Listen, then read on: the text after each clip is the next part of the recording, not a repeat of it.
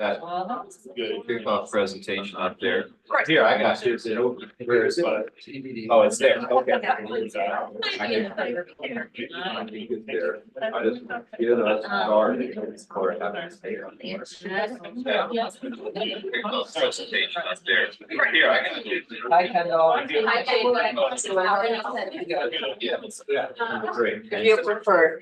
Hey, we need to get going here in just a second on our time. We're a little past our 8:30 time, so make sure you got something to eat, drink, and ready to rock and roll. Do you have the name, you already put out all the name tags that you Yeah, have? apparently I used them to heat my house.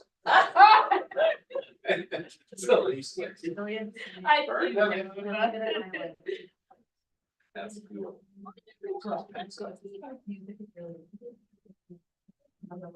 Well, welcome everybody. It's great to be back with you again this year. Appreciate you all being here. Hope you had a wonderful summer. Got just the normal check-in that we do.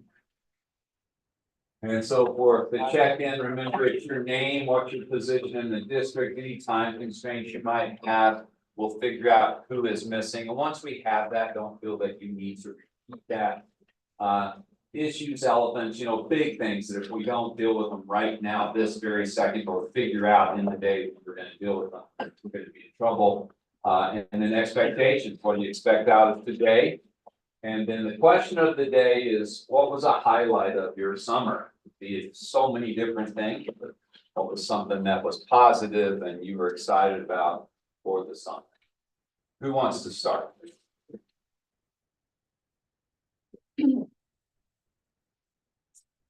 Don't be shy. I can start. All right, thank you, Lindsay. Lindsay Henshaw, I'm the principal at Roaring Park High School. I'm doing pretty well today. Some good things going on that makes me a little rough, but no time well, I should be at something at 5 if I need to move it. But otherwise, no time constraints. I don't know who's missing. I think health insurance is an issue coming into the room and an expectation. I had a great year last year, so I expect that we'll make some good progress this year. The highlight of my summer was we had a family reunion with my dad's side of the family for my grandparents' 70th wedding anniversary, which was very good, and everybody was there. That was very good. It's not huge, but so. And from Japan, from all over the country, so we all made it there. Excellent. Which way you want to go? All right. I'm Jacob Wallace. I teach fourth grade at Bowman Creek Elementary School. I'm great today. I have no time constraints. No idea who's missing, if anyone. Same issues now with some of the health insurance stuff.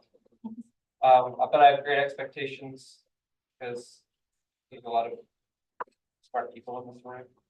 And my highlight of my summer, I was in Europe biking in Austria and Slovenia and Italy. It was amazing. Yeah, eating bread. I'm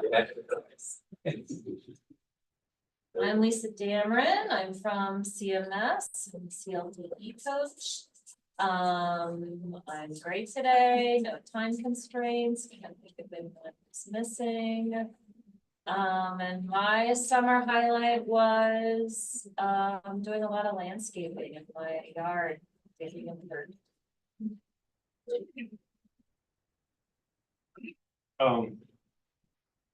Morning, I'm Adam. I work at Bridges right in this building. Doing pretty well. I have a 4 o'clock college class that I have to get to, and I have a 1:30 call. It's going to be quick, but necessary. I don't know. Is there anyone missing? Yes. Who? Bunch of people. Oh, you're gonna. That's good. We'll default. Yeah, I saw this.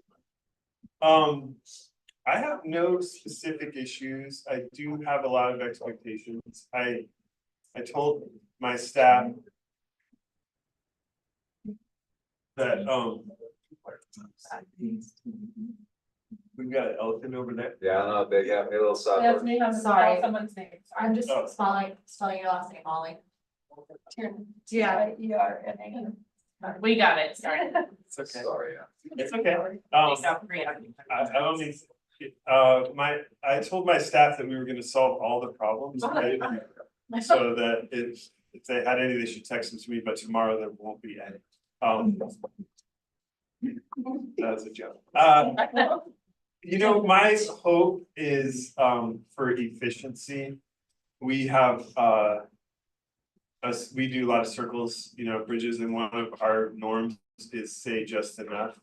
So I want to encourage people that don't speak a lot to speak up. At least just get your voice in there. And those of us that talk a lot to be efficient with our words. So that's my hope and expectation. I also had bread in Europe. And we found some Carbonara graves in Spain. That was pretty fun.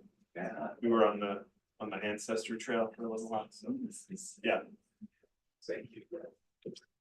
My name is Kenny Taylor. I'm on the board. I'm doing great today. I don't have any time constraints unless we run over our board meeting tonight. As far as missing, I know there's another board member who plans to be on IBB, but today can't make it, so that will be at a later time. I think we've talked about health is at the top of everybody's mind.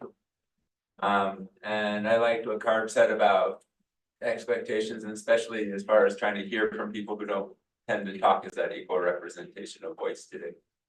And a summer highlight for me was I got to travel with my grown-up girls in Mexico for like 10 days this summer. It was nice just to be all together. Cool. I am Molly Tiernan. Apologize for being late. I'm the Dean of Culture at Salt Middle School. I'm pretty good today. I am supposed to pick up my daughter and Aspen at 4:45. You make it? Yeah, I think the help. This is my first time doing IBB on this side. I've been an admin rep in the past. I'm happy to be face to face because we did it online and it's not a great setup. So highlight of my summer was traveling with my family. We didn't visit family and it wasn't a river trip where we had to do a bunch of work. It was just, we went to the beach and it was awesome. We don't ever do vacations like that. So. I'm Megan Talbot and I teach second grade at Basalt Elementary. I'm doing fine today. I don't have any kind of constraints. I'm probably missing people, but I know who is gonna be our other board member. Okay, and then I know we're missing Carlos from Riverview. We can't come today, we can have that some. And we're also missing our new chief financial officer. I don't Oh, met her, so I don't know what her name is. I'm sorry. Chrissy. I don't know. Maybe other people were missing too. I think health insurance, and also this is like a brand new world. I have been on bargaining for years and years, and I've never come to bargaining like this with a contract in place. So I'm not sure how it's gonna look this year. And my expectations are that we will work together to solve any concerns. Your summer highlight. It's sort of bittersweet. My last born, I guess, went to college, so like that whole just last fun things that you do with your child before they leave. My name is Jason Santo. I'm the assistant principal at Basalt Middle School.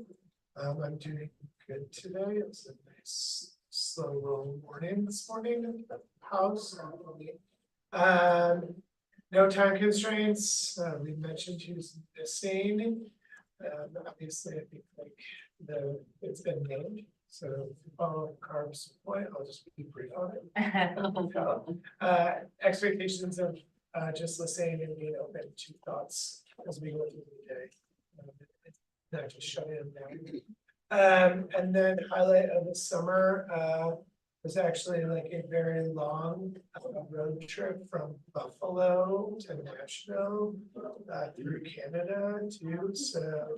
To see family and the two, it was kind of a wonky, but my kid plays hockey, so it's all based around. Oh, yeah. What hockey cities you have to play hockey in the summer, and so, but it was great, and the kids were not on technology the entire car ride, so. That's It was a miracle, but lots of 4-hour breaks every 4 hours, so it was good. I'm Maddie Hayes, I'm the CLD coach at Salton High School. I'm doing well today. Time constraints, I leave on an outside trip tomorrow, so I have a lot to get done, so I'd like to not be here super late.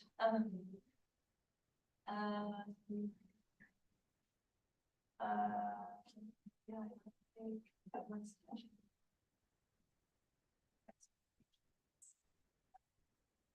That words about this process, but contract in place, just continue to have good discussions like last year. Personal issue, I fell on cactus yesterday by hand, and I still can feel the prickles in me, so if you see me messing around, I'm still listening. The highlight of my summer was I did a 2-week-long road trip with my family through a lot of parks up to Canada, like Banff and Jasper, before Jasper burned down, and Bath and like Glacier and Tetons. It was incredible. Morning, everyone. I'm Stacy Park. I'm the Assistant Superintendent Chief Academic Officer. I'm fine. A lot of other things happening, but I'm here and I'm present. Time constraints. I'm still parenting stuff today until Saturday, so I do have to leave at 4 to pick up my child and let the dog out. All day starting. We already named who's missing.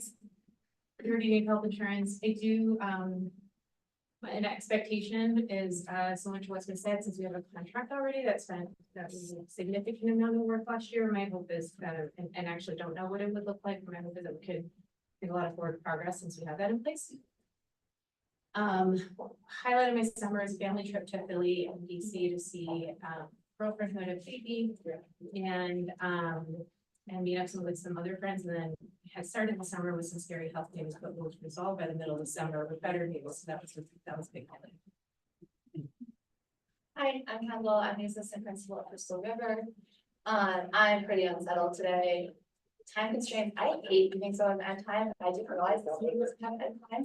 So that's helping me feel very unsettled. 4 o'clock, it's all right. I've already wanted to go near that race. Yeah. I don't know. I haven't been a part of this before, so I don't know who is missing. As you guys have seen, the issue is expectations. People say IBB is terrible. Just gonna say that. And it's my turn. I am excited to talk about PTO at some point, though, because that's been really hard in my role. Highlight of my summer, a bunch of girlfriends were able to leave their toddlers and wanted a backpacking trip, and that felt really special. I'm Heather Wilson. I am an SSN teacher at Crystal River. I am fine. Wednesdays are crazy. I hate Wednesday schedules, so like making some plans again for just like I hate Wednesday.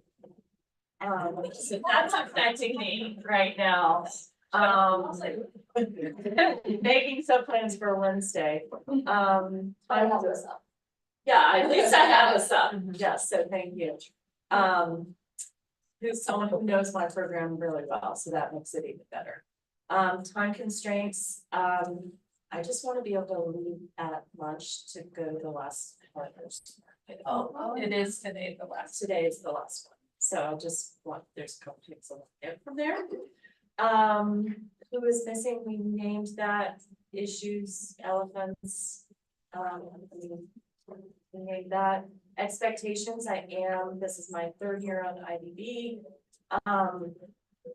We've overcome in all my years. so early and without having sent out a survey to staff.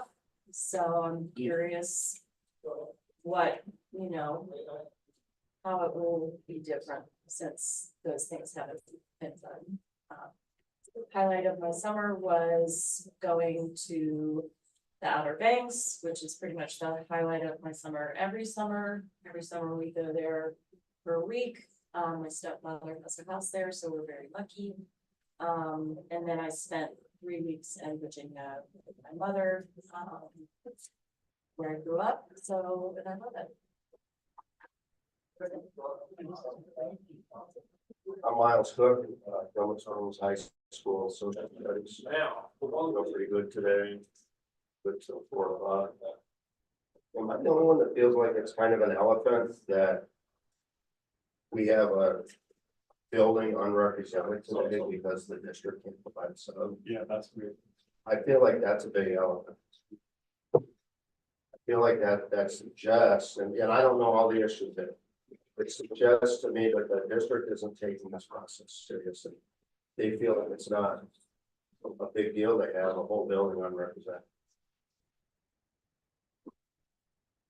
That's my elephant. As far as summer, it's an average. You got to spend time with the kids.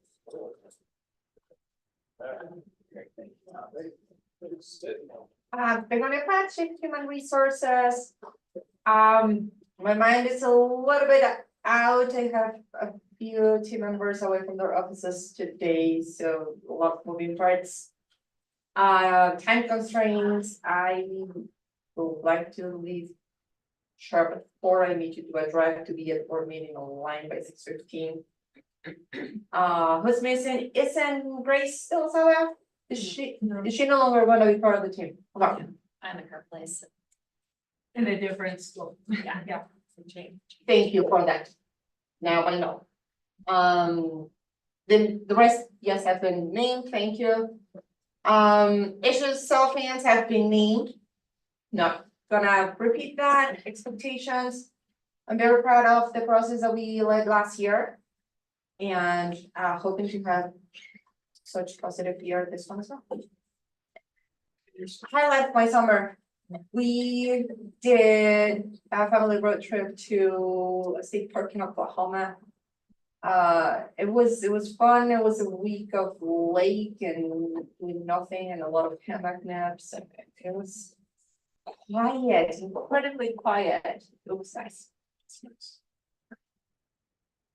Anna Cole, superintendent, to define today. I have a 12:30 meeting. She worked right at our lunch break. Christy Chicoine missing, and I just want to let everybody know, but this goes, like, she won't be at the board meeting either. Big stuff we're working on. She's at a wedding that was on her radar before she was even hired, so she's definitely regrets that she's not here today.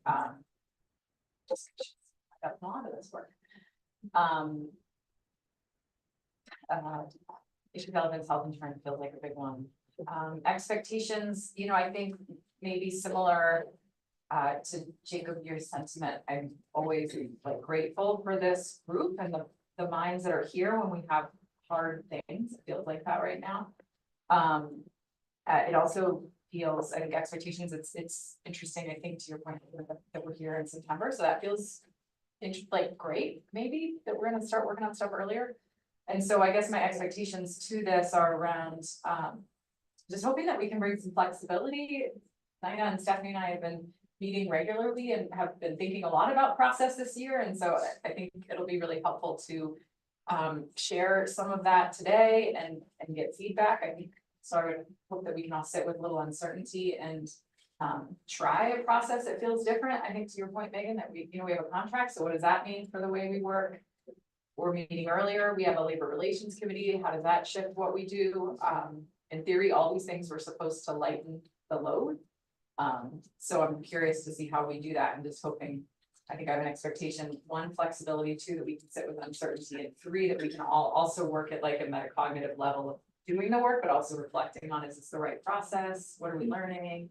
Is this how we should do IBB together? So.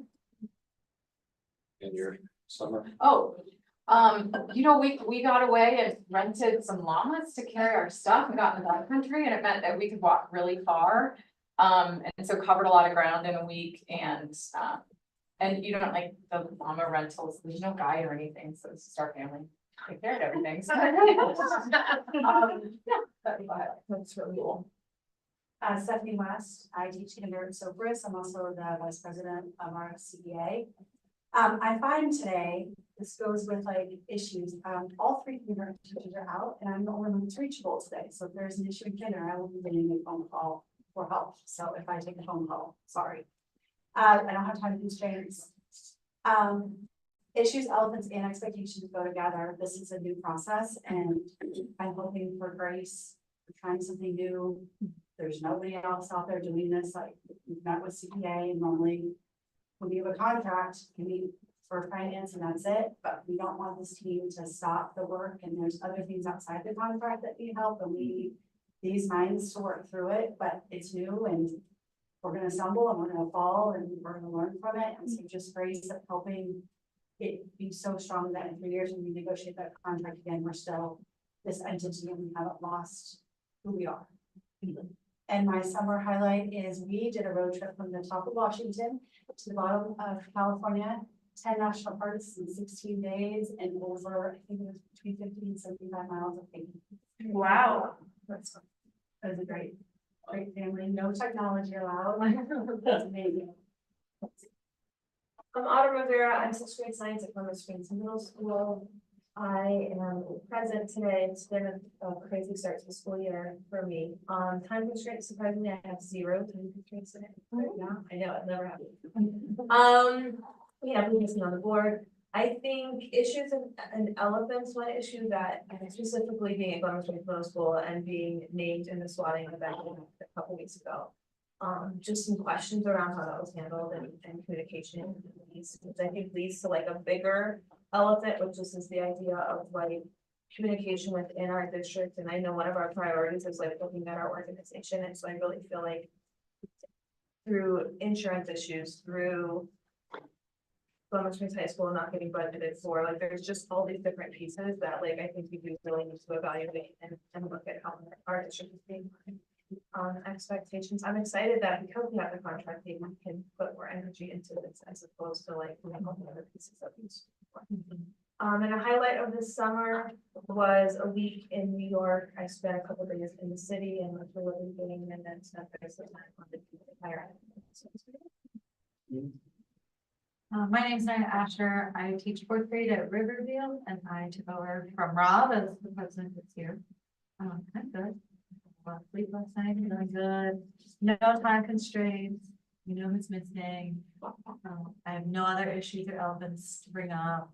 Expectations, I just want to echo like that's going to be new but I'm excited because I think this group is really good at that problem solving and figuring it out. And I think just like continuing to do the work and hopefully make it a little lighter on us.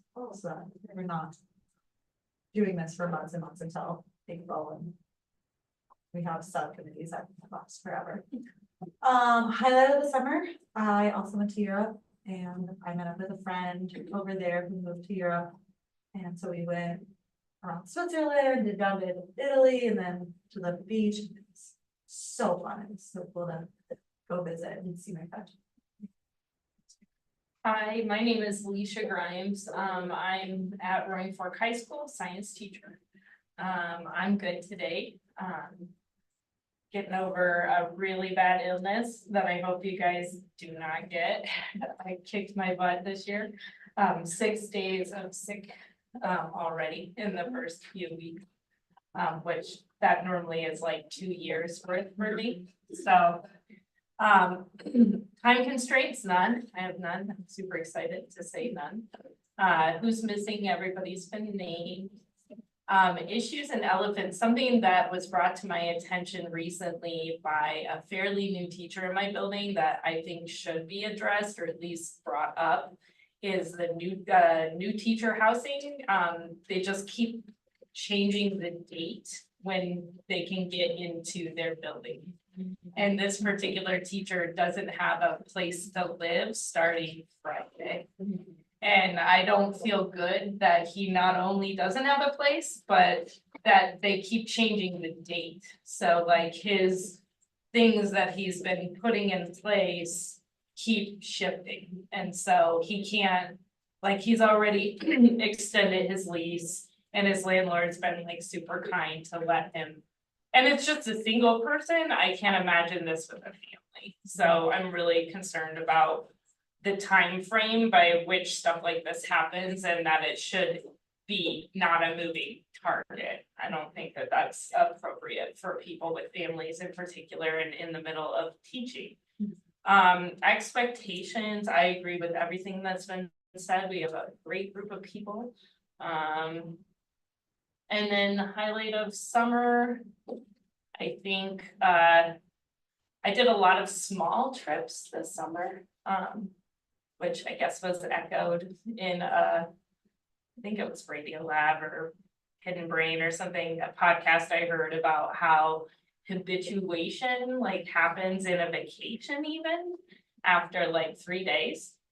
That you get like where the like benefit of it being something new goes away to where you're comfortable with it. So I think none of my little trips lasted more than 3 days. So I think I hit that multiple times throughout the summers. Awesome. Thank you. My name is Rusty George. I'm your facilitator. I'm extremely excited to be here. I want to congratulate you on all the work you did to get your collective bargaining contract all laid out. And I know that will create some newness this year for you. There's my time constraints that I haven't even noticed missing. I know you should develop my expectations that you will continue to work well as a group to follow the IBB norms and that you'll be flexible today. And that you'll have a positive year handling any challenging situations that pop up. For me, I had a couple of summer highlights. Most recent was went to Santa Fe, and my daughter and her husband lived there. And then my son and his girlfriend came, and we had a little memorial for my parents up in the Pecos Wilderness and spread some of their ashes. That was really awesome. And then my daughter and her husband and my wife went and saw John Batiste at the Santa Fe Opera. That was really fun. All right.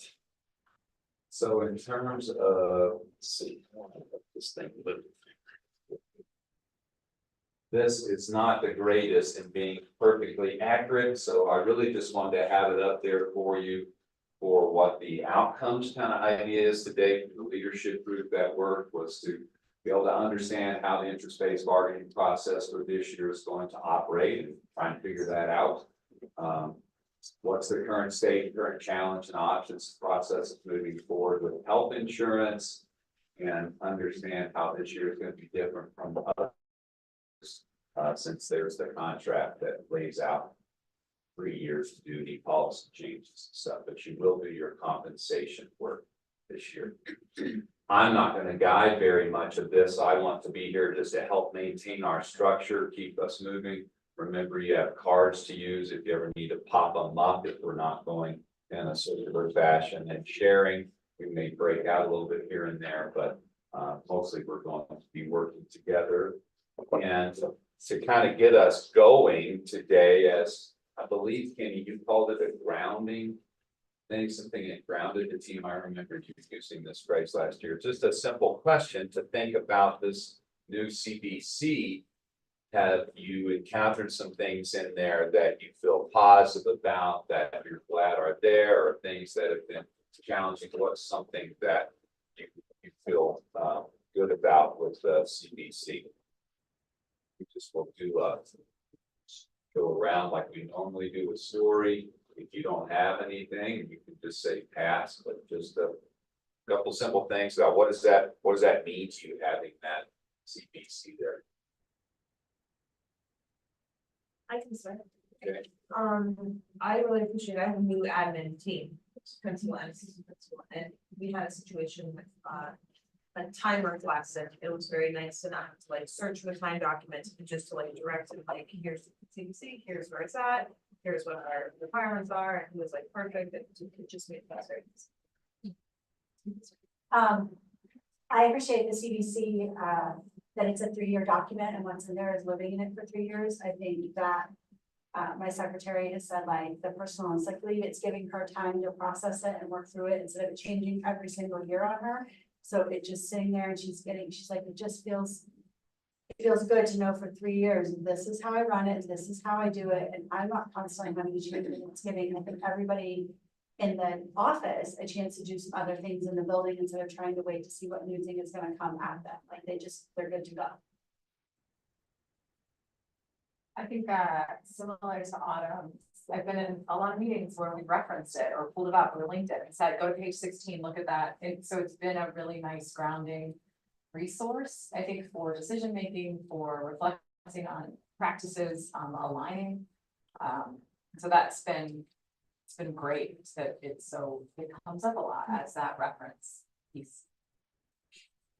Kudos to that, and I mean, I feel every order of my email when the question is asked, here's the answer, and you can find it here on the CDC, which is all the time posted, you have access to it, so easy to reference.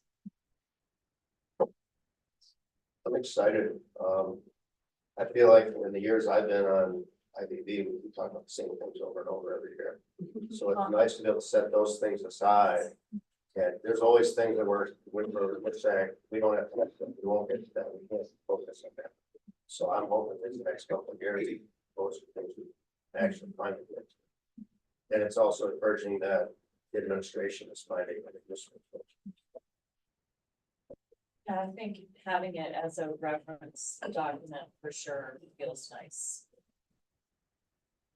Guys, I appreciate the work you're gonna say to validate, that's generally, except for one thing about PTO, clear and like easy for everybody to understand. Similarly, I've referenced it with leaders and with, if there's a question that come up and it's been easy to say like, here it is, this is the bookmark section that outlines it. Yeah, I think it's been a really helpful resource and answers a lot of questions. I think fairly. Yeah. Staff's really appreciative. Yeah, I think it's just up for clarity and needs for staff. And they know what to answer questions, so yeah, I appreciate the work. In my building, I first of all really appreciate having that there as a reference. I would love for everybody to know where to get it. So I've had that come up already from both administrators and teachers, even though like I've handed them out and administrators have had them, whatever, they're like, where is it? The thing that has come up this year in my building has been time. We've reduced our planning time in our building this year by half almost, and so there's like people are trying to get more time, and so like having those parameters in place is something that has I think been helpful to kind of guide the conversation. And I've also seen like people trying to figure out wiggle room within it, like, okay, if we can't get more time for this, like, can we borrow it from here? And is that acceptable? And how do we do that? Like, how do we make sure that everybody is agreed that we don't get a grievance, on it? So I think some of those questions maybe could be something that we could all discuss, or that maybe our administrators and teachers might want to know that better. I just want to say, I really appreciate the work that went into this. This is the first district I've been in that's been successfully adopted one.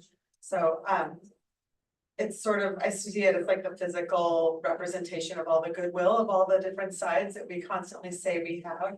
And it's just like, look, we really every person from whatever office or building believes that.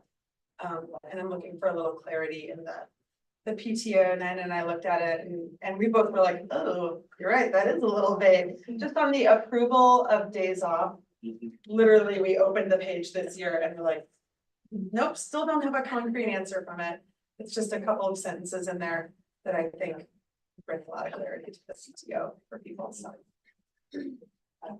I appreciate Miles' point of being able to have this in place that will allow us to be open up to little things that keep getting the can kicked down the road. And I think we'll have time to focus on other things. And I think especially with our elephant, that's super important that we're not having that hanging over everything else and wanting to get everything else done. So I just feel like it really opens up time for us.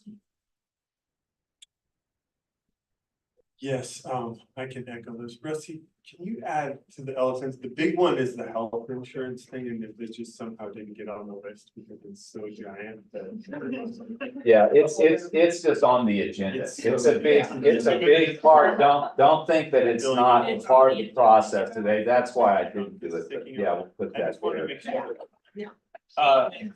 Thank you, sorry. And I just put the little PTO. Oh, that's good, yeah. that's I have good. two things to say. One is just thank you times 1,000. I feel like for so long we've been trying to get, we called it like a handbook, and of just all the stuff in one place, and I have it on my desk and I can look at it. And I think the reason that maybe we never did the handbook is because we didn't realize how many thousands of hours it was going to take to get it exactly right and all in the same place. So I really appreciate that time. But the one thing, that I did think about last year is that there was a lot of things that got left out because it didn't seem appropriate for those things to be legally binding. But those were still agreements that we made. And I got a little caught up in that where, like, to me, and this is just my personal thing, like, an agreement is almost more important to me than a contract like that. Like, the thing I don't like about the contract in that word is that it's contentious, like it kind of invites challenge, whereas the agreement is like, we were all there, we thumbed it up. So I just want to kind of reiterate the fact that the things in the contract were also agreements, and that there were other agreements that we made that were left out of the contract. And I'd like to just revisit those. Maybe we need both, right? Maybe we need some things that we agreed on, even though we can't make them legally binding. But does that make sense? Like, I felt like so much of the work was just getting crossed out because it didn't kind of fit with the legal piece, but yeah, those are my ideas. I like the security that the CBC brings us. I like that it is a physical document that I can pull up into and look through.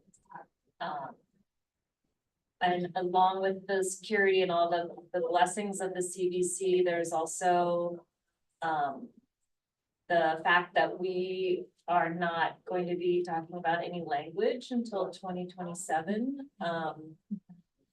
So a coworker brought an interest to me, which is a very valid interest, but I had to share that that isn't going to be addressed for quite some time. So there are still issues that are out there that we're sort of on the back burner right now. So that's my plus. It's exciting. It's still very new.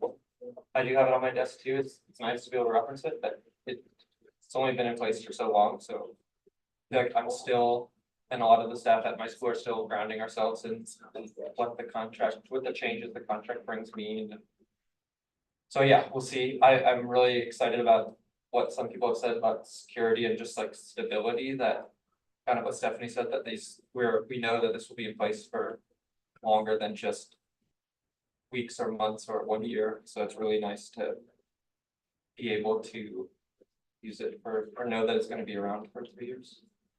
And it's great. We put a ton of time in it, but it's not perfect, and that's okay. It's just finished. I think that's important to know too. I think it reduces stress when you have consistency and things that can be consistent, and it's nice to have something, people have said it, so I'm reiterating, but like a reference, right? It's not like, depending on who you ask, this is what you do, it's like, okay, this is how we do it, so I do appreciate that clarity. And what I think that does is that there's only so much change you can undertake at a time, and so when you can maintain some consistency consistency in some things, you can focus on something else that needs to change versus trying to manage lots of small changes.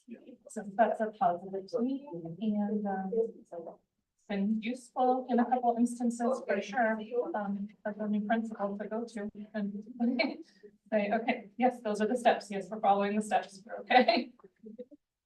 I got the privilege of going to a rural education conference this summer in Poncho Springs. Yeah. And it was really interesting where they offered the data around CBCs compared to districts without them. And the numbers were huge, and the difference of like base pay, about steps, like it was significant. And it made me feel super proud of the work we did, that we were able to be on a pretty short list of rural school districts that have a CBC or CBA. It was really awesome to brainstorm with some that are trying to get theirs going, and for our CEA rep to be able to pull ours up and use ours as like an example for various districts of things that they could incorporate in. So that made me feel really proud of us as a district and as a, you know, as a education association. It also brought up this idea that because so much is handled for 3 years with that we can put our energy into these other things, which are big things. And so I think like as an education association, there's a lot of things to be thinking about. And I think because our mental space isn't taken up by all this stuff in the CBC, that we can focus on these other things like other people are saying. And it's already been that way. I felt like we've already had a really good kickoff season to RFCEA, and that our work together is already a lot more intentional than it's ever been since I've moved in here, and this is year 8. So I'm excited and really grateful, like I said, when those numbers were presented and then ours was used as an example. Not just me, and people kept talking to us, like they kept coming over to us, like, yeah, what did you guys do? This is so great, you know, so yeah. I just want to celebrate everybody who did all that hard work. My principal and admin or assistant principal have been like really using the contract to like help form our day-to-day structure and like making sure ERW is great. And so I just really appreciate them like taking the contract and like really doing it justice. And like if they're ever confused, I think they're asking me like, how does this work? I don't know if they're asking you, Anna, but they're like really intentionally trying to honor this, and I really appreciate how they've been doing it. The contract also created the labor management committee, and I think that has honestly set us up for a really good path starting today. I think we're all a little like hesitant about what this is gonna look like and how it's gonna go. But I think through this internal structure that the CBC has created, we're already starting this like channel up that we're bringing stuff to IBB, and it's those smaller things that we can start focusing on now. So I feel like there's just more structure behind this process, even though we don't know what it looks like, it feels like it's there, and we're gonna get to experiment with that today. So I'm excited. All right, thank you all. I'm impressed. That's exciting to hear that this is impacting you, that it's starting to work into the fibers of the district. So for today, to kind of help guide you in the shared folder for certified IBB, I created a 24-25 school year folder within that. And there you'll find something that says IBB kickoff meetings. And this is a structure and things that were laid out from the LMC. Are you guys the LMC or the LRC? I don't know. Okay, I just wrote it down. yeah, your leadership team. Leaving. Leadership team. And so there may be some, just to be flexible with things, it may not all work out perfectly exactly as things are done. No, there's also four groups. Okay. Where did we find this folder? Okay, you can find it, there should be a. Certified IBB. there should What, be a- in a drive called certified IBB? Yeah, but I don't have a drive. I have it as a Not shared a drive, folder. like a folder. It's a shared folder. How do I look up a shared folder? You just, You go you share the- just search certified IBB, it's the same folder we've used since I've been on IBB. It's just a new folder. If you wanna be more direct, just do IBB 2024, 2025, you'll find it. Molly, just shared access with you. Yeah, just the folder, but I'm looking for the whole big folder. Yeah, I know. It's not a drive. No. Gone. Sorry. No, that's just a.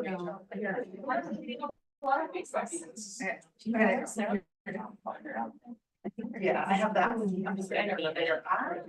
Yeah. It is a drive.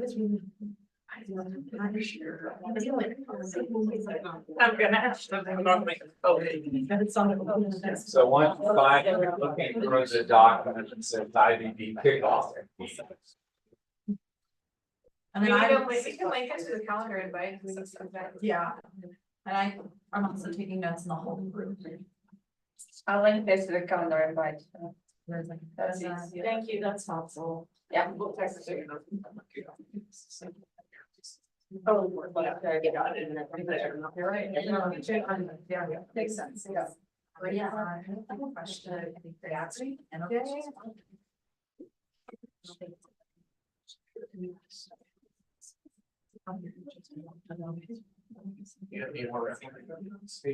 No, it's because. There's. It like breaks up. Staggering, so.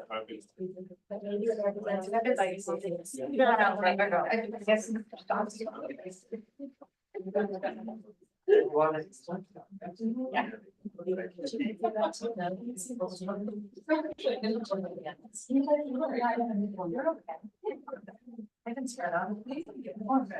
I know. I wear my notebook. Yeah, we're gonna see. Nina, where were the norms, so I can talk? Oh, good. I'm not on. I'm sharing. Go, get you in here. Okay. Amendment to this in your Yeah. folder, that's great, and I can click on it.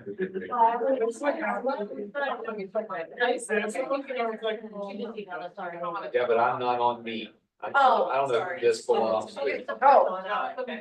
Going in, looking for the norms, Let's go into last year's folder. okay? The one I don't have access to? Oh, yeah, go figure. Yeah, that's weird. A whole bunch of people don't have access to ours because we don't understand why. Awesome. I been the president. It's weird. But Got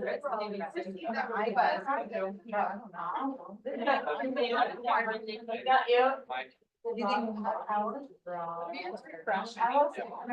You don't have to actually put that. I just like to be. Yep.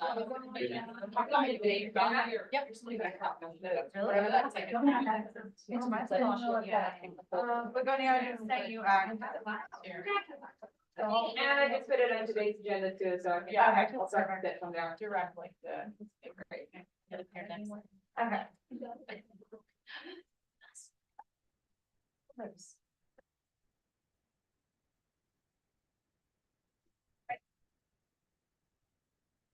Rusty, are we live?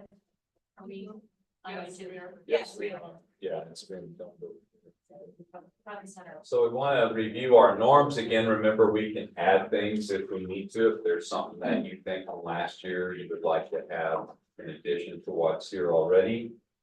If you need any clarification about anything, just feel free to ask. Can someone add a shortcut to this in the 24-25 folder? Yeah. Thank you. Is there something that's supposed to be down?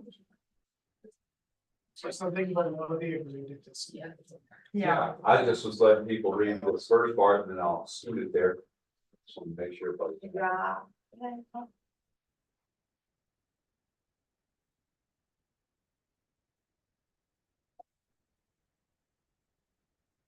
That's it. Yep, get it all on there.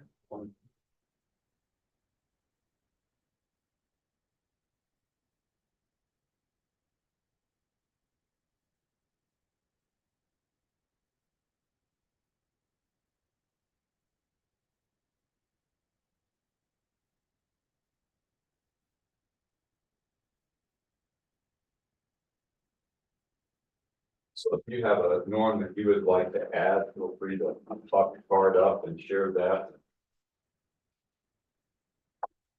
If not, we'll thumbs these to make sure we're good with them. Oh, yeah. Okay, yeah. I mean, I don't need to amend the document, and I already said my piece about say just enough, but. The last one feels a little funny to me, just because, it's a special kind of fun. When you're, you know, you're hitting the hard stuff, but, and I think what I would like add to go with that is just.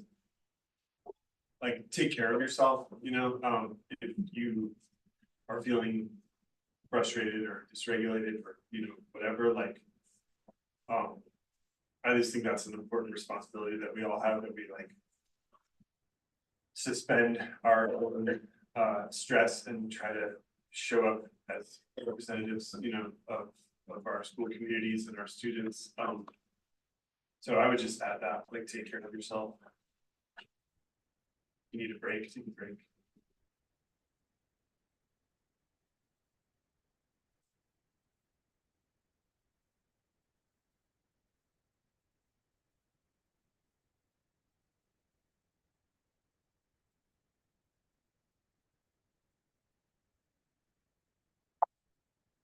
Anything else that you'd like to add there?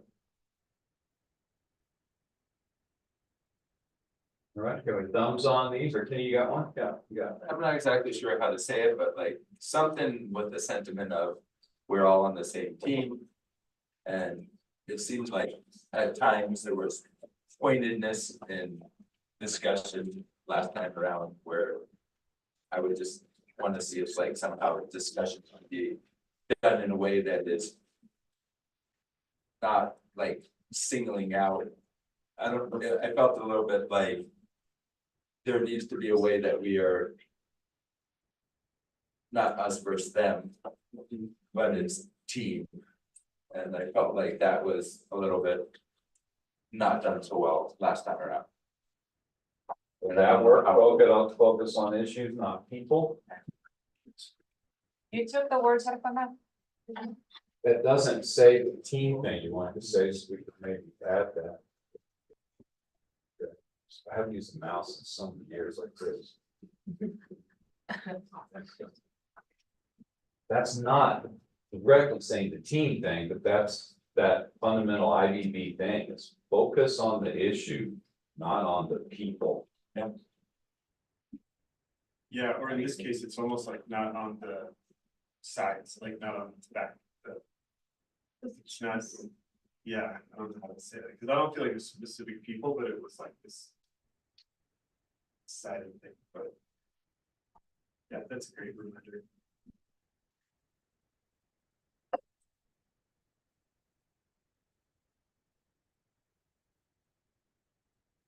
Okay, you okay with it that way? Okay, want a thumbs on this? Means you're in agreement. Okay, all right, great. Nobody comes to an all-day meeting that's unpaid for personal gain. If you're here for personal gain, you're in the wrong. You can read the memo. So this is the kickoff meeting sheet that we hopefully everybody found now. Which is the agenda. And that's our basic agenda.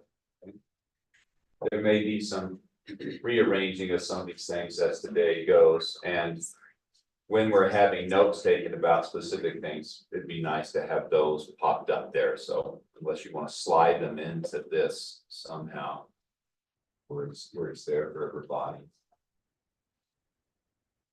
And so we've knocked out the norms.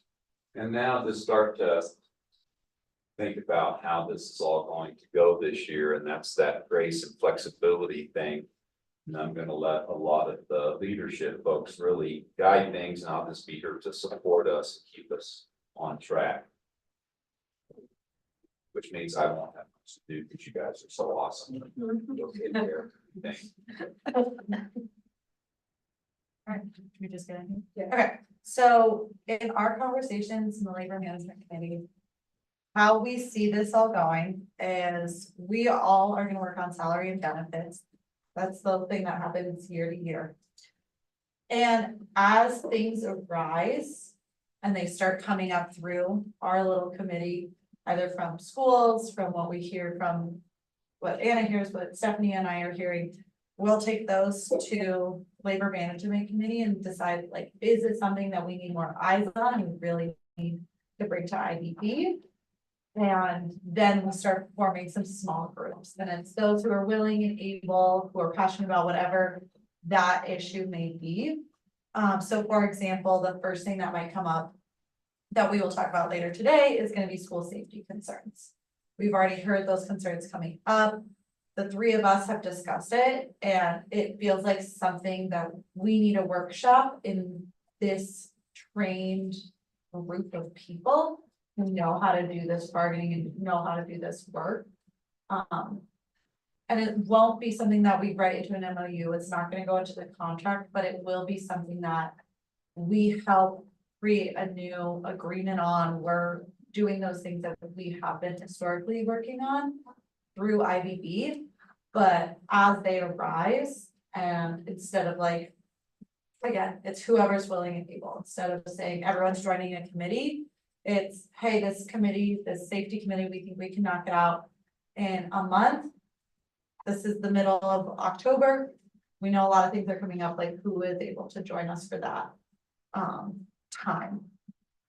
And we're calling that the bat signal. And Stephanie, do you have anything to add?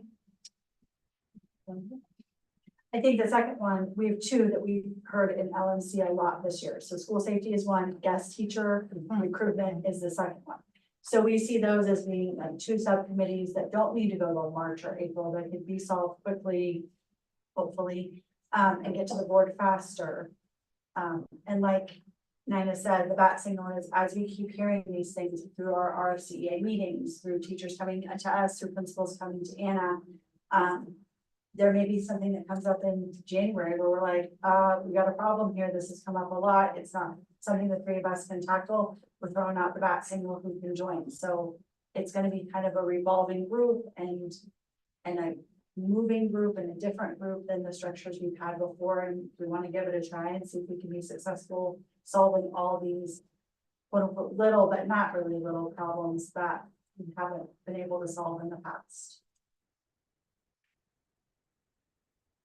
And I think moving forward, we're still gonna be working through salary and benefits. We all know that those benefits is like our big fish to fry this fall. But then also thinking about salary, and we will still be meeting, and we are all on that committee of trying to solve and work through some of those issues.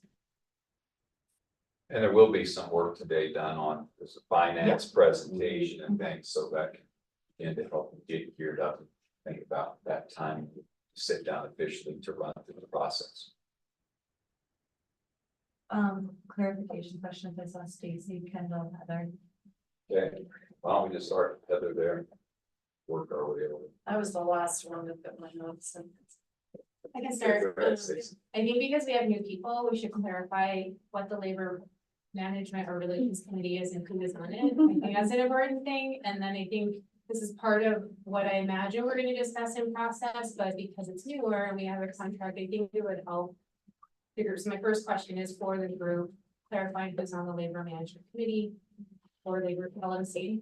And then the second is probably clarity on what's the process through which issues get filtered. Does it like, it would probably be helpful for the group if like one person asks about it, or is it 10 people, some kind of like, I'm sure it's like, there's more record to it, but that'd probably be helpful.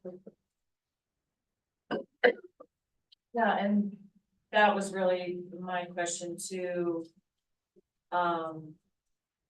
As far as like how issues get brought to light, what is the process? Who decides like when it becomes something that the bat signal is thrown out about? Like thinking about what Lisa was saying, that she already felt like she had to tell somebody, no, we're not gonna talk about this for a few years, feels strange. To, like, I think teachers still really need to feel like they have a voice. And not sending out a survey, which felt like that was honoring teacher voice and giving teachers the opportunity without having to find their IBB rep, but giving teachers the opportunity to a larger audience to share their voice. And maybe, again, this will all come out in the process. Just feels a little fuzzy as to what I'm supposed to say to teachers. Because I don't feel like I want to say, no, we're not going to talk about that for a few years. But then I'm also hearing, it sounds like if something's brought up often enough, then it could be something that we talk about. So what? So to answer that question, if it's in the contract, we're not talking about it for 3 years, because if we open that, Right. then we have to renegotiate that whole piece of it. And what we agreed on last year when we passed the CBC was it would sit for 3 years. So Lisa is 100% right, and when she's telling our staff, like, we're not. So the issues that we're looking at are things that are not in the CBC. And what the information Nina and I have been sharing with Anna is what came out of a lot of the AR meetings that happened at the beginning of the year. Okay. And the AR sharing with us. Nina's put forward a monthly meeting for RFCEA members and IBB reps and things to come. Okay. So we are looking for those conversations that are happening. We've charged the ARs a lot more this year to really discuss with their buildings and meet with their buildings and do a better job of that than we've asked them to do in the past, so that we do have a temperature check. But we're hoping those monthly RFCA meetings, when the members come, they're bringing forth their concerns. And it's not that we're not listening about PTO, or we're not listening about time and billing and those kind of things. They're helping make sure that the CBC is being followed. But it was a really big decision to honor that 3-year process that we did. And we had a lot of conversations through just us as the teachers last year. 3 years was the right time or not the right time, meeting with CEA, all of those conversations. So it's hard. And part of the reason we didn't send out a survey is, how do you send out a survey and people all say like, I want more time, I want more plan time, and then we say, nope, we can't touch, like, that didn't feel super good. It doesn't mean a survey couldn't go out later. Right. We wanted to kind of just get through today and see where we were today with everybody's feelings and the process, and then move forward. Maybe a survey about non-CBC issues. Yeah. And thanks for clarifying that. That makes sense. I think that the whole tie-in with it being feeling so RFCEA heavy is like, we represent teachers that aren't a part of RFCEA. In the past, they've been able to have their voices heard through some sort of survey.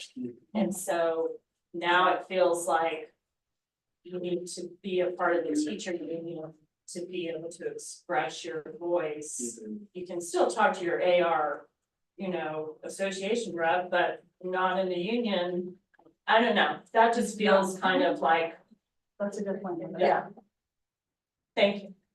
Just to identify who's on this leadership team, remember this represents individuals from the Education Association, individuals from the district administration.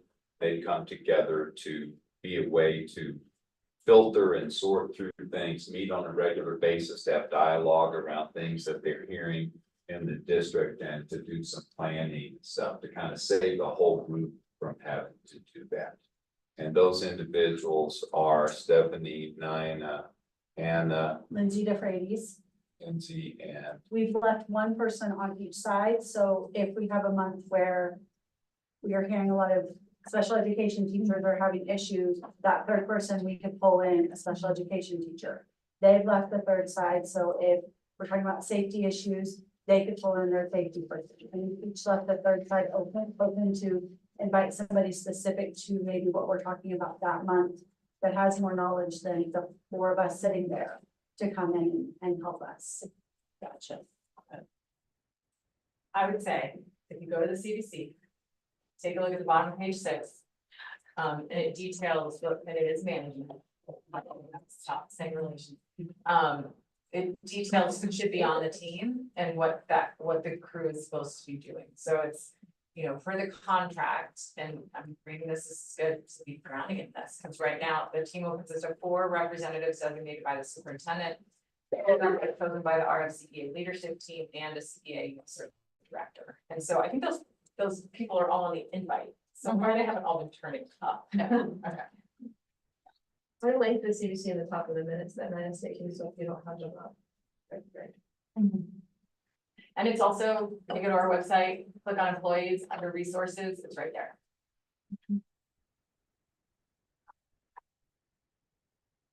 Okay, Adam? Yeah, thanks. Heather said a lot of the stuff, and I'm wondering if, maybe this is supposed to be for the next bullet point, which is what is the vision of CBC moving forward? I really appreciate the people that are signed up on that labor management committee. That's a lot of work, and it does seem like it's easing, you know, we don't have to have all these committees, and, you know, it's like 40 meetings that we don't have to have, which is kind of nice. But I think one thing is to tighten up the process so that we are ensuring that all the voices are heard and that it's not fuzzy, it's like planned out for how those voices are going to be heard.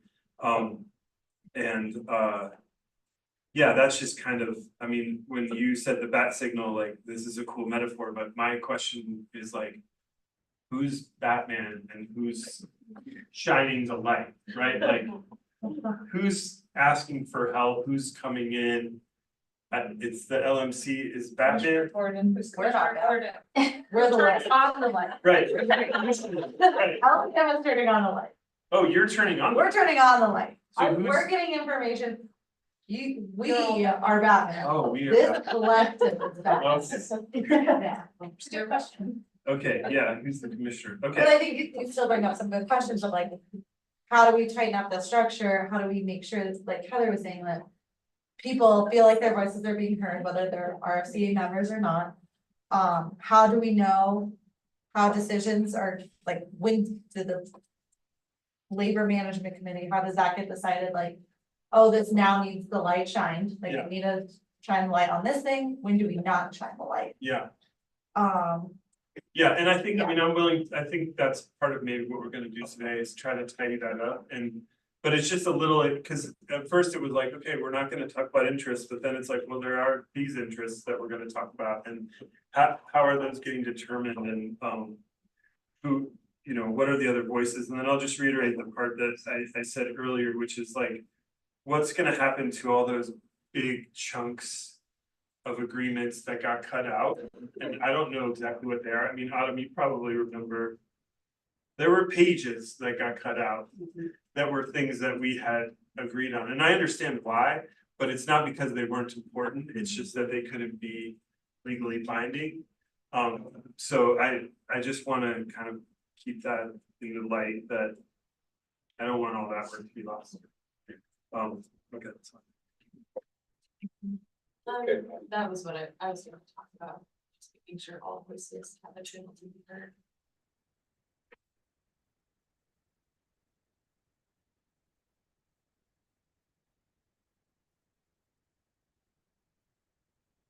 In the negotiation process described in the CBC, does it say anything about issues gathering or if that's, it's a common thing that stated there.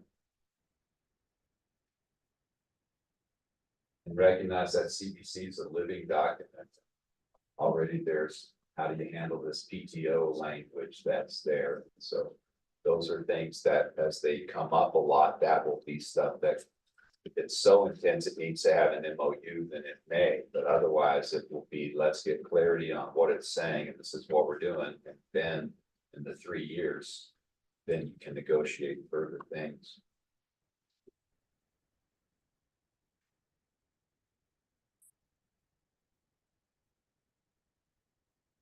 Yes.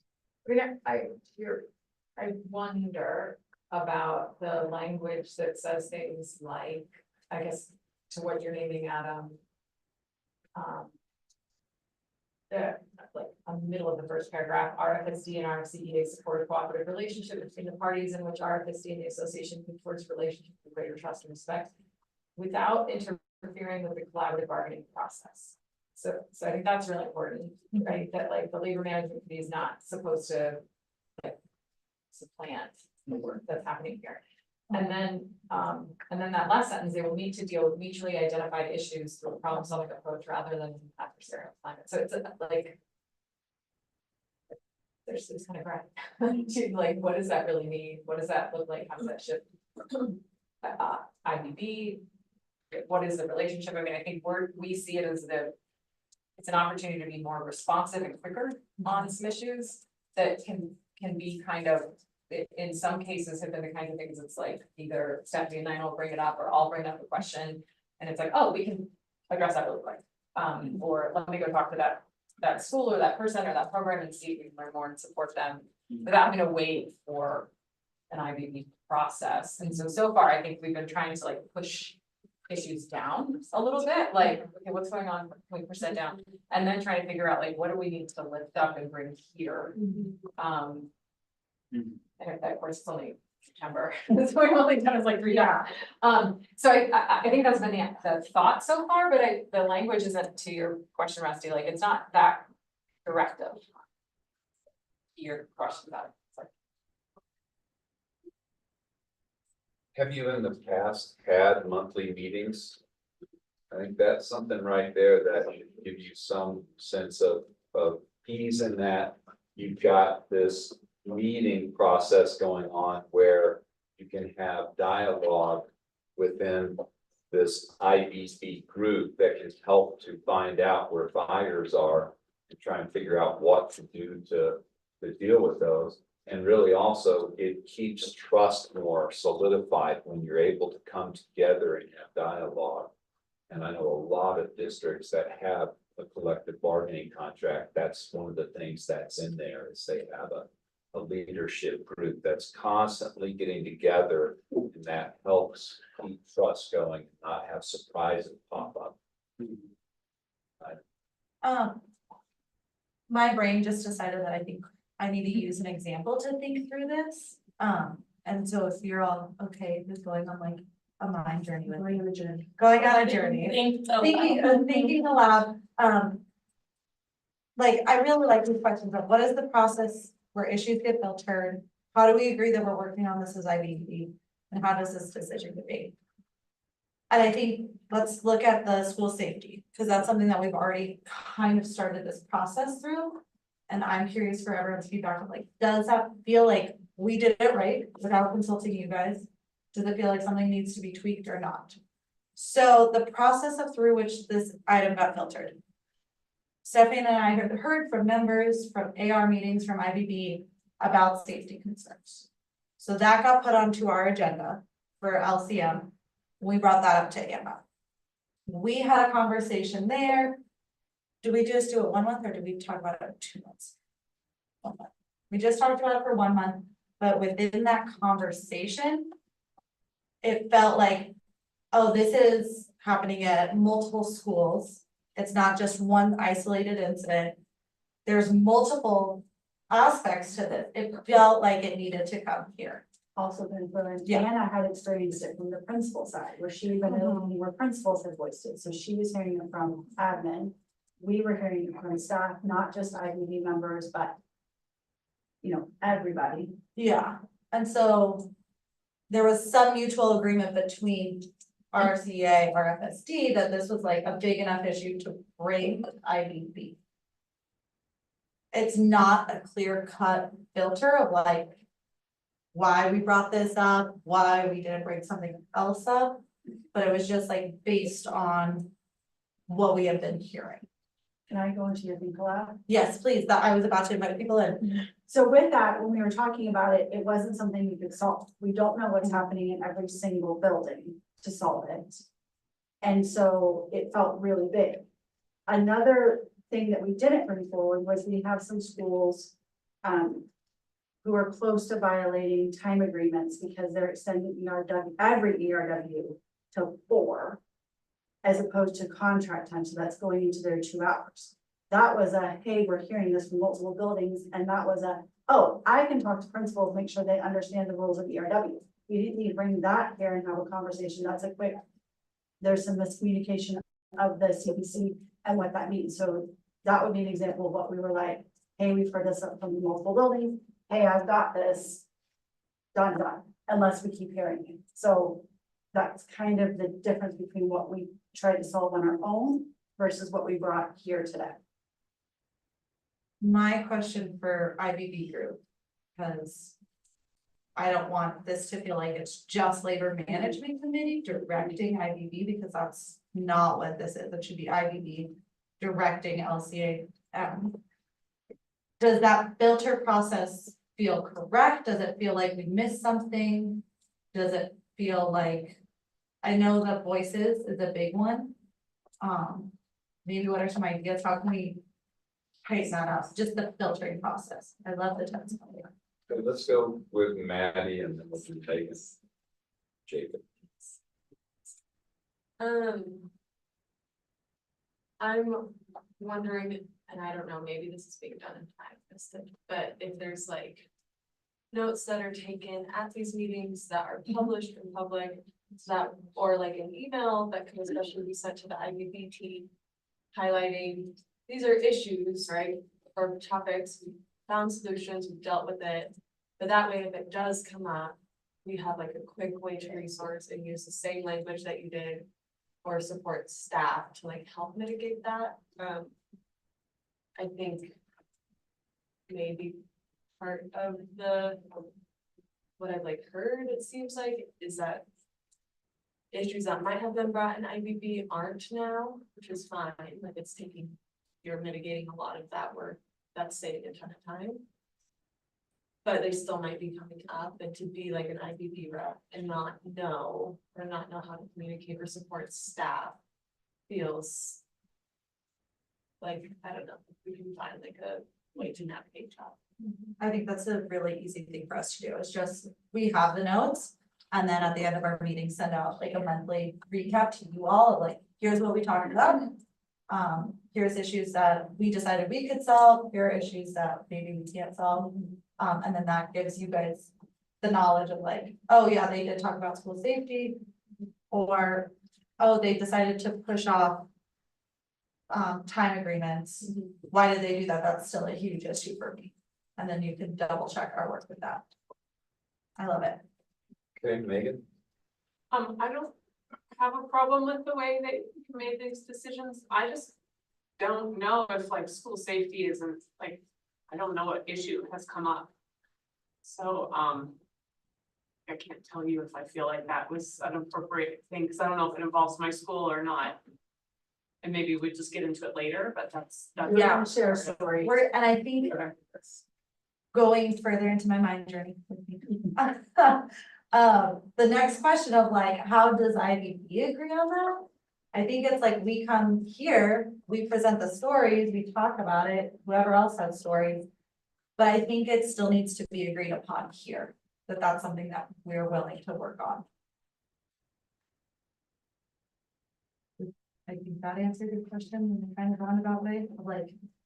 No, because my question Okay. is, what is the issue? But, and so. Okay. Yeah, you don't have to say it right now. Go but- find out. We're gonna come back around to that once my mind journey is over on the process and we'll actually get into it, which I think is nice. Okay, so next we have Jacob.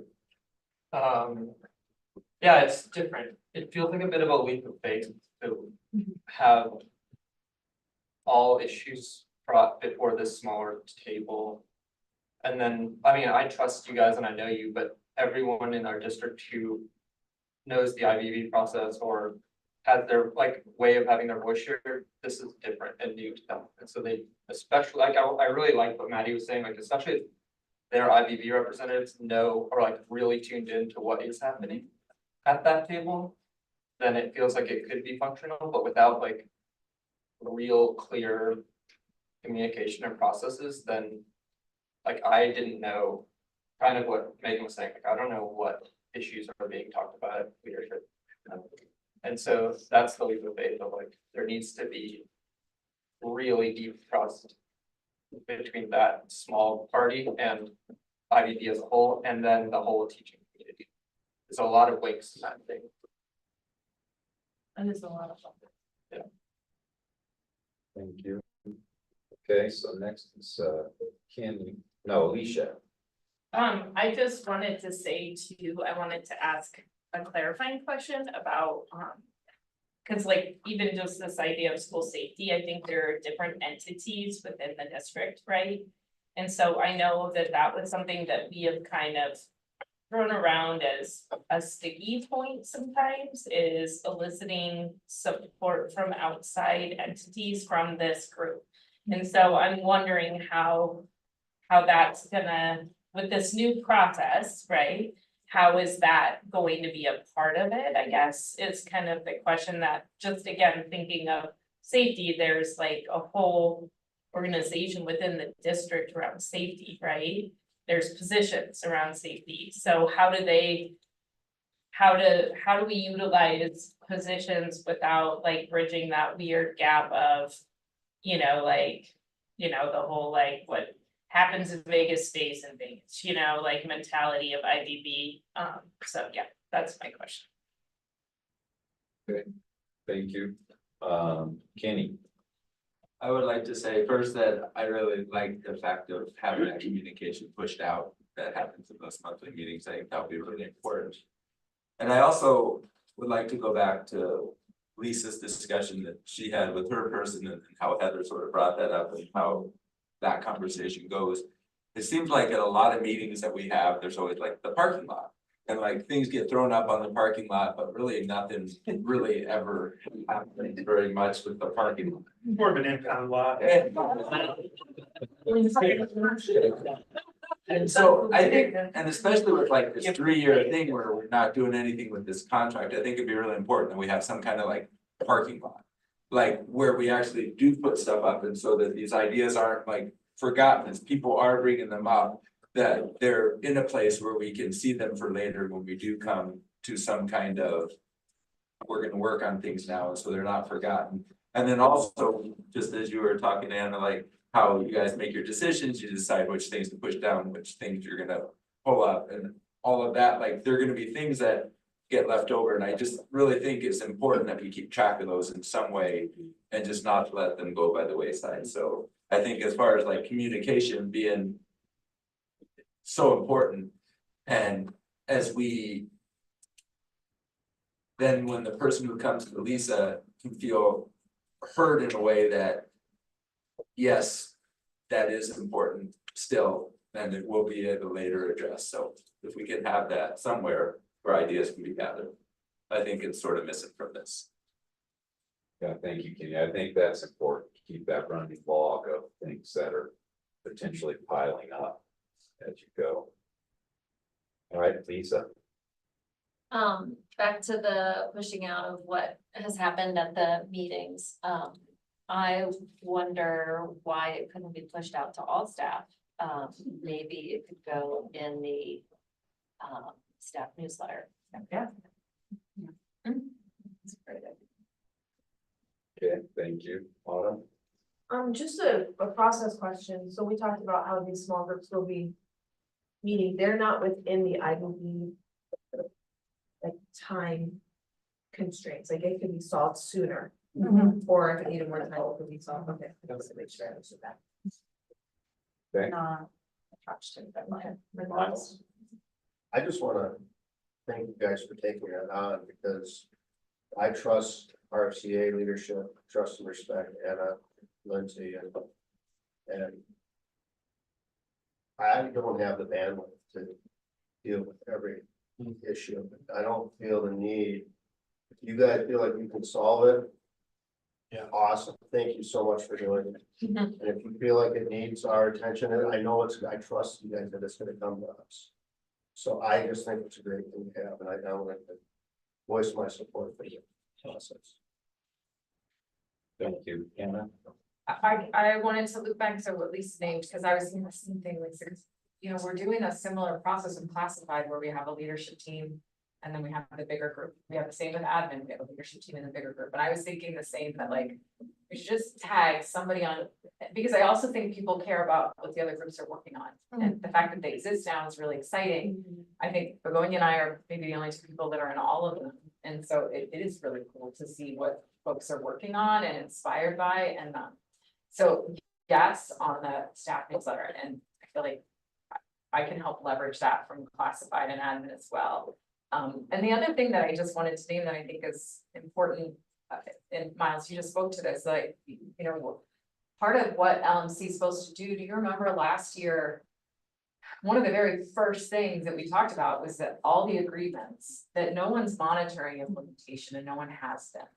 And I just want to like lift up that is also the job of this team, is to like course correct before we're waiting for the whole IBB to show up. And so I do think it's been cool so far to hear the like, hey, it looks like we have an issue at this school with this thing, and like, we're not getting traction, can we go talk to them about that? That's been really helpful. So I also want to name that's the other piece that the LMC is supposed to do, is like monitor all these things. Which begs the question to go back to yours, it's like, where are they? What are all those other things that, you know, we had consensus on, didn't make it into the CBC? Do we need to lift those up, freshen them up, make sure they're in the handbook, make sure they're, I don't know, do that little kind of curation work. In terms of the voice of Amplify in district, one of the things another district that I've worked with does, and it is not perfect, as it creates some challenges itself, is in their newsletter that they put out every time. And really this group meets once a month, so they put something out. It has a little Google form questionnaire, and it just simply is, you know, is there a particular issue going on, something that pops up, and then what they do is they voice those at their meeting, and then they decide who does that go to. So we need to send that off to HR. This is an issue, this is an issue we need to have done with the interest-based bargaining group. And it could be put down as a potential item for their scope of work. The weirdness about it is the individuals that submit, there's no name there. And so you can't email them back. And so there's not this great communication. Hey, this particular problem that came along went here. And so that's something that's a little bit weird, but it does allow that voice to come in if there are things that pop up. Okay, and Adam, you're good, right? Or do you have something new? No, I was just gonna, actually, what you just said was kind of related, like, I think, I appreciate the vision quest, and the part that I got a little confused was just at the very beginning, when you said, you know, we heard from members of AR's IBB. That's vague to me, and so, like, in the metaphor, I'm thinking like, hey, we have the bat signal, but Batman is out there in the night and he's seeing stuff too. And how does he tell the commissioner about these things? And so that's kind of like what you were suggesting. And just to keep it open, like, it doesn't have to be a Google form that's open to everyone, like, as long as there's a process where it's like, okay, if you're in a building, talk to your AR. At the AR meeting, those things are gonna be passed along, but there needs to be a formalized process. So that, cause like, I didn't know that I was supposed to be speaking up and who to speak up to if I'm one of these members that, you know, we're hearing from. So I think, once that, now, Maddie, we have both sides, like, we're communicating and then you're meeting and then you're communicating, and then that's all clean and crisp and all the crime is solved.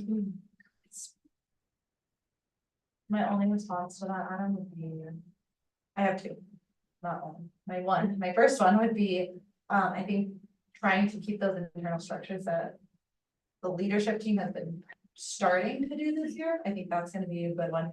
But I also I really do want to keep in mind the survey. I know we didn't send one out. I want people who aren't necessarily members to still voice these things.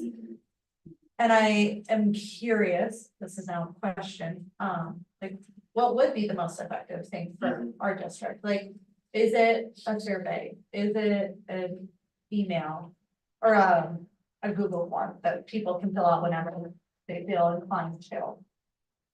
I don't know, but I feel like there does need to be something that helps people feel empowered to bring up issues, not just through the channels in RFCEA. So that's just something I wanted to think about, and as we get more ideas and thoughts, maybe wrap back around to.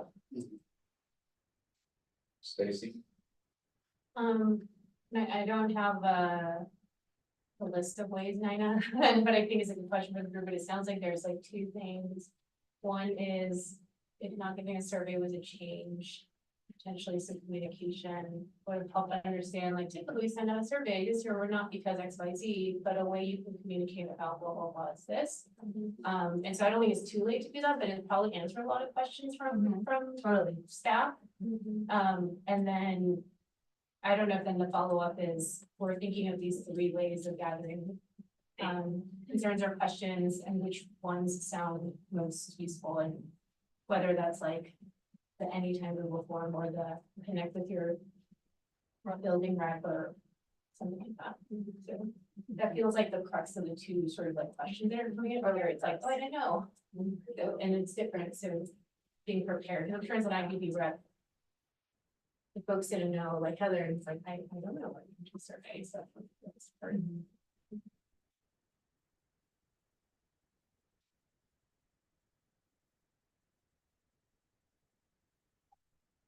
One of the things that we had talked about doing today was also trying to create space for other issues that weren't the two that you could see on the list that we've already talked about. And we kicked it back and forth a little bit, like, should we have kind of a brainstorm? What other issues, what other stories are you hearing that didn't go through this process? And we talked, so we had, like, our first draft of the agenda had kind of like a issue storytelling, like just where's everybody at, what's going on, what are you hearing? Push from Rusty and a nudge to say, hey, let's not just turn this into like a big grievance session that we're not ready to refine and move on. And so Rusty recommended, like, do we need to caucus and take a little bit of time to do a little bit of story in our groups of like, hey, what is not on this list that you all wanted to talk about today, wanted to bring out? So, and I think where we ended was, let's see if we can narrow it to these two. I guess I just bringing this back to wonder with the group, like, do we need that time? Do we need to just check and say, hey, we're all learning this process. If you came here today with an elephant that isn't on the agenda, do we need to talk through it, put it on there, create some time and space? I mean, would that be helpful? I think, like, I know we have an agenda that's full till 4, but I also don't know that we need, I don't know, I mean, I think this is important. These ones. Yeah. Yes, no, when I have something. If there's a response or something separate, I'll just add to the conversation. okay. I just am reading Article 5 in the CBC, the Roaring Fork Community Education Association will make reasonable efforts each year to inform certified staff and represented employee groups of their involvement in these collaborative bargaining efforts. This includes, but is not limited to, outreach to all new and current staff, surveying staff interests on an annual basis, selecting representatives, blah, blah, blah. So we do need to do a survey as per this. So I just wanted to make sure that we're not doing it because we don't think it's a regular year. Thank you, Kenny. Just piggybacking a little bit on Stacy's comment on how that communication is going with all staff and like how that communication goes out. I think it would be really important when we're talking about usage of words, like how we're naming it, and to maybe have, instead of like the AR versus the IBB representative, even though that's sort of like all in the one. I think it's pretty important that we maybe have it as or not. Oh, they're different people. Yeah, two different people. Okay, my bad on that one. But not using acronyms would be helpful. But not just an accent, but also just making sure thinking of when we're reporting back to IBB. To understand for staff members. To know that is the IBB rep who's reporting back and. That I think can bring in on. Union. Members more easily where they think, oh, I could go to my IBB rep and not sure as much as how they feel about, I'm not part of the union, or should I be going to that rep? For communication, so just making sure that there's that communication link is through an IBB rep that. And I understand that the union represents all, and I'm not saying that. But there, I think, can be a feeling of. I'm not part of this because I've decided not to. And just to make sure that that communication comes out.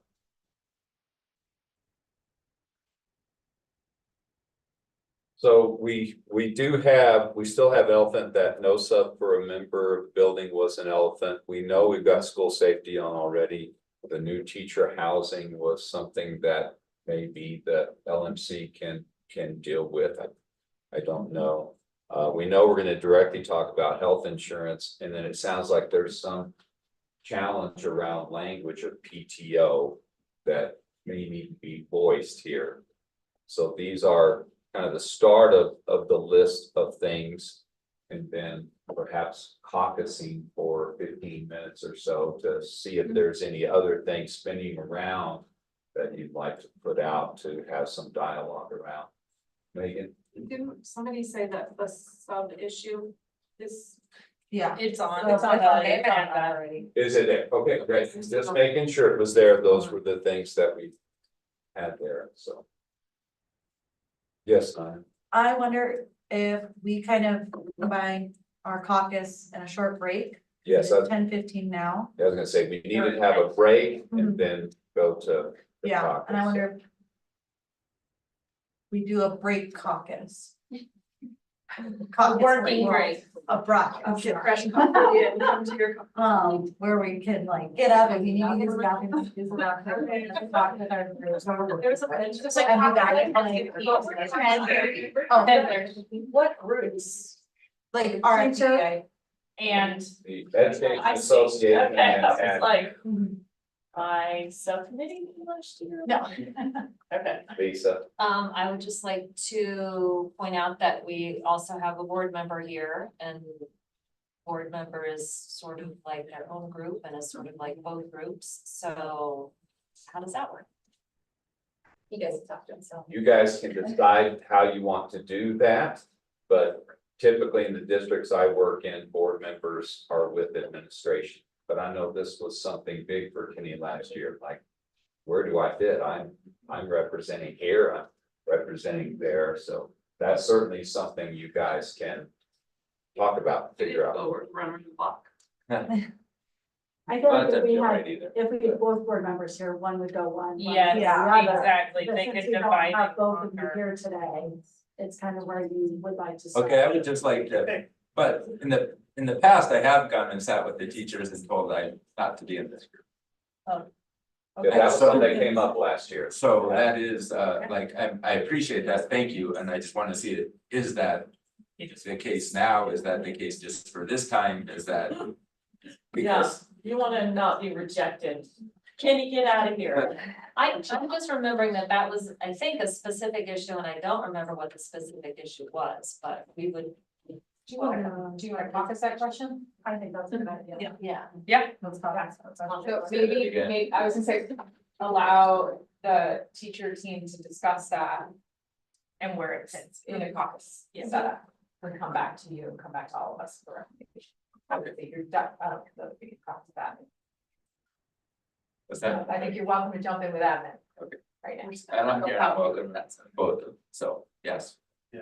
Okay. So I say we just try and take a quick 5-minute break to take care of bathroom things, then move into caucus. We'll have the Education Association here and admin can be over in that. Oh, Crystal. Am I right, just to be clear, the goal is to identify if there are other issues that we really want to take time on today to put to storage. Yeah. Okay. We're going to pause. What time we come back? Like 10:30? And thank you for the reminder. Let's actually shoot, it's 10:13 now, let's shoot for 10:40. Okay. Okay, Thank because you. once you get into dialogue, it takes longer than you think. Yeah. I agree. All right, video call. Thank you. So a quick 5-minute break and then get together and Education Association in here, add it over in the football. On in IBB, you don't want to be part of the education. Yeah. Yeah, so it's, So we're still on. To be a rep. Yes. So it's just the teachers. Yeah. yes, it's certified staff. Okay. Yeah. I mean, I think all of them. Oh. Yeah. So the rule is. It's still in the recording. Unless the building does not. Is it have online? a- There's a lot. I stopped it and I can restart it. Does make. This meeting is being live streamed. Okay. IBB has to have ours. Here I Review before 9 was there. Here I fell. That's what I did. So then we Yeah. put somebody in, but. Again, stop the video.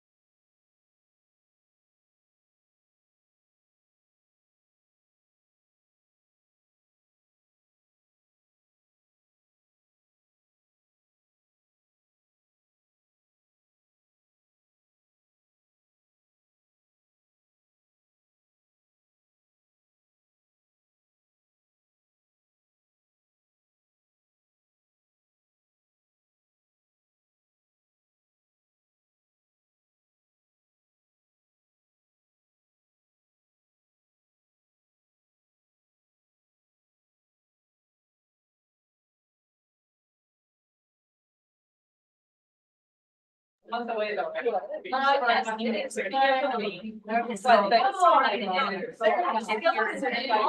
You're in your own year, you get that shit. And that makes it less working and not being really fun. But that does change. I have like 2 other ideas when you go to this house. Which is why like I can actually. Yes, it's been, that part of it is better than nice. So sad at being I did free. a live stream. I'm on it. And we're good. It's on, Get yeah. started? Okay. You're back. Back live. Yeah. Yeah. Actually good, we set pretty well in the time frame. His 2 days aren't in a row. So now we're kind of hoping that in your dialogue that you had, you came up with maybe some priorities amongst what was discussed, so that maybe some of it doesn't have to come here, but what were the really important ones? Yep. And then we can make that as a list. We did. Yeah, sift it, Yeah. right, makes that go a little faster. Yeah. So would the association like to share what they kind of talked about? Yeah, our biggest one that we really just wanted to bring up is the housing, new teacher housing. Just as. Is this something that we need to talk about and I need, besides the 2 that we already said, school safety and guest teacher. Okay. Well, because we're gonna talk about the other, it's already on the agenda, right? Like Yeah, some of the yeah, other. some of the stuff. other stuff is already on the agenda. So the only addition to the agenda, so the amendment or whatever for you. Yeah, change to the agenda. Okay, and admin? You guys come up with anything different than is already on the list, thing new? I think we affirmed what was on the list. Okay. Yeah. Great, Did we want to bring, I feel like we also had some clarity on the goals. Do we want to bring that up now? I think that that's good. I'll do it. Okay. We had a conversation about goals and we're wondering, if there are actually 3 entities sitting in the room. We have RFCEA that represents the teachers. We have district that represents admin and the board that represents the parents and the community. And maybe we haven't been looking at it as a 3-part system that it should actually be looked at it as. So that was our thought. And we have a rule in IBB, a precedent that you have to be a member of ROCEA.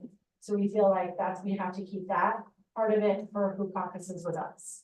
Because then we would open it up to other teachers who aren't a member of IBB as well. I hear that, and if that's where we're going on that, as caucus and this as a member, then that makes sense. I think the delineation that the board members represents parents and community is a little, doesn't sit exactly how I would view as what our role is. I think we are representatives of all school entities. Yeah. And not those subunits or those subgroups per se. Maybe the idea there is that,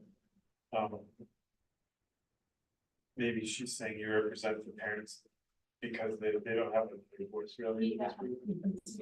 And so since you do represent all the subcommittees, but the other groups do have a voice, like, I mean, I like the idea of you also being able to share an interest or a concern that comes from outside the buildings, you know.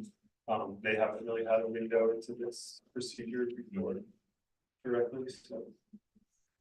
If there were gonna be 3 groups, I think they should all have like input.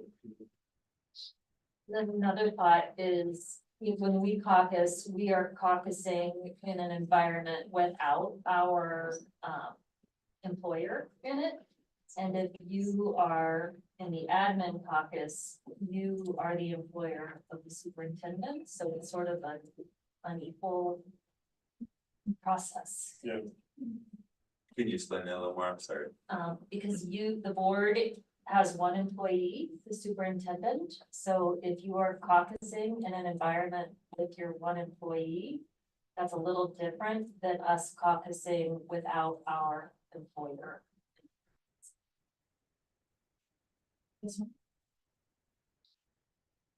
And I'm good with that as well. I mean, I'm me representing the board, but Yeah. I'm fine with having it delineated. I just think it needs to be delineated. This is how it is, instead of like people decide where you want to go. Right. And so I'm okay with there being Yeah. delineation saying this is how it happens. It's kind of wishy-washy. Anna? You know, I was just gonna say, for those of us who were like CBCing last year, and but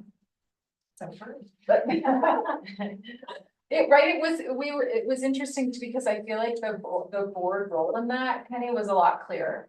But I feel like when the board stepped into those meetings, it was very much with the like, what are we doing with our policy? What are we gonna be asked to sign off on finally? And that was definitely like the lane of in those conversations. I know this is looser, but I don't know if that would be helpful. Because I feel like we saw that in the CBC conversations. It was much clearer what the role of the board was and where the team sat, even in the pieces where I think the board would say, y'all go figure this out. Like, I don't know, we'll just look at the last version of that. It might be. I don't know if that's something we want to replicate, but it did seem different or clear in that moment. But we're working on not always policy or CBC challenges. I feel like in the past, a lot of times the board member has been on the finance committee, because that's where we're gonna definitely need the most board approval. And, they sat there representing the board and the entities and being able to go back into their board meetings and have those conversations about would we pass this, would we not pass this? So when we sent it out to you, we knew we were gonna either get or not get the money and not be surprised. And so that was always the most time the board members gave, with that and calendar, the two things that really impact the board the most in terms of your job. So I feel like those are the two really biggest subcommittees to have board members have their voices and be a part of and understand all the conversations behind. Anna, you can correct me if I'm wrong on this, or we sort of had a discussion when we were talking about roles that the board plays and which committees we sit on and how that is, and it was sort of more in our discussion that we would be here for like the IBB kickoff, the end of the IBB, and maybe the mid-year check-in, but that maybe that the board wouldn't have a role on the committees per se. Would not. And so I don't know, is that what your understanding of I that remember conversation that. was, Anna? But yes, it was. And so, but I'm, And yet I agree with Stephanie. yeah, so We should be on finance. Yeah. and so I guess I would hear what is the role that as this IBB group. I'm not here to try to like set an agenda, this is what I think needs to happen, or the board thinks. I think we're here to listen and say, what role is it that you're wanting us to play, and if we do have something we need to bring up, that we would want to do that. So I guess I'm here to listen on how it is that you do want us to participate. Just historically, the reason that we've had board members in IBB is so that we don't do all this work and then get to the end and present it to the board, and the board is like, No, thanks. no, yeah, we've been part of the process. That was the whole reason Right. why we originally had them, and so I definitely want to keep track of that.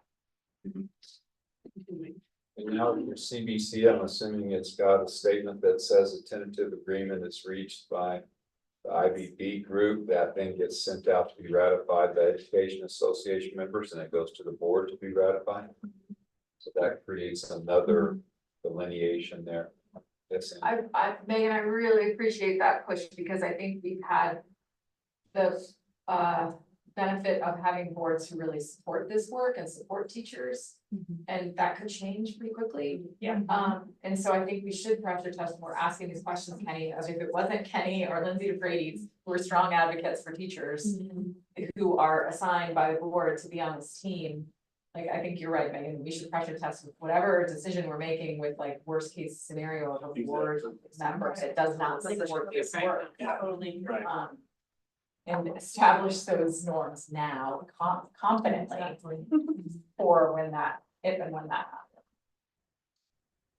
So do we have a document in which such norms could be listed? We have a certified interest-based bargaining protocols process. Discuss that. Here's the old document.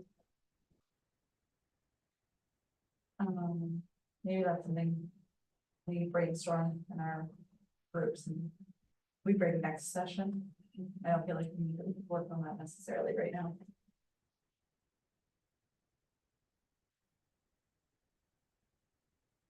So we're clear then on the things that we're gonna focus on. Where do you want to put you've got an organizational structure now for the things that are there. What about do we want to do the new teacher thing now? Do you want to move that to a certain slot? What's the? What do you think? You have insurance that we want to get through and then find a lot of finance. And we wanted to do some story around safety and And then stuff. we want to, yeah, I think we need to put a time cap if we do stories. Yeah. If we're willing to start that now, it'll be it's cutting into your insurance presentation. Yeah, I just want to make sure you prioritize what is absolutely critical that happens today. We could do insurance and lunch and then come back and start off with story on these, some of these issues that have come up. With a strict time cap. With a strict time cap. If that feels like, if I know insurance is definitely a big priority of everyone's, and we really want to get into that. My personal opinion is I would prioritize that over some of these other stories right now.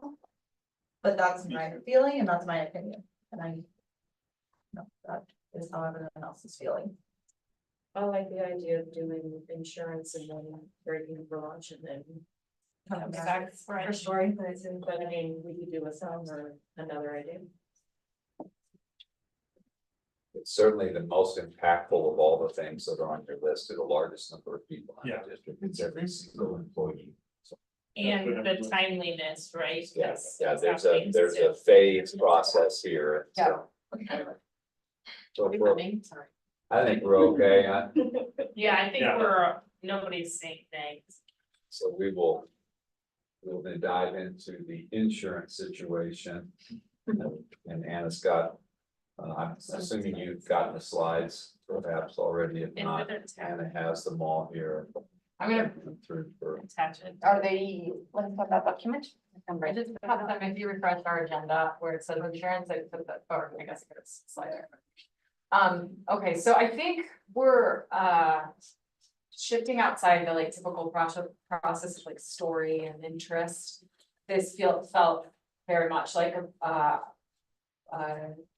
admin saying that signal, like we need to circle up. And so I think in order to frame this hour or hour and a half, I think what feels like the goal would be to, one, make sure we clarify how we're approaching the decision-making through a representative leadership structure with employees. So I want to make sure that folks feel clear on that. Want to answer any, given that you are all representing voices of the folks in your schools and sites, want to make sure that you have time to help to get questions answered.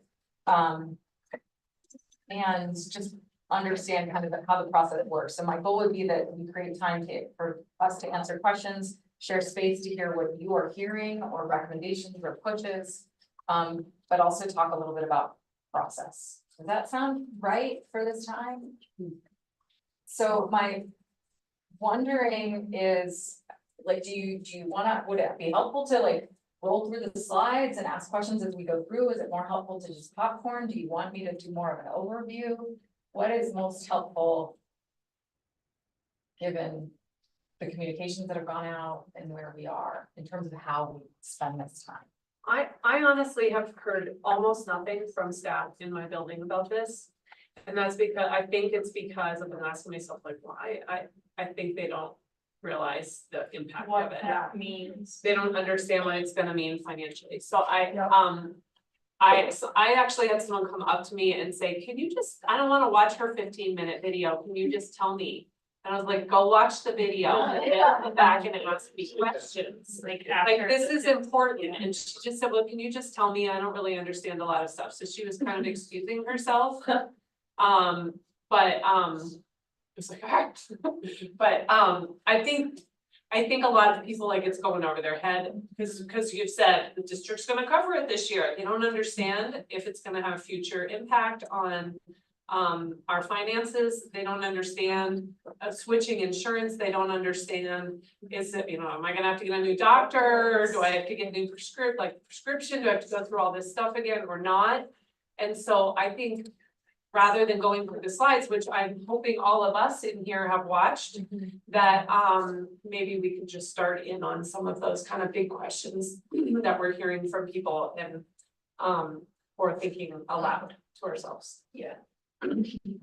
Is it the same slideshow? Yes. Oh, And I would say there is a new slide, number 6 that came from questions. So I would also say, like, what is also helpful to us is to hear like that, like Megan, what you just named. I don't know that folks really understand the future financial impact. So that's a note for me of like, how do I better communicate that? Because that is real. Sorry, this one. Yeah, as monitoring the Google form so far, folks were being very helpful and saying like, are you just making this up on your own, or are we actually getting help? So I just wanted to share, like, we're getting a lot of help. This is who's helping. So we have our general counsel. They've recommended, and we've retained a specific legal firm that focuses on employee benefits and specializes in public sector. Also engaged with what is called an actuarial consultant. So we have a lot of our McMahon and Associates is the auditors that work with us. So there's a big team. Just wanted to show you that that's been added to the work. Yeah, that sounds great. Maybe to just launch any questions that feel right to everybody. We can jump around the slide if that's helpful in answering. I have lots of ideas. Good, Okay. Molly? I guess I just wonder about dividing it. There's certainly a lot of attention and questions being given to how did we get here? And that is one big issue that we want to address and work on, but that's not, so that's not repeated. That also can be separate from how are we going forward. And Yeah. so do we want to divide that right now so we don't get stuck in the, how did we get here? Yeah. Like, just name it. Yeah, that's a really good question. That's super helpful. And it's funny, Molly, is we've been trying to like untangle this so much. It's been like, wait, can we clean up 23, 24, and then what the heck about 24, 25? And like, we're also using that same framework of like, what just happened? And should I answer that? Like, Yes. Yes. Okay, so what we understand now is, I think, very different than the team that was leading the initial review process of this, the initial health advisory councils that was looking at a way to reduce costs in health insurance. I think how we got here, and then I would love, even some of you have been on health advisory committees. I was not. So would love if we tell this story together a little bit. Health Advisory Committee was created because CDC was seeing continually increasing rates. CBT. Yeah. Acronyms. Yeah. And so that committee was started. The team started to look at options. Self-insurance was on the table. Self-insurance was promoted, I believe, because it has the potential to lower costs if it's managed appropriately and effectively. And so that went through the Health Advisory Committee process, which then I think went through IBB in 2022. Yes, spring of 2022, where IBB stamped that. We did not We stand did that. not stamp this. It just fit into this weird hodgepodge world of like undealt with stuff, kind of. Like, it was kind of like It was not. potpourri type, Yeah, okay. like that if I'm remembering correctly, there was like a list of things that we were gonna eventually get to. Like in the future, Okay, but this was on the list, but it was not. It was. part of the process. okay, okay. So that, and, right, Begonia, this was, Angie was leading it. She left, you jumped as interim, we're told to move this forward. Yep. So then the Think Health is the plan. So then Think Health and HR began implementation, open enrollment. We had a really rough summer, last summer of rollout. I would name and be jump in, that we were under-prepared for the complexity of rolling out this plan and how much would be on the internal district team, which made it very clunky. Additionally, I think there was a lack of communication from Think Health on things like the clinic that, you know, we weren't informed by Think Health that we couldn't have the CEBT clinic until the end of June. And that was just named, this doesn't, it's not part of your plan. So I think that, but at the time, I would say that our team didn't know. Is that something, I just think we were trying to implement and execute. It was a rough fall, continual, like, I would say that implementation was still really hard. It wasn't just the summer, it continued into the fall as there were errors upon errors. People going to pharmacies and their cards not working, people thinking they had plans and they were getting bills. So I would say my closer understanding of the story of where I could say where we've started to get things clear was I started working with the enrollment teams in May. Because then when I was I guess April, May, that they had said, like, the enrollment teams were just saying, this is not working and we need more help. So I started to lean in with those teams to try to figure out, like, why are there so many errors? How come what it looks like in our employees' documents isn't syncing with what happens when people go to the pharmacy, when they go to the hospital or whatever. So we started to uncover some real significant errors in communication between Think Health and our teams. Some basic process stuff of, like, when we were making, like, if employees made changes, then that information was pushed on to the providers, but if our HR team did that for someone, it never pushed through because of the way some systems were set up. We didn't know about that for 10 months. Like, that should have been figured out. And I would say it hadn't been because our team was, I think, unprepared for the complexities of knowing how to work with these systems and understanding how to push and advocate and bring people to the table to sit down and say, how come this isn't working? Let's talk through technical processes of why we keep getting all these errors. So I would say started to see more, I started to see, and I would say at a higher level, some real like operational errors. That were the root cause of what people had been living for the last 14 months this spring.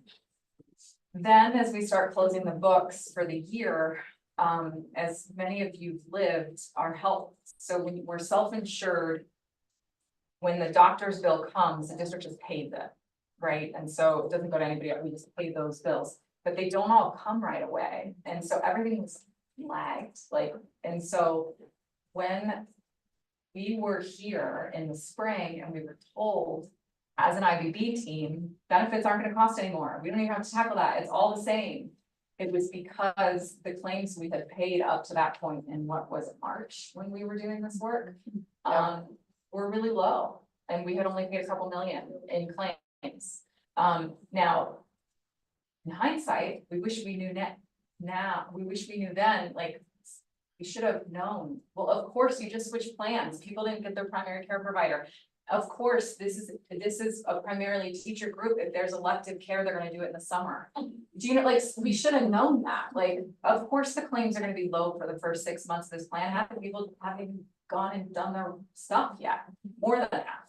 And so we should have seen that. Like, we should have never gauged the first 6 months as an indicator of the second 6 months. of claims. And so the advice to our team as IBB last year of like, y'all don't need to touch insurance premiums, they're not going anywhere, was based on incomplete information. Because then what happened in the second 6 months and what's continuing to happen as these lagging claims come in is we're now, what we had been paying $500,000 per month in claims is now $1 million, $2 million, $2.5 million a month. In claims that are coming through from elective surgeries over the summer, from different things that just took a while.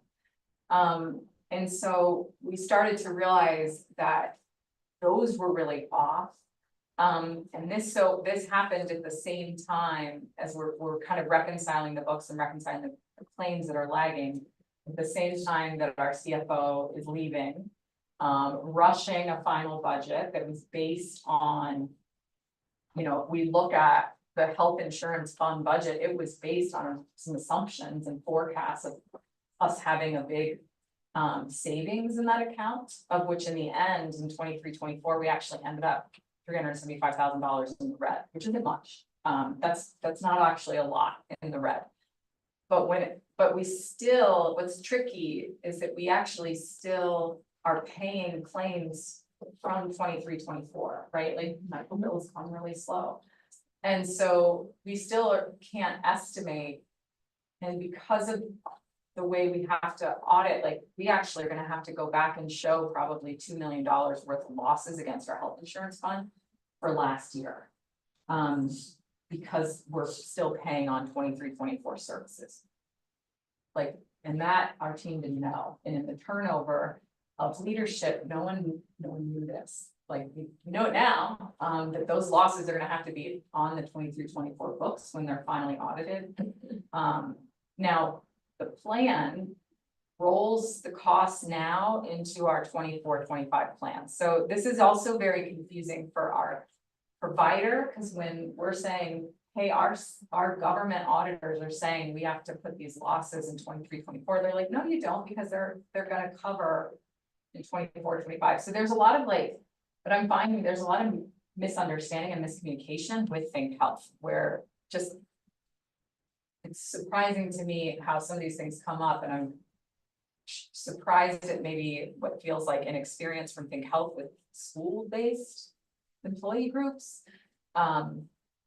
Which is why it's really helpful that we have all these people that we're saying, they're telling us this, is this right? No, that's not right. This is what you have to do. So there's a lot, I would say part of the why is there's a lot of errors. There's a lot of miscommunication. There's a lot of misunderstanding of expectations between the Roaring Fork schools and Think Health. I would say also we had folks that had pretty significant decision-making capacity around the health insurance. So we had not a lot of eyes on contracts that were signed and executed in the spring. In fact, contracts that looked very different from the first year to the second year, which are incredibly concerning when we look at losses. So one of the key factors of also why I've learned now is that we have something called stop loss insurance, which is like your deductible. So it sets a certain amount of money that we as a district will pay for any individual claim. It caps at $150,000. So if one person is working through a surgery or treatments and for one issue, and once it hits 150, we stop paying and the insurance pays. So we've hit that 6 to 12 times last year. To the point where we were able to reimburse about $450,000 for claims we had paid that were over that 150. We also have what's called like an everybody together, like an aggregate stop loss, which says as a district, once we pay out this much just totally, then the insurance kicks in. For the first year, that was set at 7.2 million. And we were set on insurance claims to generate about $9 million from premiums. Does that make sense? So which have been fine, right? That if we hit 7.2, we would have enough cash. Well, we didn't really calculate that. I mean, we calculated it okay, because basically we ended up losing $375,000, which isn't terrible in the big scheme of things.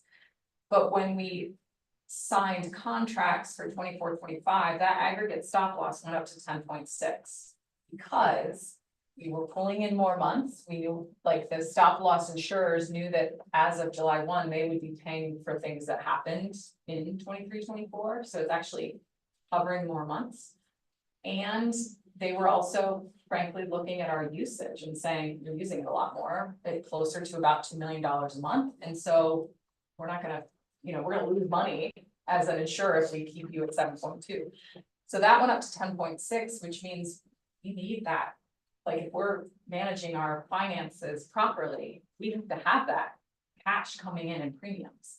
And we didn't, as we all know, we didn't change premiums. So we're still expecting only about 9 million in premiums to generate revenue, which takes us to this, well, what happens when claims come in higher to 10.6? Where are we pulling that money from?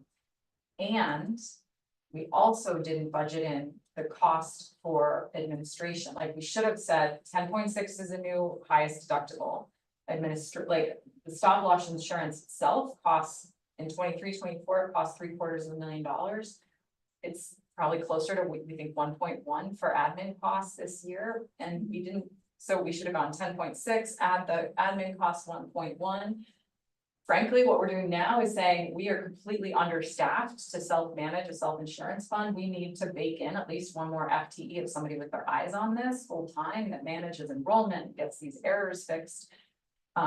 So we have to add all those costs to this entire plan, and then we work backwards to, okay, then what do premiums have to generate? And we didn't do any of that.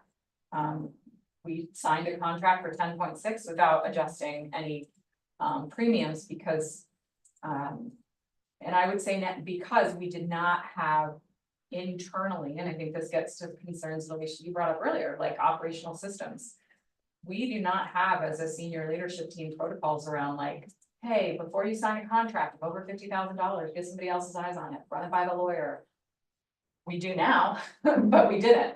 And so we had folks that were just signing these contracts and trusting Think Health that they were fine, and then saying, basing it on faulty data that we have, and frankly, also faulty advice, saying you guys are in a great position, you don't need to do anything, and we're not in a great position.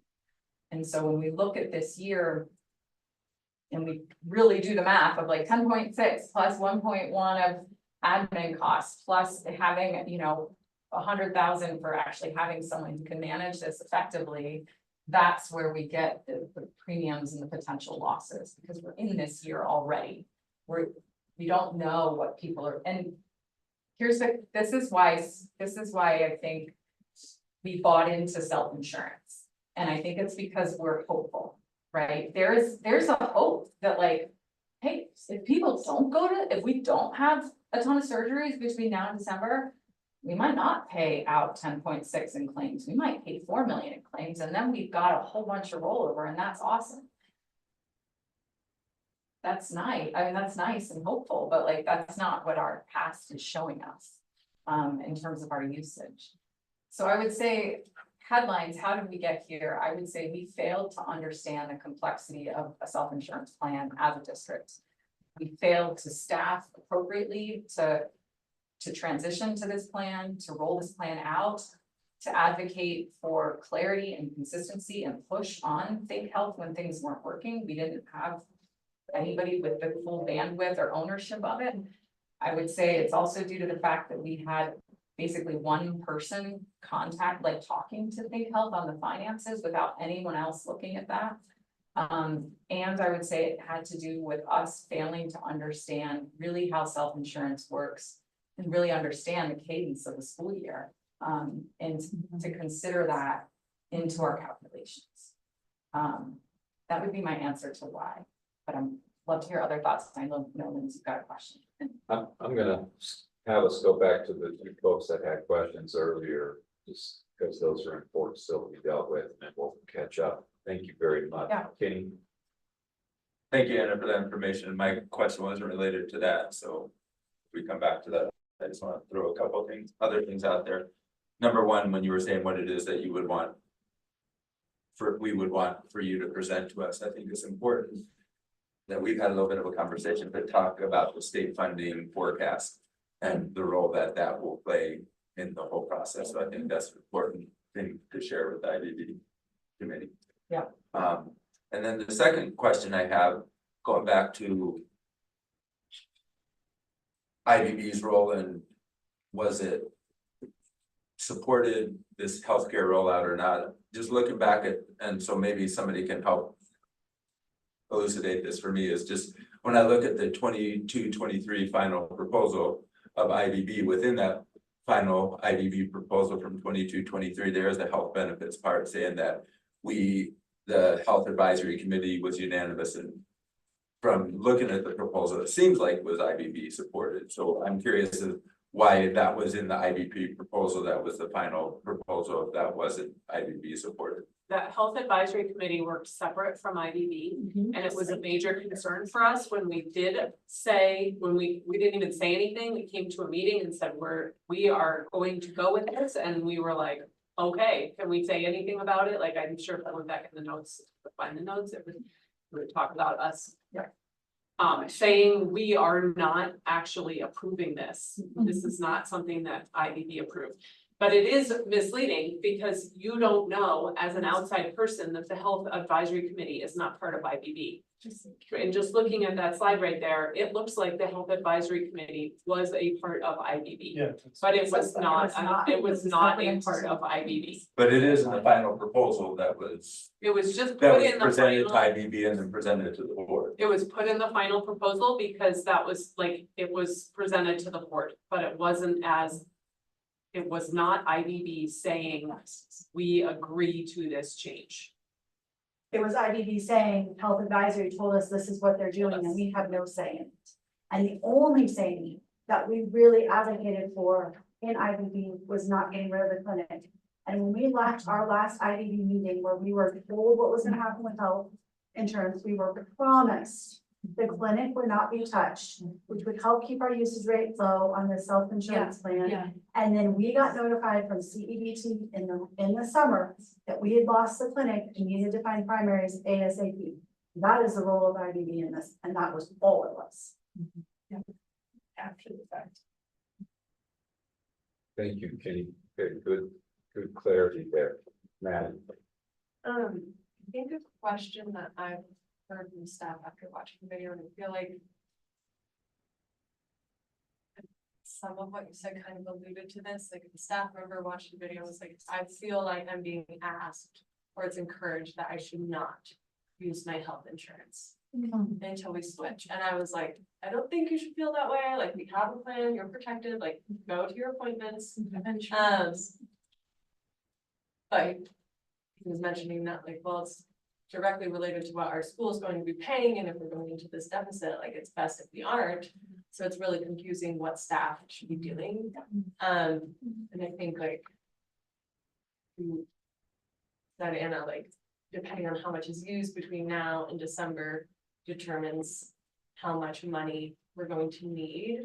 So there, I understand that there is like the benefit of people not going or having massive health issues right now, but at the same time, I think like that was a perception received, so I just wanted to let you be aware of that.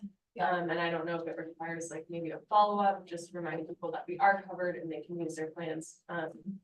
But he asked me about it, which felt concerning to hear. Thanks for that, Maddie. That's really helpful. And that's a really important push, because that is the last thing we want people to do, is like not go use your plan. Yeah. And I'll be honest, like, it's one of the things that I'm super biased at having dug into this, of feeling a real strong aversion to being in self-insurance. Because what I've learned is that the way you save money on this is by asking your employees not to do things. Or to do them differently. Do you know what I mean? Like, to do this effectively means we are making decisions to say things like, hey, we're not gonna pay for Ozempic. Hey, we're not gonna do this, or you can't go here, or you have to go here. And I don't wanna be in that conversation. I don't want that to be part of our work together. And so that's helpful, Maddie, that I need to clear that up in communications, because I don't want people to not accept, like you said, that's why we're doing this, that's why it's so important to get it right. We definitely don't like think you're saving us by not taking care of yourself. Okay. Lindsay? I just wanted to, some like the why behind it, because I was on the health advisory committee the first year, but not the second year.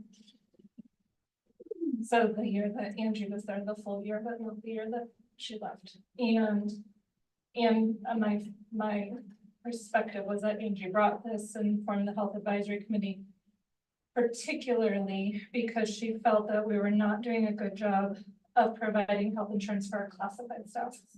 Because of the way that CBT did their plans, we didn't have any like lower cost plan that provided access for non-certified staff. So I just wanted to add that as like in the initial kind of reasoning for why this was brought forward. That was a major interest, was helping to cover more staff that were not traditionally able to access health insurance. And then the second part of that was that they I don't have these, I mean, maybe I do have these documents somewhere, but like there was a lot of budget documents looking at our CBT usage over 20 years. And that did go through like the years we would have lost money and the years we would have saved money, and kind of in that like if you invest in stocks over 2 years, it's really dangerous, but over 20 years, it's really safe, kind of like risk management thing. But there was a lot of advice about, I remember it, of like, you have to have a person to run it. Like that was very upfront. And so I do think that got lost somewhere. And I mean, like in the conversation, but we had a doctor on our, I'm sorry, it's a while ago now. I can't remember the specific people, but we had Dr. Knauss was on it. Dr. Knauss, and there was someone else who was independent. And then there was Think Health was doing presentations, and CBT was doing presentations about why to go with either plan. And then in that year, which was the first year, the idea was that it was actually that we could better cover staff because it's customizable, so that right now, at that time with CBT, that we were paying for a lot of things that actually in our area, people didn't use. So that if we had a self-insurance plan, we could choose not to cover certain things that are low usage in our community and instead cover things that might be higher usage. One example had been like some of the chiropractic and sports rehabilitation stuff, right? That we have higher usage in our area with that, but we didn't have coverage with CBT for doing more physical therapy or more like preventative physical therapy kind of work, I guess, like massage and chiropractor. I remember that coming up as a conversation. So I just want to put that fact that like the original intent that was there, that's clearly not how it worked out. And when I listened to you talk, you haven't said this explicitly, but my interpretation is Think Health has not been a good partner either. Yeah. Right. And so like there's also a piece of like, do you want to continue to partner with someone who's not been a good partner? That's a hard thing. But I did want to say that those were the early interests because those were a lot of meetings. And then unfortunately, I don't know what happened in year 2. I didn't have to get some. Thank you, Nancy. Molly? Really.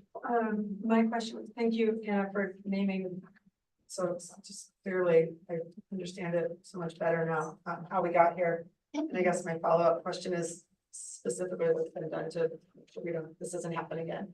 I heard you say, now there's a process where somebody else has to look at a contract if it's over 50,000, but these are sort of big organizational things. Are there specific things you can share with us or things that are going to be addressed about that? I mean, definitely the contract issue, we're just working on this with, like senior leadership this week. What are the parameters of where we, and I think right now we're all just really nervous. You know, like any contract, get another phone friend, it's mine on it, take it to the lawyer. Because we're finding there's a lot of errors in the conflict. There were a lot of contracts with this and with every, I mean, there's mess ups with HSAs and FSAs and our contracts that happen within Think Health that are going to cost us not as much, but probably like $12,000 because of us signing contracts without understanding. So that piece is an immediate shift in terms of practice. To be honest, Molly, like I think that I feel a little like we're still in the like triage of stopping the bleed and being able to like let the dust settle and be like, what did we learn? Like right now, I feel like we're working really hard to wrap our brains around where we are and why we're here and can we name the loss, like, can we pin down what this is costing us, because it's moving, it's really hard, and so. I don't know, like, I think stay tuned, like, there needs to be a pretty robust list on this. I know that the board, we had finance committee this week, is asking the same question, like, okay, we all looked at that budget, how come? What do, the board was saying, what do we need to do better to catch this? Like, we should have been one of those accountability measures, how did we miss it? And so I think that. Yeah, there's a lot, I think a lot of us are asking those questions. To me, again, my first move was. These contracts were signed and executed when I was your superintendent, and I didn't know that they were being signed and executed, and that's a problem, and that's on me. So that to me is the first one that I feel really like. That's just not gonna, we can't do that again. We have lawyers for a reason, if we don't understand, and it's okay to not understand. So that means it's called a friend, put in place, right? But the other piece is I mean, I'm starting to get a laundry list of like. Things that I wanna do in the long term when the dust settles, in terms of like health insurance advocacy and looking at the things that I think we all know to be true of the like. Our number for us in the Runcorn schools, for most of us, the closest hospital is one of the top 3 most expensive in the state of Colorado, and can we not better partner with them? Can they not see that we are one of the largest employer groups and spent over $4 million on them last year, and can we not? They're not usually willing to come to the table.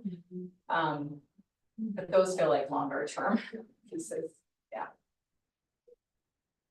Okay, Autumn.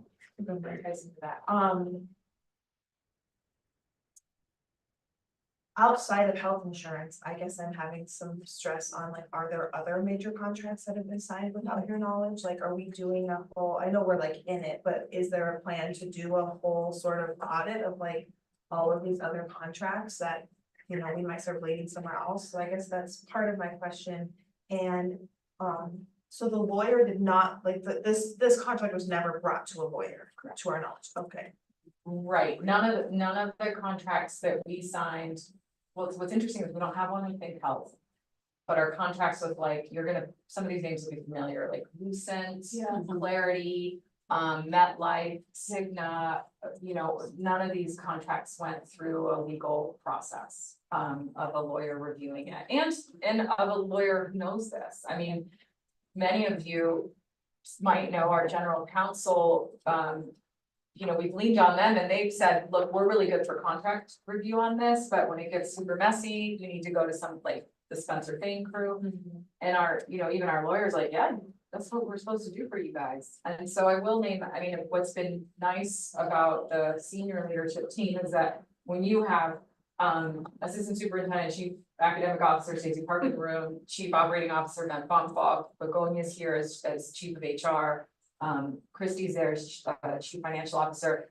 That's the crew that signed contracts. And so, Ben signs big ones for housing and facilities. And so when we've had this discussion, we were talking about it very holistically, from everything from like curricular purchases that Stacey's executing to some of these HR benefits contracts that Begonia comes to Begonia's desk first. And talking about that, like, these new protocols need to be universal, and that we're talking about what right now, again, as I said, we're in this very much like phone a friend and call the lawyer on everything. I think at some point we will have a tighter list of like, here's, if it's high, we can't do that with every contract, but if it's higher than this amount of money, if it impacts staff money, if it impacts people's well-being, if it hits any of these boxes, and you have to follow these processes. So we are looking at it holistically, because I have the same question. Yeah.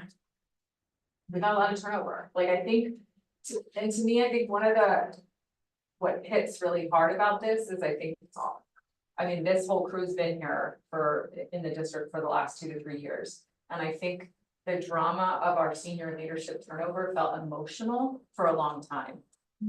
And now I feel like what we're seeing is like the tactical financial operational fallout of it, the like hard numbers. It's not emotional anymore where people have feelings hurt. It's now about like money and big impacts of that turnover and the real, I think a lot of us think, oh, you know, maybe that's, we put that behind us and I still feel like, oh no, we haven't. We are still cleaning up operational messes from that degree of turnover. Every single member of the senior leadership team is new to their positions in the last 3 years. That's significant. And we think, yeah. And just to clarify, you said you put a new protocol in place or you were in the process? Yeah, I mean, the contribute period is written down, these are the parameters, is not codified yet. In terms of us all going, pause, stop, don't sign anything, you know, review what we have. That is definitely our norm, of where we are right now, which is probably overkill, but that feels better than like people signing things, you know.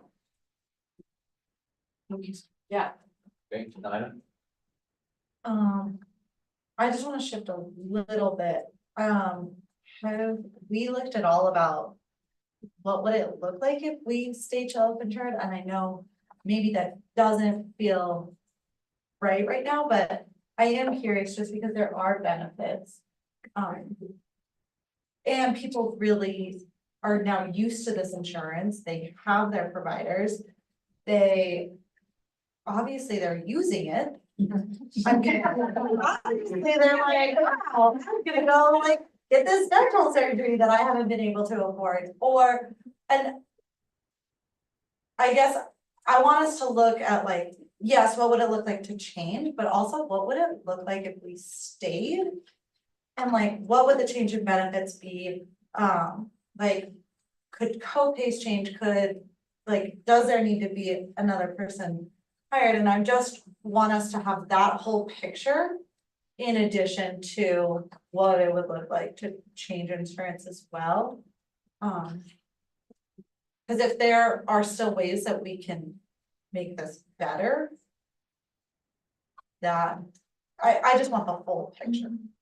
I think that's How can we clean it up? it's a great question, Nina, and I like every like more little bit that I understand about self-insurance, like I think the gambler in me is like, we can do this, and you're gonna save a lot of money. And I'll be honest, like, then it's gonna be like 60% of my job overseeing a team of at least one full-time person, if not two. It's gonna be contracting full-time with an actuarial consultant. It's gonna be a health advisory committee that is making really hard decisions a lot about, hey, are we gonna push people here? Are we gonna push people there? Like, I don't feel comfortable making those decisions wouldn't feel comfortable without incredible employee input. And I don't know that that is the best use of our time, is to be talking about what is and isn't covered. I mean, I have a personal connection to my husband works at Grand River Hospital. They are self-insured, and they're all healthcare professionals managing their self-insurance. They get to control a lot because they can do most of the services within their own hospital. 3, they have an entire like external legal firm that runs that for them. And so even there, where they, you know, like, if we want to build up and we want to invest in that big of a system, could it pay off? It could. Is that what we want a teacher leadership team and a staff and health advisory committee to be working on and making those decisions about what drugs we're covering, what services we're covering? It's really hard looking at this data. I don't have the authorization to know who's the employee connected. These are small valleys. Like, I know my kids' teachers tell them what they're going through. I don't know that we want to be in that place. So I think that's part of the yeah, we absolutely should look at it because that hope is still out there. I will name every one of those lawyers and actuarial consultants. My first question to all of them when they look at where we're at is my first question is are we crazy? Are we missing something? Is this the right decision of staying with Base Health or pivoting? Is this the right decision we should be making right now? And they're like, oh my God, yes. For who you guys are and what you do. And so I do feel that, yeah, we need to weigh that. And I think if we want to invest that much in that kind of work, that means we would have to do it. And I would say my gut right now is I don't want to do that. And the risk is significant. Yeah. And here's the other thing that's crazy. about self-insurance.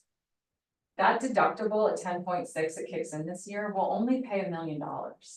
And once they pay $1 million, it comes back to us to pick up the additional bills. Now, that's a lot of money on health insurance.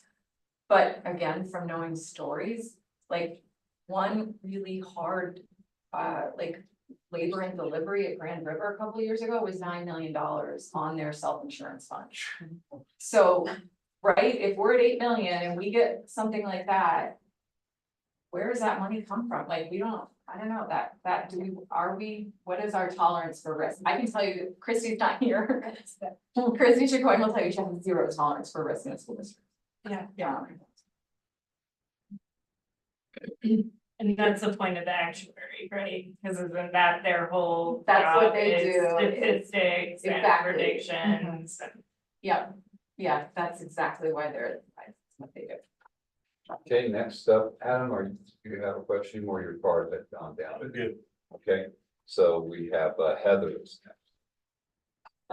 Going back to what Lindsay mentioned, is health insurance not part of the benefit package for classified staff, like just across the board? It Yes, is. it is. Okay. And what I think, I mean, and one of my questions, Lynn, when you talked was that, like, my understanding, and this is a question for IBB, is that when IBB has negotiated employer contributions to benefits, my understanding was that it was always really, really important to certified IBB that the basic plan for an individual be 100% covered by the district because of classified Yes. employees. 100%. Yeah. But that was still. It has to do with them being able to cover their kids. Got it. And I'm not gonna pretend I have the No, expertise no, or the that's helpful, systems, but- but it was like, is there like a high deductible option? My understanding was we could add a 4th plan that we didn't have with CBT that allowed like a high deductible option so people could cover their kids, Got it. Okay. not themselves. Okay. So like, when you say high deductible, you mean that they, like, a lot of stuff doesn't get covered, they'll have to pay, but ultimately, like, their paid contribution out of their paycheck is less. Yes. Okay. Also, So 2 more points. Is dental affected? Like, would dental be part of this change too? I think so, because Think Health is our broker, so they're the ones that purchase all of that. And so that would all move back. I don't, and that's a little bit of the details of how to. Under CEBT, where would that go? Would that stay with our current folks? And to be honest, that's what we're also trying to figure out with some of the consultants is like, what would this look like in terms of all these other plans and care, like coverage? So it would impact that. Okay. And then just the last thing you mentioned, like, I remember with CEBT, they had something called a healthcare blue book. That was like, go to different, reasonably, they charge more reasonable prices. This is a list of the places in your area to go, and for us, sometimes that can be pretty far away. So you mentioned something about like, with the self-funded, I guess I'm just trying to understand the difference between, is that part of the issue? Like that we're going to more local and we're not getting like encouraged to look in this blue book for, Yes, I think that's part of it, Heather, that like, when we talk to Think Health, they're like, well, you could do a lot to get savings here, just don't let people go to Valley View, or, right, okay. and so, I think it's what is our tolerance to tell people what they can and can't do. But you're right, like CBT might do that a little bit with preferred providers and who's not a preferred provider because they're trying to do that and bring costs down. And I think that, right, was also one of the frustrations with CBT, it's like, they're the ones making the rules, and, so that feels kind of like the same thing with both plans, like, they just may not, they're telling you on one side of it. Yeah, try not to let people go to Aspen Valley or Valley View. Whereas with I could just search my email and see all these emails from CBT that are like, get a reward for choosing from the healthcare blue book. Right. So that feels like both plans are kind of saying the same, giving the same type of advice. We're just not hearing about it. You're hearing about it, Well, Think Health. And I think the difference is the plan, CEBT would do it and manage that, and Think Health is like, why aren't you doing this? Yeah, Anna and Begonia, yeah, you know what I mean, like, Yeah, why aren't you setting these plans up and changing all this, and then, and it's like, oh, wow, okay, that's why you need a person to do this. yeah, okay. Or a team. Right, cause do they that. have recommendations like. And provide money for transportation and provide hotels if people choose to go to, right, that was a big Kelly's recommendation, but again, you have to have someone coordinating that, right, that's like. Yeah. Oh, here, we'll set up these reservations for you, so you could go over to Eagle, but we'll save $40,000. So we'll pay the, $1,000 that it'll be for food, hotel and other things. Yeah. But somebody has to coordinate that. Yeah, and it feels like the Think Health is very high risk. And the managed care is more like, it might be more expensive from year to year. But it's lower risk. Absolutely, it's like no risk, because you, Yeah. you pay the premium, that's it, they bake in admin costs, they bake it all in. Now, like, in talking to all of our neighbors, who all are on CEBT, Aspen Public Schools, RE2, Garfield 16. They're being quoted, they're all on CEBT. They're looking at 25, 26. They're being quoted anywhere from 10% to 23% increases.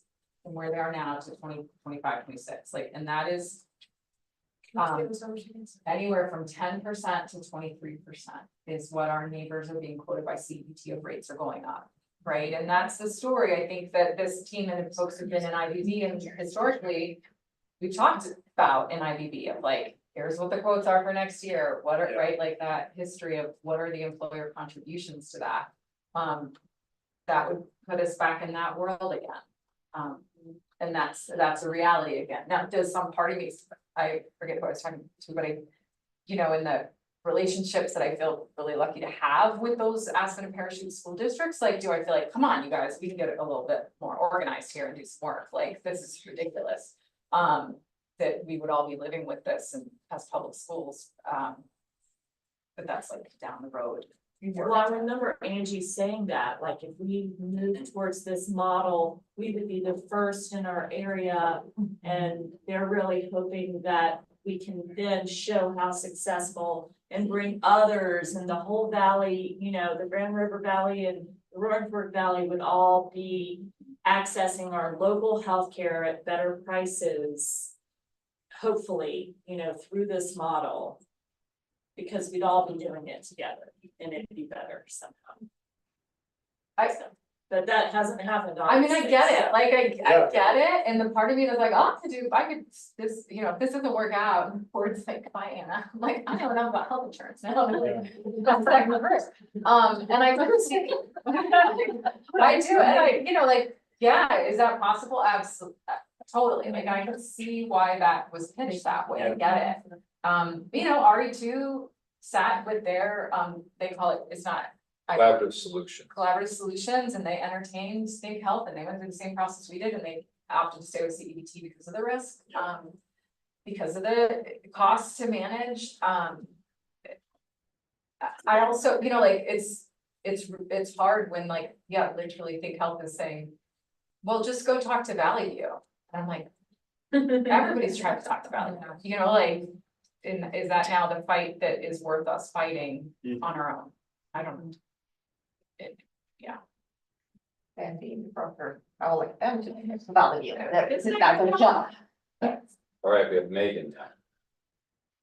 I just wanna say that, she starts like this,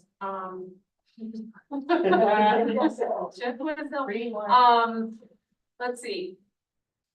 Are we solving a problem today? Good question. I think what I would say, what we're doing, and I put it written down, so I want to be clear. Clarifying your understanding of where we are in the process.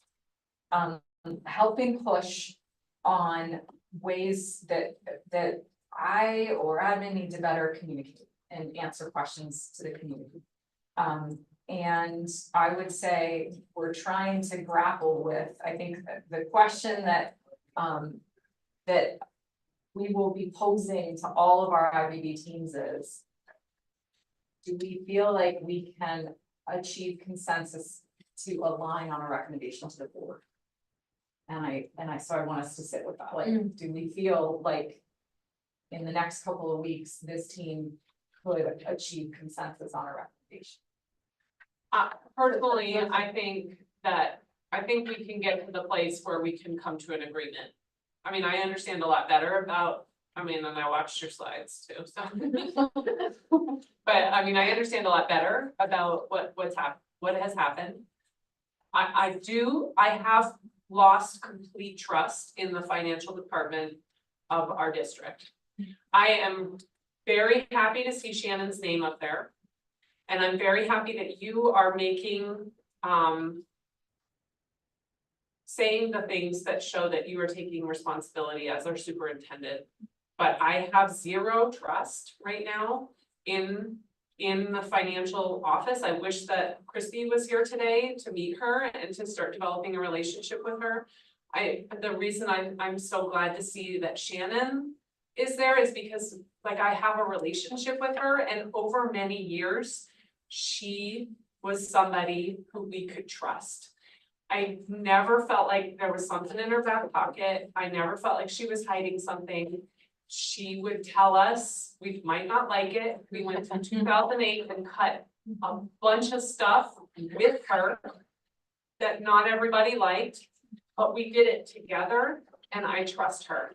But I have zero trust in what remains of the financial department. And I'm not saying that about people specifically. I'm just saying that like in the future, how do I move forward on a team that's going to be making decisions about money without having any trust in that process? And also, how do I know that the decisions we made last spring based on, and whatever money decisions we've made, I feel like there were things, I'm just gonna paraphrase what somebody else said, but like, there was somebody on our team who I think had things in their back pocket and they were hiding from us. And I don't know if that's true or not, but I don't know how to move forward. So I appreciate you taking the responsibility. I'm glad to see one name up there I trust, but I don't know how to move forward. I appreciate you naming that, Megan. I think it's really fair, and I share your concerns, and if you've been watching the board meetings, like we're uncovering additional errors in the budget and omissions and things that were forgotten. I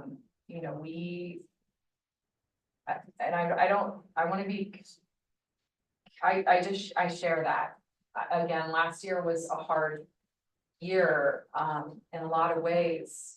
There were things that we saw as in like, we never had quarterly financials as a district last year. But so I guess I share that concern. I feel I really look forward to Christy getting to work with this team. I mean, she was 17 years at RE2. She knows collaborative bargaining. She's part of that team for 17 years. She is, I really believe, the right person that we need right now, and her reputation in the valley is that she comes in and cleans up, and she did that in town of Salt, she did that in town of Carbondale, she did that with RE2. And I feel incredibly reliant upon her right now. And I worry, I think, to your question, Bottom, of like how, like we're dealing with some pretty messy stuff right now in finance. And Christy hasn't been, when she was hired, we were very interested in like, I knew about the quarterly financials. I knew we had a really delayed audit last year. Yeah, it came out clean, but it was like 6 months late, which is a problem in terms of trust and of transparency. And so I knew we had issues, and had been talking to her, as a lot of in hiring, she was asked to come in and present a financial calendar of like, what should a team's calendar look like? And so far, she's only been here 5 weeks, 6 weeks, she hasn't been able to move any of that, because all she's doing is being pulled backwards and clean up. And that's been incredibly frustrating, and every time she calls or texts, which she even did at the airport this morning, to say, hey, we need to talk, I'm finding some stuff, like, I don't, the text, I think that's fair, it's a fair push, and I keep telling myself, like, thank God, operational excellence is one of our 5 strategic priorities right now, 'cause it feels like it's all I'm working on. And I'm glad we put it there, I'm glad we knew it, and listed it, because we need a lot of help, and I share that concern, I'm glad you did that. Okay, I have Autumn and then Jason. I think kind of piggybacking off of a little bit what Megan said, of moving forward. When this dust settles, hopefully it settles. I do think that the teachers and employees and taxpayers deserve some sort of full report of like what happened and what this looks like, and some sort of third-party audit that goes through and really looks into this, so we can ensure it doesn't happen again. Because I'm just thinking about my 12 years on IBB and how we worked so hard to really be in a really great financial place. And now I just feel like all of a sudden all of that's changing. So I think that people deserve that piece. I have a couple other questions on my teachers are asking me about can I ever say this word, annuity, the like equitable, it used to be American Fidelity, and now like we've had to switch that, like, yeah, it was so much work, and I'm still trying to do it. Do we then have to now switch back to American Fidelity? It's a good question. Okay. All our 403B. Yeah. Or Yeah, just no or- retirement. Isn't that outside Think Health? It is outside of Think Health, but they were the ones that recommended current providers. So we were. Another incident. It's another element of it. Okay. Yes. I didn't answer that question, we didn't have an answer. I'm trying to make sure to capture like those kinds of questions that need a detailed answer into the FAQs. Okay. So I'm just, want to make sure I get it, and if for some reason that doesn't pop up on the FAQs in the next 4 days. Okay. it's like, Yeah, I will. like Annie didn't answer Yeah. that. Yeah. Okay. It's really about, yeah, like going from, Almost right. we were American Fidelity, switching back to Equitable Okay. was a whole process. And a lot of teachers like had been paying into one account for 20+ years and then had to switch to the new account with the new program. Switch back. Now let's switch back to that. I think that's a lot. And then, what about those who don't pay, like use their spouse's insurance? How will this affect them? I've gotten a lot of questions from people about that. And then what will teachers' benefits, employee benefits look like during the switch? Like some people are like, I have this major thing coming up and I will be doing this thing, and then we're gonna be switching halfway through, like how is that going to affect? As in deductibles per se. Just like, do I have to switch doctors? Like, I have cancer and I am in the process of going through all of this treatment, and then if that's gonna shift halfway through, like, what does that look like for that employee? I don't know the answer, do you know the answer to that? I know what Chrissy brought from CEBT is that the network is very comparable. I don't know that we do have a side by side to say Dr. Reese, and to exact extent of that. So but it could be possible that teachers who are having long-term health risks are going to have to find all new doctors in the middle of this. There might be a possibility. I would say if they're not comparably covered. And that's probably a piece that I wonder if we could expedite getting those lists sooner to people as we're making this decision. I would just say in Yeah, a recommendation, if that is something that happens, like we need to call a snow day. Also known as the health insurance switch day, where we don't have any students and teachers are given a take to like figure all this out, because trying to do this when you're working just doesn't happen. You can't do it on the weekend. Yeah, they're not even open on the weekends. Anything else, Autumn? That's it. Thank you.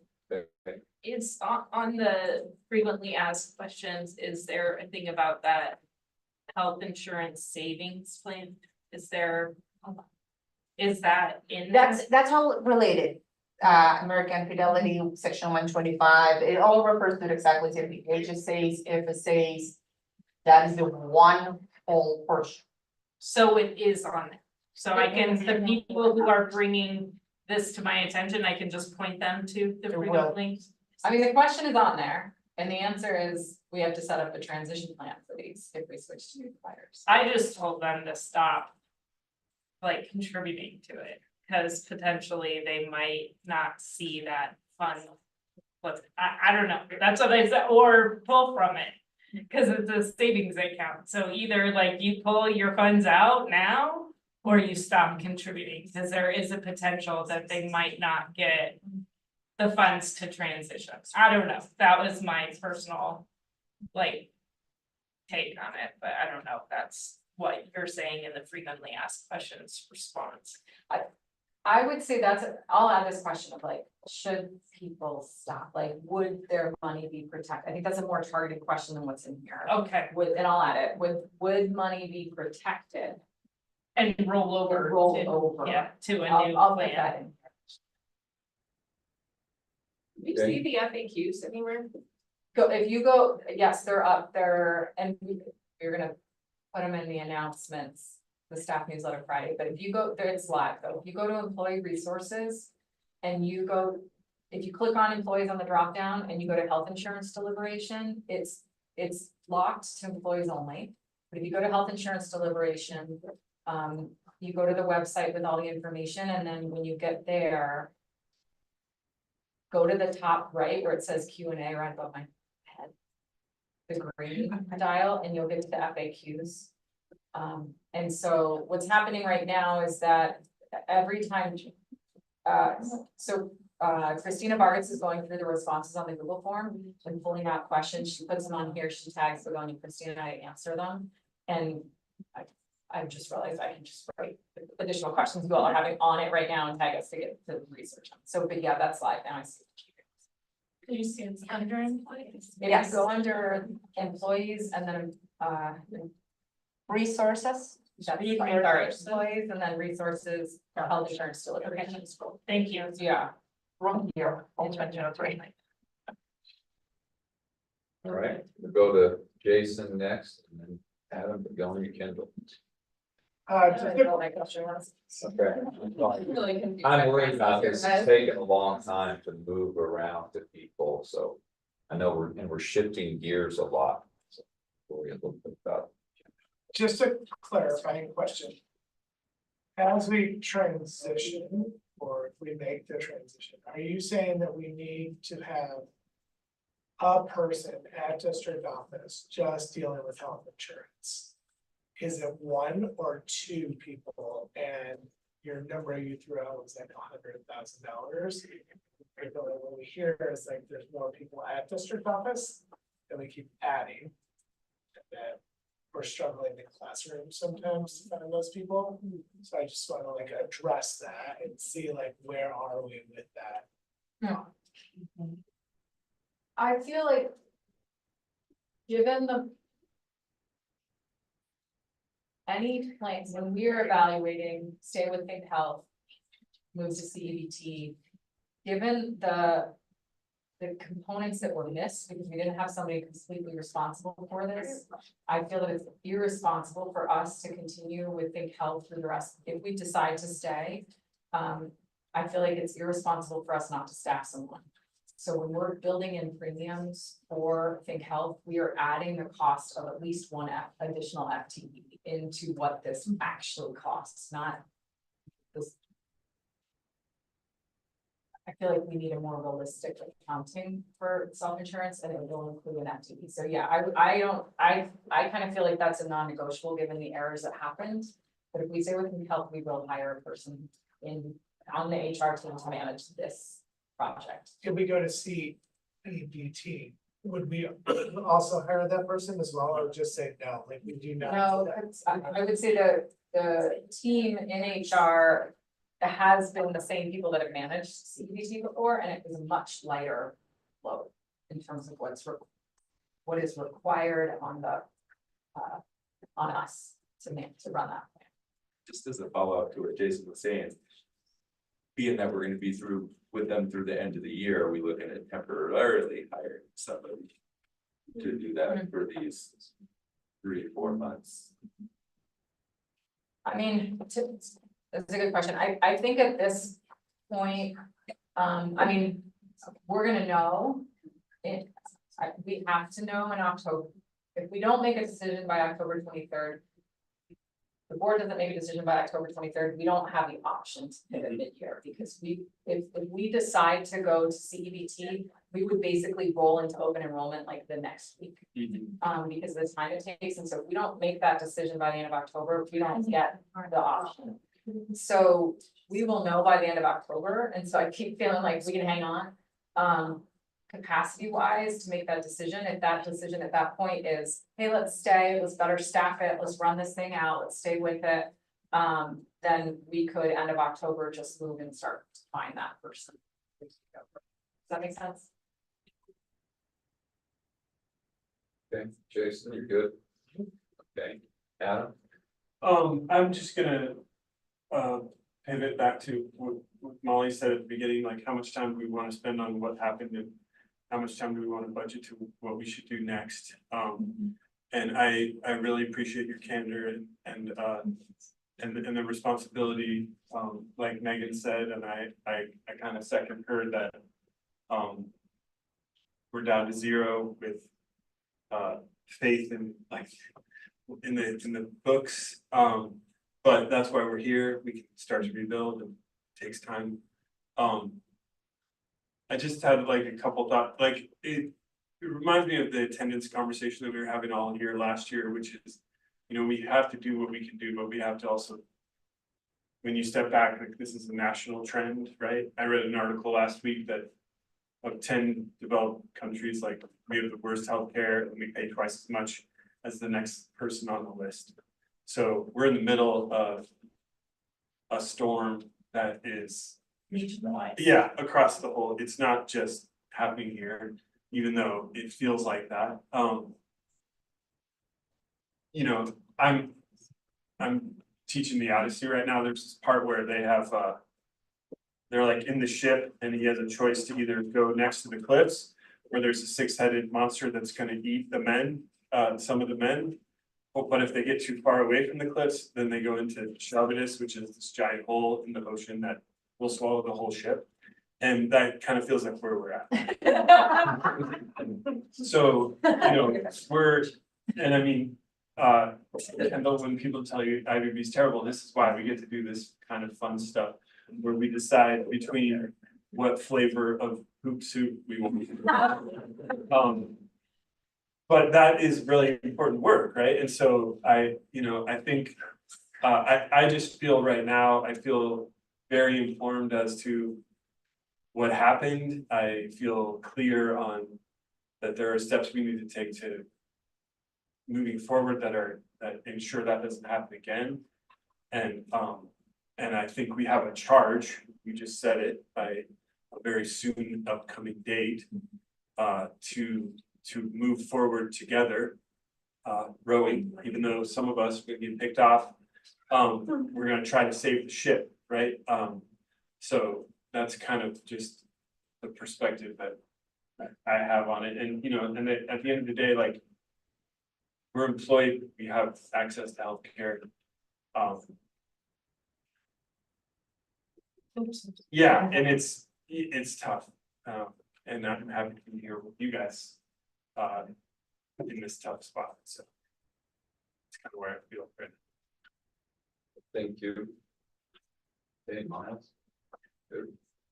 Just very quickly, I don't know if the district has considered this in terms of if we do change to address what Otto brought up.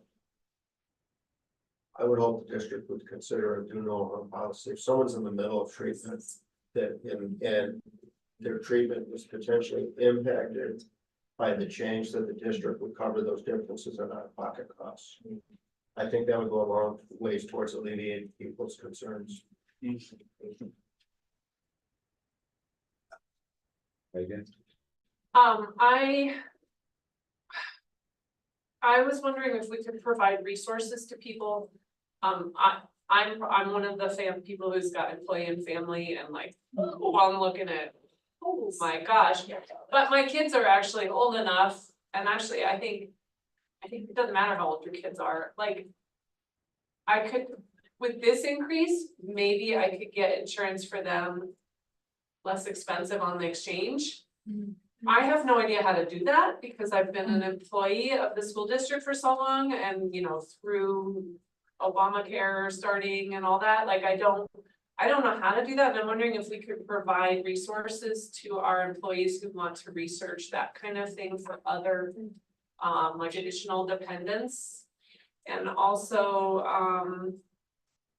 I think one thing that I used to talk to people a lot about was helping them figure out which plan to be on. Like we had option 3, option 4, option 5, and people would automatically, always want to go with the one that they think has the lower deductible and the lower copays, but they don't realize that the increased cost in the premiums that they're paying is actually it's gonna cost them more, and that they, you know, they could actually get the same coverage and pay less if they have like this lower, you know, if they went on plan 6 instead of plan 4 or whatever. So I'm wondering if we can have that kind of scenario running as part of our, whatever we end up going with, that would help people kind of understand the different, I'm assuming we'd have like different tiers again if we went back to CEBT, that would help them understand that, you know, the one that you think is the cheapest might not be the cheapest. It just kind of depends on how you look at the whole picture. Yeah, like just somebody who can help you go, okay, you're gonna be paying $1,500 in premiums. And you're gonna be paying $0 copays, that's gonna cost you this much money per year, or you're gonna be paying $900 in premiums. And you're gonna be paying this much in copays, this is, you know, it's probably gonna cost you this much, and like, people don't see that very easily. Yeah. And it's very hard for them to see that, I mean, thinking about my staff member who came to me like, I don't even wanna look at this video, because, you know, I don't get this, so like, I'm thinking providing some kind of those transition resources might be helpful. For people. Thank you. Megan, I remember you teaching me that like 14 years ago. It's a big deal. Looking, I like thinking about what you're saying about like time to plan and time to find these new doctors. I wonder if leadership, if we can commit to like a couple ERWs for people. But one thing I want to be really careful of is I just went back and found a bunch of the old documents from the implementation, and like there were so many like I look at it and I'm like, Think Health sounds so good. And so like how to build, I don't want someone to come in and tell us what to do. Like as people are finding doctors, we need to find the right reliable person that people can trust to help do that. But if it was like, maybe there's an ERW in Glenwood where that person's at Glenwood High School, and Glenwood teachers can go there if they want, or they can just use their own time. I leave a couple of those in November and December. It would at least build some goodwill back. Thank you, Kendall. Alicia? Yeah, I was basically on the almost identical lines where I was like, time is what we need with this, and we need expertise. We need somebody we can trust to help us with this transition, and we need the time, like you said, if we're having to make calls, the doctor's offices that close by the time we are actually available. We need that time built in. Well, where is it? It's ERW. And so I think the lift needs to come off of like the expectations for ERW, and maybe even like district level ERW time needs to be devoted to this, like. And then the resources, so like either it's an online database that people can go to do the shopping, like Megan's saying, where, hey, if I'm gonna pay this much more, I wanna look to see if I can get it cheaper somewhere else, or the expertise of a person with the CEBT plans that spell out what Megan was saying, like this equals that, but then you get it here. And so I think we need time, and we have it with ERW, so I'm just gonna put a push for at least the district level, and that maybe something comes off of the the ask for teachers, because this is putting a big burden on them. And the burden is time, and we don't have the time during the day unless we take it off. And so I don't think that's fair to have somebody who is like undergoing treatment for cancer have to take an additional day to try to get all this healthcare stuff worked out for them. Okay.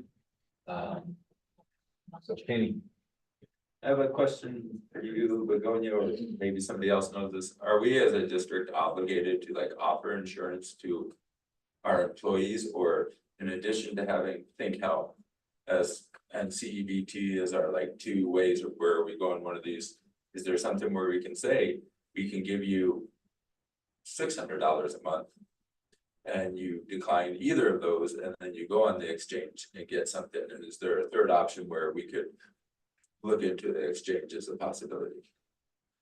When we were contracted with CBT, we had a contractual obligation of insuring every full-time employee. Okay. That went away with Think Health, and whoever chose to, I don't wanna be insured by you. That was their decision. They did not get any financial assistance by taking that decision. And that has been historically asked, and historically the answer has always, or the procedure has been always the same. That's the fact that an employee chooses not to be insured with us, we do not overcompensate for that loss of a benefit. Am I naming it correctly? I don't know as of right now, and as of the conversation that we had with CDT, if that same clause of 100% of your full-time employees will need to be insured by us. And we had a plan, the hospital reimbursement plan back then, that was an added-on service for those that chose, and it was secondary coverage for those that chose, well, actually, I still don't want your plan, I want to be insured by my significant other. And we had this secondary plan that was given to them. I can't say really offered because it was not optional, it was given. Does that answer the question?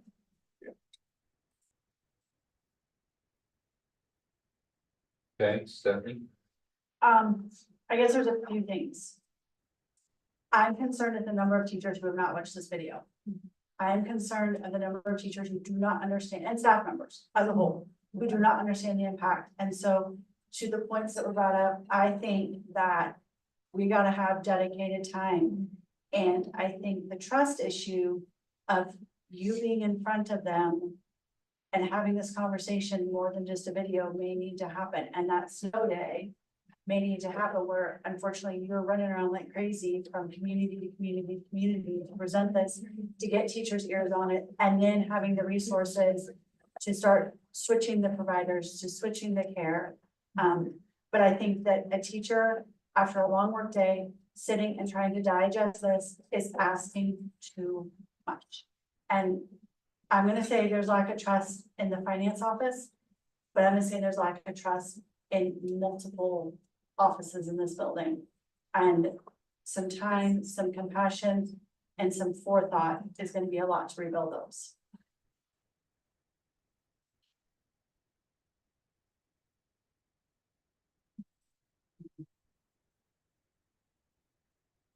okay, so it feels like to me too, we really need to look at the plan of how these two policies are going to be compared in order to make this decision prior to October 23rd. That's your deadline, right? They have to make the decision. So there's a lot of variables there that we need to be able to focus on. And I know some are listed in the presentation. Yeah, I mean, sounds like you're kind of asking, that's it, where do we go from here? Yeah. It was after lunchtime. Yeah. Dive into the how to make a decision. Yeah, I mean, I wonder, and I know I'm conscious of my own 12:30 meeting that I don't to. Yeah, you I think to ask, and again, we don't have like anything on the calendar for this team before October 23rd. I think the end ask, my initial ask to like Stephanie and Nina was, will IBB rep certified teachers' voices in a decision of this matter? And is this the right process? And so in order for you to be able to, I feel like there's a moment before October 23rd where it would be really great to hear from this team. This conversation's been hugely helpful of like, what more information do you and teachers need to be able to make a recommendation for just phase one of decision making, which is stay or go. Because I do think when we've talked about like the financial impacts to the district, that's actually like phase two. Yeah. Do you know what I mean? Like, that's like how we're gonna pay for this is phase two. So I do think there's a whole nother round of communications that are like, you might not care about health insurance. You might care about where we're gonna come up with $5 million to pay for this. So I do think that can be part of that phase two conversation. So I think my question is like, can we come back together at some point in October? And is it enough for the current plan of communication and feedback for all of you to be able to say, when we ask this question, are you thumbs up, are you thumbs down, are you like, I don't have enough information? If we, the tools we have right now, so we have the frequently asked question is live, it'll be in the staff newsletter Friday, so that people have a link, they can see it. As questions come in, it's taken us about, 48 hours to kind of get a response in there. So there's that input form. I have the Google responses and I don't quite know, like, does everybody want to see those? I think they're very interesting. I think they're helpful to understand the pulse of employees, and I can just give this team all the certified responses and y'all can use that. We have 2 Q&As, virtual Q&As scheduled with Christy and I that first week of October, one like 7 a.m. and one late in the afternoon. That we can also record those as input opportunities. I would like to better share all of your names as reps that people can talk to if they don't want to say something on a Google form or they want to ask more questions. I want to make sure that's okay. But I guess that's the ask is like, could we come back together and what else would you need to be able to lean in on just phase one of decision making? And then we can talk about that second phase of how do we pay for it. And then frankly, there's gonna be a third phase, which is like 25, 26, what are we doing? And I think that would happen later. And that would probably feel more like what IBB's done in the past. I didn't see who was up first, so my apologies. I just, I can say really quickly that, and I don't know where everyone else stands in that. I presume to speak for anyone, but all those resources are available. I mean, I could go forward with CEBT right now. I like them. I like the clinic. We don't have a good relationship with Think Health. It's a crazy risk. We have to hire a new person. Like it, I'm ready. I mean, I'm ready. So I'm just, and I can be convinced otherwise, but I'm just saying that maybe we don't have to spend hours on it. Like. Okay, Yeah. Stacy. I'm hearing, maybe as part of phase 2, you're thinking about like, we're switching providers and things like that, providing time, and I would encourage you to think about how to use it in CRW. I think with the risk of like calling a day, if we're okay with adding days at the end of the school year, in case there's any other weather events or things like that, that's just the tightness with which would happen in terms of student contact hours. So if we're okay with that possibility, or probability, because we're very tight, then that's something that we can consider. But it sounds like it has to happen quickly if we need to make a decision before October 23rd. Or whether it happens. Thank you, Molly. Is staying even an option? I haven't heard anything that suggests we have the financial ability to stay. I mean,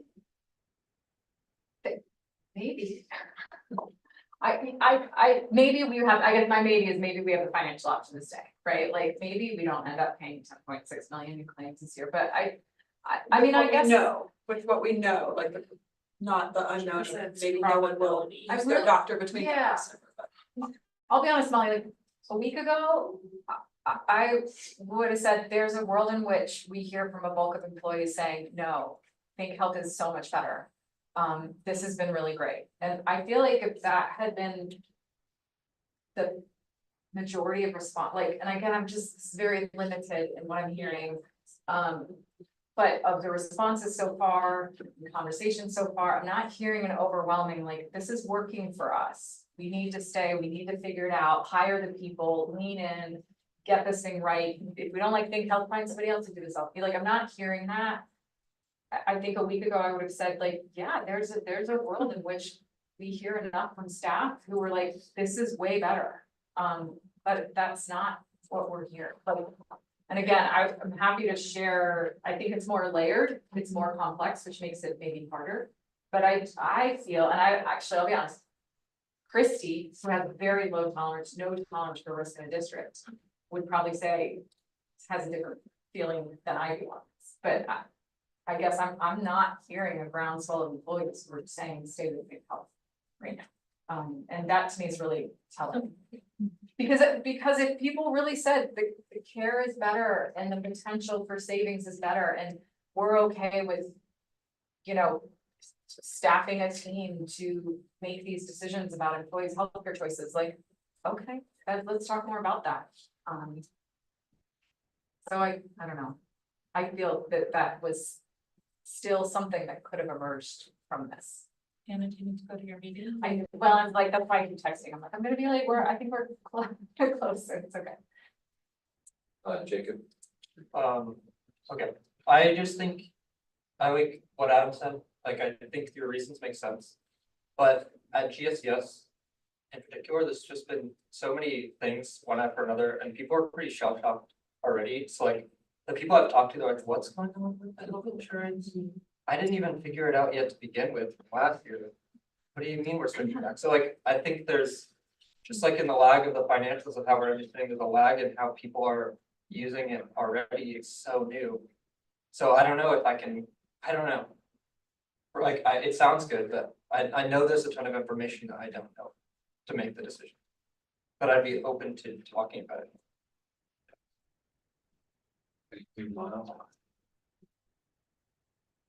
I think, you said that rates are looking to go up 10 to 15% next year. I mean, you're gonna have a lot of employees, and I've already heard this idea out there that CEBT is gonna try to stick it to us if we go back to them. And even if the district covers the shortfall for the upcoming year, then that 10 to 15% is gonna hit. I guarantee you employees are gonna come back to you and say, this is all because we switched. So you need to think about how are we gonna deal with that? Because, you know, I mean, I can tell them, oh no, they told us already that was not gonna happen, but it's in people's minds and it's gonna leave a bad taste in people's mouth. And I know a lot of this came with the previous superintendent, we just followed through.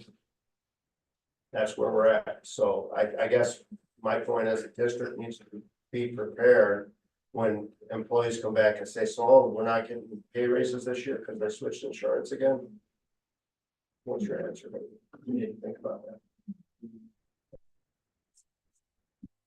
Yeah, I appreciate that, Miles, and I worry about that a lot, which is, you know, I would say right now that because we have been talking to CEBT to get these numbers, and I definitely walked into that first meeting like, am I on eggshells here? I don't know how that breakup happened. I don't know what I inherited. And I'll name that they've been nothing but like professional and helpful and wanting to help us. Now, is it temporary? You know, I mean, I will name, they're a nonprofit, they're a trust.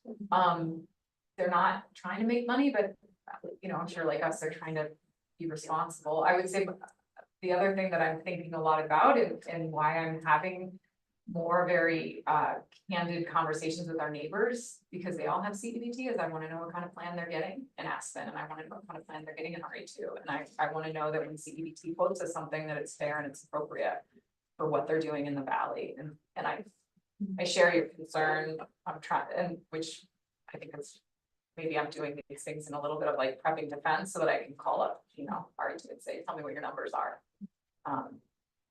just to make sure that that's not happening, because I share that concern. I don't have any indicators that they have any sort of malicious intent. In fact, I actually feel like they feel bad for, like, they're like, we want to help you out, you're in a really tough spot, we're sorry this happened. But that still sits with me. We all know perception and reality aren't always the same thing, Yeah. and we all know where that buck stops. Yeah. Thank you. Mine's just real quick, my impression at my school is we're taking away better insurance to get worse insurance for more money. So I think the impression in my school is that I think everyone thinks this is better insurance. It's better insurance, things are cheaper. I broke my arm in January and I had to do all these different things and I didn't pay a single penny on it, you know, it's been really great. But, and prescriptions are cheaper, all of that, but I think the feeling, at least with students I've talked to, is that this is no longer an option. So I think that's maybe why it's not coming through on a Google form of like, this is what we need to do. I think they just think this is not an option, we need to go back. Thank you. Heather? Yeah, I would say the same thing, Anna, that people think that aren't necessarily thinking they have to fight for their choice. And also, we don't know what we don't know. Like, I know myself personally and several teachers in my building have commented and benefited from an increase in mental health providers like counseling services. Yeah. It's been amazing that we can actually find therapists to go to locally that take our insurance. So great. That's been kind of unheard of in the past. So, you know, yeah, people don't know what they don't know. Like, has CBT changed their mental health provider coverage? Thank you, Lisa. If we go back to CEBT, could we ask for a clause in the contract that says we will be within a certain percentage of the costs for Aspen and Parachute up and down the valley?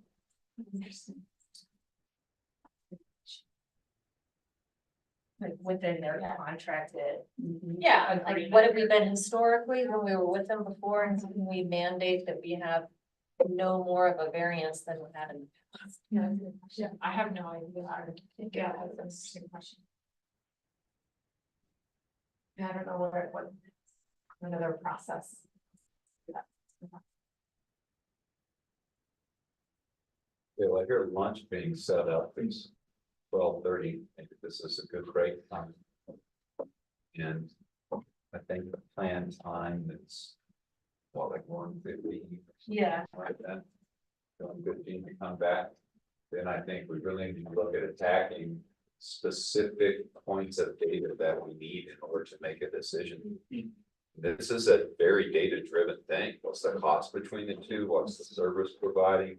If you're gonna spend $100,000 for somebody else, are they gonna be able to utilize the flexibility of the plan to save that money in the plan? And there are just a lot of variables there for you guys to make a real educated decision.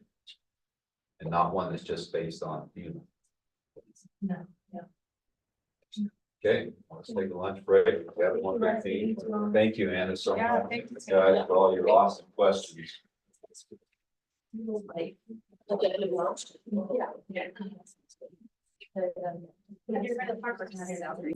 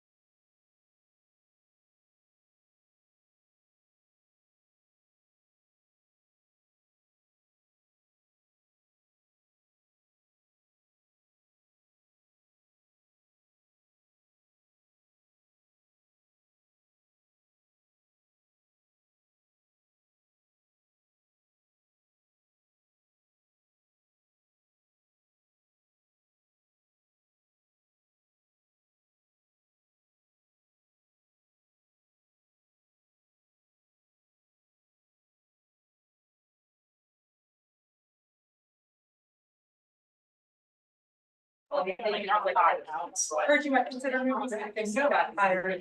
Perhaps for 1:15 time, so here we go, we're gonna shift gears a little bit right now too. You can tell her now.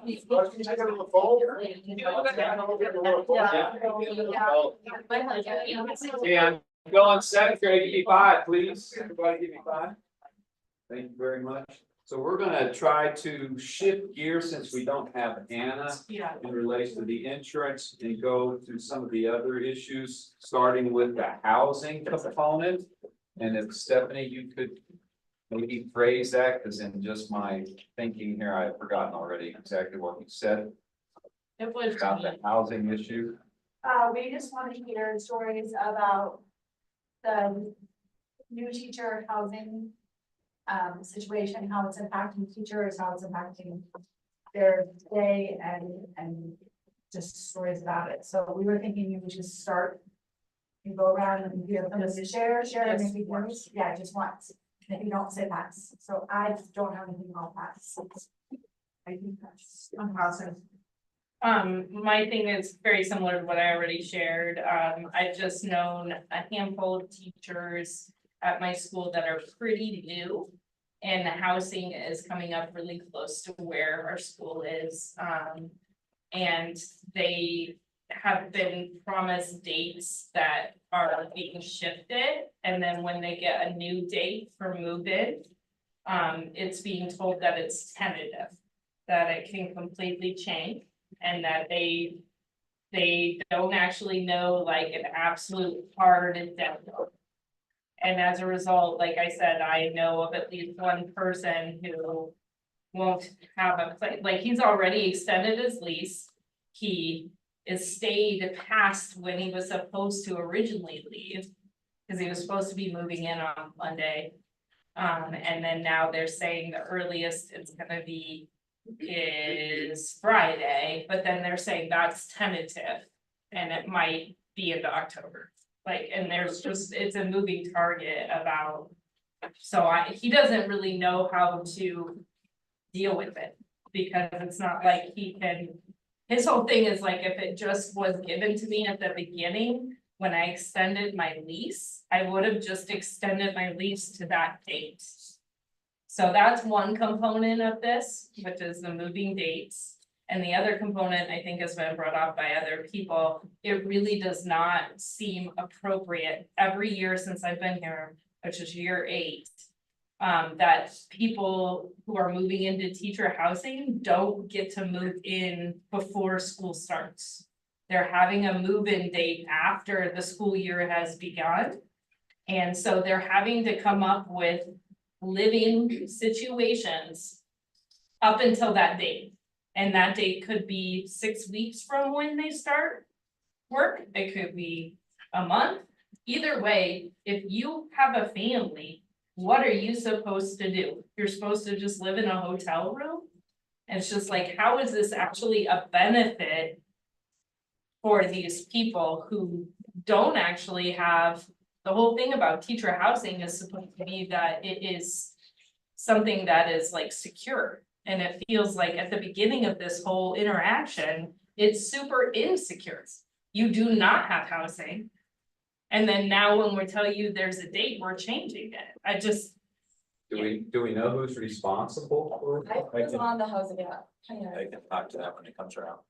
Great, thank you, Lindsay. I've worked closely with my one teacher who has family coming, who's gonna move into teacher housing. She seemed to be clear that the dates were tentative based on the instruction plan. So her family is not coming 12 months after the original move-in date.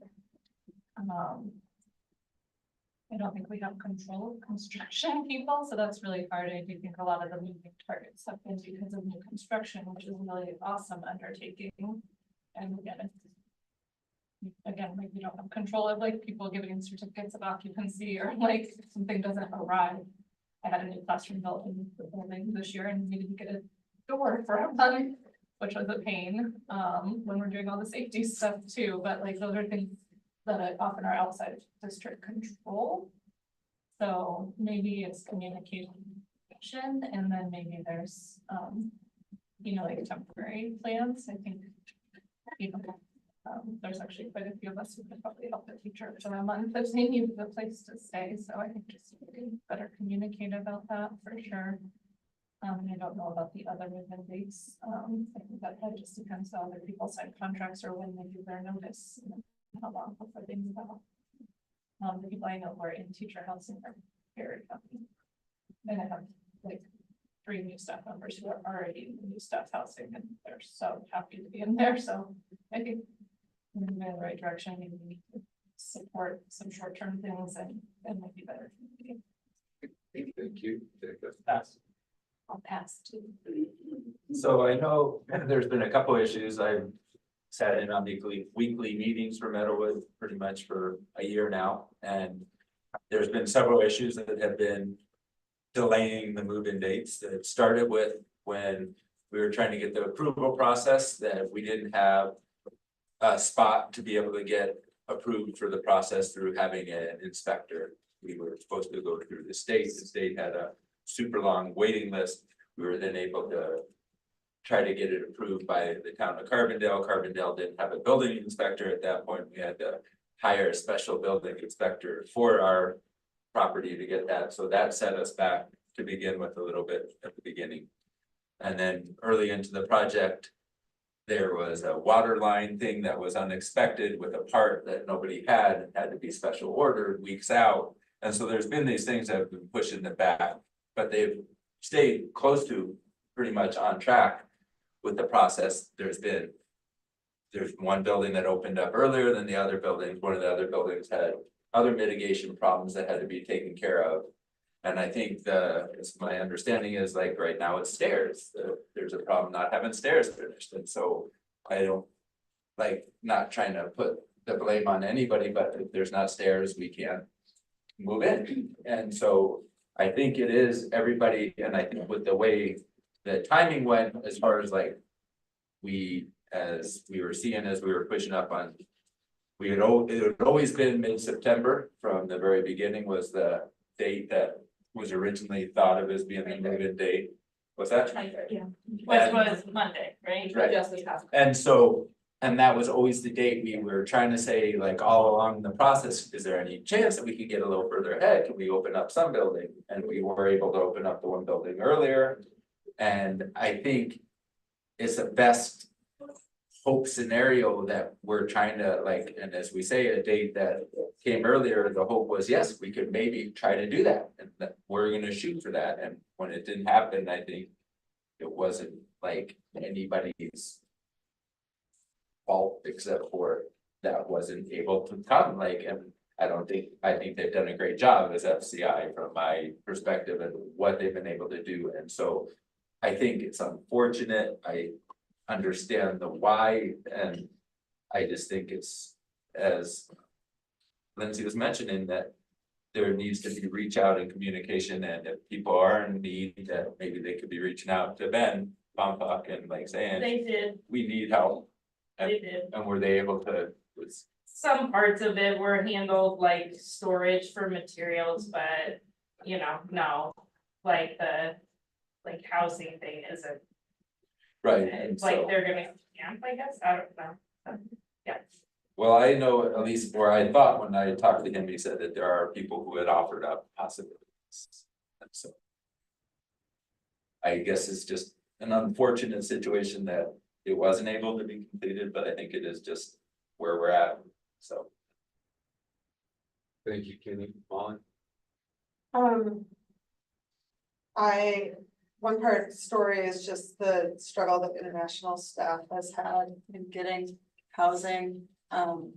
Whether it's because signing a lease or, in my experience with 3 staff last year in our building, being duped into really crummy lease that was really the majority of their paycheck, and then being locked in for the whole year because they did it in isolation prior to getting here and without support of those of us who live here.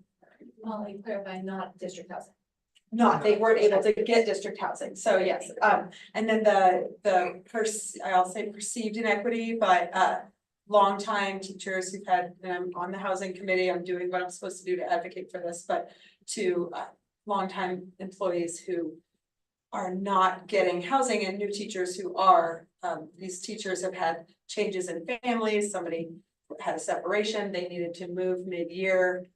New teachers who have no experience in the district were offered the house over this person. It has happened a few times. Don't have any comments about the new teacher housing. Thank you. Jason. Yeah, nothing on the new teacher. I am moving into the new teacher housing, so, I've been getting all the emails and notifications. I think I also moved into the new teacher housing in Glenwood in 2018 when that was finished. Comparing this to then, this does feel smoother. That deadline for the Glenwood builds was like months off, which was really challenging, and I thankfully was just living with a coworker in her spare bedroom, and she was letting me extend month by month. But that felt really hard. I also, that move-in date though, ended up being like November. So mid-year, not at the start, and I was brand new teacher in this district, first year teaching. This time, I think it's just moved like a little less than a week, the 23rd to the 27th, but moving in on the 28th. I think I totally recognize contractors and timelines and buildings. There are so many things that come up out of control that is not the district. I do wonder of like potential future builds or recognizing of move-in dates, like the school year calendar is set. We know times that are really great and can support teachers and times that are really, really hard. This week I have X Ed, I have IBB, I have a million things going on. Everyone is sick at work and conferences are coming up and it's the end of the month and I'm moving. So like, it's a lot happening at once. I think like there's things that aren't necessarily in our control. I don't know if it's better to move someone in at the end of the month, middle of the year crazy versus postponing it to like a Thanksgiving break. I have no idea. But I just wonder if like when you start mapping out any potential future bills, considerations of dates in our calendar that can support teacher, and maybe like have it be the 10th of the month, so then if the dates move, it's not as hard as like all of a sudden now am I gonna have to pay a month for my current landlord for October, and odds are high because I start moving in on the 28th and I have Saturday, Sunday, and then I work. I don't know if I should take a day off to get this move done so I don't pay rent, but it's a personal day, so I think like just kind of a messy time. That's how it ended up, and that is hard. It's hard to move. But the housing we have is a really great opportunity. I'm really grateful to, so I'm making it work. I am not moving to staff housing, but I think I went to the ribbon cutting, met a lot of people, classified and certified staff who are very excited. And I agree, there's pieces that are, I mean, I climbed those stairs, they're not safe because they're not the actual stairs they need to be, right? So like passing inspection and things like that, I think feel really critical. I think one of the things that felt like a great change, and I appreciate the housing committee in discussing this, is thinking about how to make some improvements in the lottery tickets, I would say, and the weights, because it was totally closed off to any classified staff previously.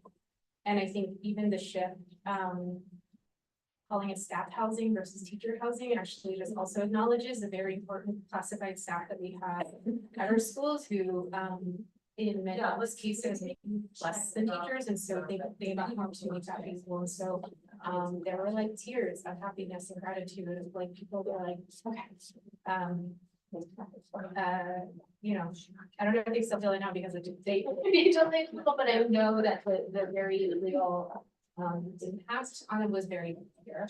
And so I just appreciate that. I think that I think in the country, I think as a district, this is much more forward in terms of staff housing than most any other district is, and so I think, and it does come with challenges for sure, but I do think the, housing committee's work on making it more accessible is really, appreciated and acknowledged. We have a number of staff members who either are moving in today, actually, someone is taking a day off. Or are waiting on units or already moved in. One who is supposed to move in this weekend, her parents are coming and she is a little anxious that she will place the house to her parents, but I live in my house. So we out of town, so I think encouraging people to network. I stepped off the housing committee this summer, but I was on it since 2015, whenever we began this work, so 15 bond. And we began talking, Ben brought this to us like in, I have the notes out, like January or December about what the timeline was gonna be, how we were gonna handle leases, like if people. We had a number of people who wanted to move from existing staff housing into the new staff housing, so, and leases tend to run July 1 to July 1, we did that intentionally for the summer break. And so how we were gonna handle that was something we talked a lot about, and another thing, fewer people moving between staff housing, so it wasn't as big of a deal as we thought it would be. I apologize that that happened, that's happening to this person, that Ben didn't have a solution, because I know he was really hard on it for a very long time. And I don't think we're anticipating building any new units anytime soon. We pushed really hard that these units would be ready in the summer, and that's been true for all of the units, but Cardiff ones, we weren't the construction facility, that's the wrong word, construction, whatever, company, thank you. Contractor, there we go. Yes. Going in. I do recognize that housing is one of those difficult factors, so there's no one neat that slides, and I don't get a call from someone with a question related to housing. I know Ben has done an amazing job bringing forward the housing committee and a few other initiatives, and I don't know if there is a broad knowledge, there is on our website, on the employees portion, a list of offerings to staff members that come from the community. And every time I point someone to that direction, to that link, it's like, oh, this exists. Like, and it's been there at this time, say for the entire year, probably. So there are definitely resources once you network, once you start asking. I know every situation is unique, every situation is very stressful because it is the four walls that you and the ceiling that you have over your head. It's the need to cover that very basic need of where are you going to live. But I think what Lindsay had mentioned, use your network, reach out. We do our best to try to help with it. It sounds like Kenny, you already talked about timelines and construction. Yep. Okay, and did anybody already talk about the 10-year plan? No, that's great. So the housing committee is about to finalize, they just did interviews to folks that have submitted proposals to the RFP to develop a 10-year housing plan. Okay. And so, once that is finalized, which it might have been already, then we will be working with an external partner to develop a 10-year housing master plan. So I think that's to Kendall's point, there's nothing next coming, until we have a plan. Okay, that was our one lap. What was the goal of this? To share info or to just to really voice out this concern? Yeah, I don't Do you vote vote on like, is it decision? something that we need to pick up as IBB or not? I don't think so. I think. We want to vote, or you don't think we should pick them? Yeah, I'm the one who brought it up, and I don't feel like from the conversations we had that it's something that like there are things we could put into place to make this better. So I think it's as good as it's gonna get, and like we just have to work within these challenges. So I think that's a different conversation that doesn't have to happen at IBB. That's my opinion, but There's a housing committee. yes. And Ben Bonfolk is in charge of that committee. And we've heard some of that processing that's going on. Molly, you're on the committee. So that would be a way to network in any concerns. Yeah, just, Okay, yeah, or suggestions. okay. Great, thank you for sharing. So we want to go back to insurance Actually, and, we want to do school safety since we're. okay, we're gonna go through school safety, okay. And so would you give a little, since some people didn't even know what. Sure. Especially with the spotting incidents increasing, we've had a number of kids reach out, not feeling safe in their schools. We've had teachers have to take mental health days because they're not feeling safe in their schools. I'll be really honest, Anna and I have experienced ourselves walking into schools without checks being done on us, and that red flagged us. Anna's had principals express some concerns, so we, as the LMC, thought we would bring it forth, hear some stories, and we were hoping maybe if everybody felt like this was a committee, that we could get some stronger protocols, policies, how do you use it? I think just alignment on the high leverage strategies. So that we've talked about how this isn't something you can bargain for the contract, but it does relate to the contract. If we can't attract and retain teachers because they don't feel safe, then we have a contract for people who are leaving us. So, do you want to start with stories? Were we gonna go to time? We're just gonna do a one. You have this morning, no. I'm gonna try or just do a one for that. EB vote. No, I don't want anyone to get cut off. Yeah. I feel like one lap, just try and be brief, like Adam says, and say just enough. We'll try. Okay, so Autumn, you can start.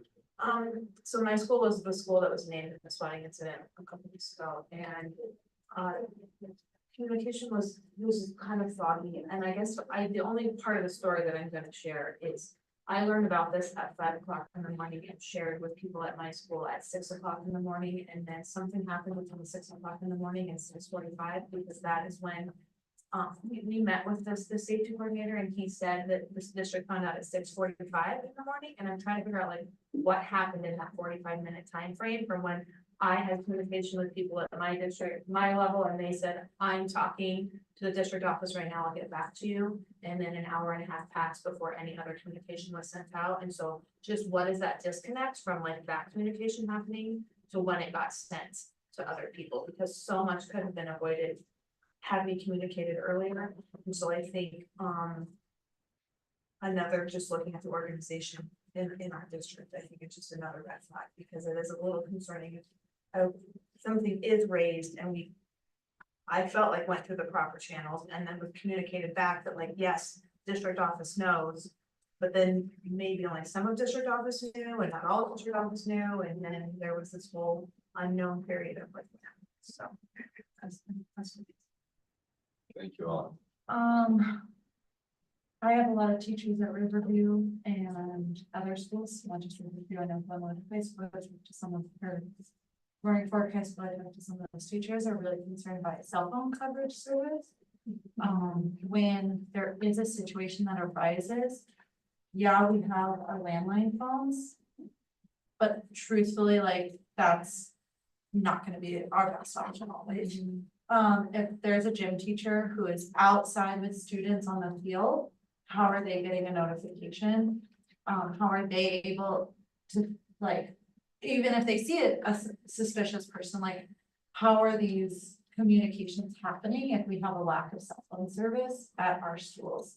It really concerns a lot of my members that like we cannot make emergency calls like 911 from our schools when the safety director came. It took him 3 tries to get a hold of 911 from his cell phone. And now it's very concerning. I'm gonna make an observation about the safety protocol. I feel like after the event that happened in Florida, was it on Valentine's Day or the day after, that massacre, gun violence, high school, I feel like the next year when we had the safety talk, it was like way, when I say talk, I mean like preschool. it was really like frank and people were really honest and like they told us, you know, obviously when we're in a lockdown drill, like you're gonna behave different than if this is real, if you have a door, you need to get out. Like you don't just sit and wait. I feel like since then, we have not had this type of like frank conversation, and so I feel like there's a lot of new staff who don't know some of the things that were in that conversation that were like super insightful for me. I hadn't ever thought, because I forget, they gave us like data. They were like, people who sit get like their survival rate goes down so much more than people who either leave or fight back. And they like gave us data like that, and I just thought it was really helpful, but people now don't get that. And like, we didn't even have our safety talk like in the pre-school starting. It was like in an early release Wednesday, a couple weeks after school had already started. So I just feel like if something would have happened, like the swatting events happened really early in the year, like you hadn't had your safety talk yet, like, what are these people gonna do? You know, they don't know, and it just, I feel like not knowing enough information leads to chaos when an event could happen. Let's hope it never does, but yeah. Thank you.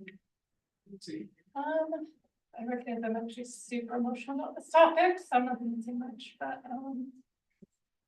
we've had so many experiences. It's really hard. I'd say, as soon as I got to Run for High School, I did a safety walkthrough. It was not reassuring to me. Cell phones don't work, so radios don't work. I'm like, I don't know what I'm supposed to do if I can't communicate.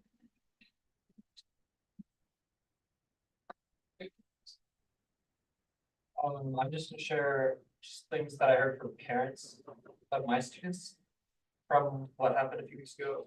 They also had students in the middle school too. There was just like a lot of unknowns. I know that no one really knows in some of these schools what's going on, but if we know this is going to happen again. And I know there was follow-up and like there was a response, but if we can be like really professional and make a decision very quickly so that everyone knows what's going on quickly. And no one's like, I don't know, like an error on the side of caution, because there's a lot of confusion. Thank you. I'll share a concern that someone at my school shared about the new protocol to always have the doors, classroom doors locked and closed during the school day. Teacher wondered about the decision-making process behind that. They wonder what message it's sending to students who are not inside the classroom for whatever reason. They wonder if a student feels like this door is locked for a reason and I'm on the wrong side and I don't feel safe, even though there's not an immediate threat. So they would like to know a little bit more about how that decision was reached.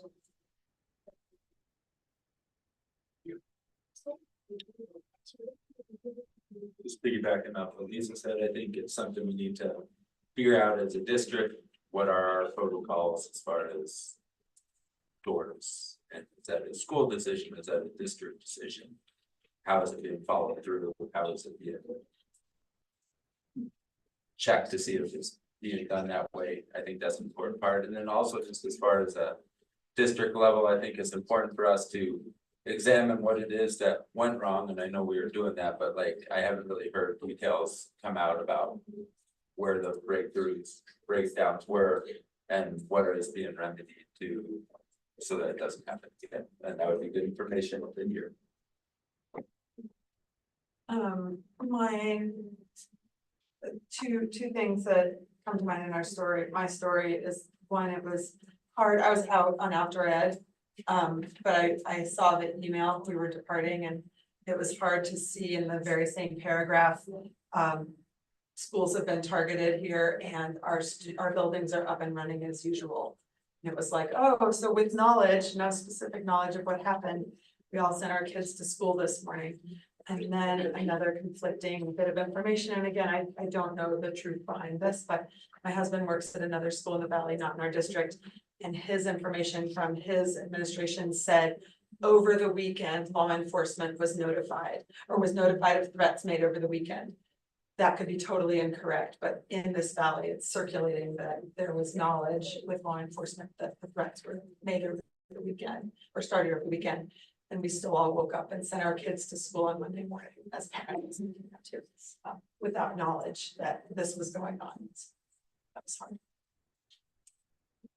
I want to say that I believe that the people in my building and our front office are doing a really excellent job of stopping people. We have, I don't know if all the buildings have like a double entry door. Does everybody have that now? Okay. And I think that's really effective. I worry about the one lady who's sitting right there. I was thinking like, oh, I hope she's okay. She sits right there. I hope that's like bulletproof glass or something. Okay. It's soundproof too, in case you're ever locked up. So I really do think that, I think people are our biggest strength. That being said, I do think like the biggest problem that we have in our school is people propping their doors open. And sometimes it happens unintentionally because there's like a wood chip in the door. And sometimes people just leave the door open and that doesn't happen as much. It's usually a wood chip. Or like their back classrooms being left open, and I worry, I always shut the door right away, and I'm always like, I hope that somebody doesn't think I'm being a bad person by shutting the door. And I know that I think we have like little sensors that show up in like the police station that shows if a door's open. But like a door could be open for a long time and I don't think they're calling our school to going, you've got the like door open, will you go shut? Like, I don't think that happens. I've heard the sensors are there. It's in your office. Okay. Are you? Okay, cause Yes, it's a that red door dot. will be sitting there, but who's looking at the red dot? Every time we check to see if it's I- hot or it's cold, right by which is the like every hospital hour right right now. Okay, well, so I feel like the biggest weakest link is us. Are we gonna let that person in the front door? Are we gonna prop the door open and let somebody in? And also the locking the doors or not, I don't think that is a protocol. I think that was like here, we suggest, or this is something that maybe you should do, or this is what they do. I don't think it was a protocol. At least it wasn't clear to me that we have to do that. However, I do feel like that was a reactive thing. And, we've had people tell us, administrators say, you need to keep your doors open because we want to be able to walk in and out of your classroom. Now we're closing the door. Oh, now we're gonna be a magnet that you can stick in your door so that it looks like it's closed, but it's not really closed. So it's like inconsistent, and I think reactive. And also, I know it has nothing to do with us, but can we stop having fire drills every month? Because I have never been in a burning building, but I'm a little more concerned about somebody coming in and shooting us up than a fire. And I know that will make kids die in fires in Colorado schools all the time. Oh, yes, I believe that. Wink, wink. I don't know. Every month, why do we have to have one every month? High school. And I know that's like a state law. I know it's nothing we can do, but I mean, it's a waste of time. I would agree, the propping of the doors, having to schedule those all the time, but the propping of doors is a challenge, especially where we live with rocks being everywhere. I was walking last night at the end of volleyball and football was going on. There was a small pebble in the exterior door and it was propped open just by that pebble, right? And so students having come from the high school, we'll just find that little way to keep a door open that makes it a little challenging to know that it's not completely closed. That being said, I have worked with Dustin a lot in the past year and a half, and I feel that he is working towards a more alignment across the district, and that the reaction on things that like do pop up, like we had a door that sensor was not working very well, and he had somebody out there quickly. to get it fixed, so that like the security on our door staff, both Dustin has been much more responsive to the needs that we have and looking at all the details, so I am appreciative of that. But I do agree, it does come back to us like reteaching it and just restating to our staff the importance of those exterior doors and the location of where they are to them and how they're handling those classrooms. I get it. We have like super hot days in August and September, and they want to prop them open to get airflow, but it is not a really safe environment. And so I've had conversations with staff when I want to say, like, I appreciate that you want to keep a cooler classroom, but I want to keep a safer classroom. And so I think it's a challenge that we face where we are, and not AC in every building. But I do think that we're like moving in a stronger direction than we had. I think.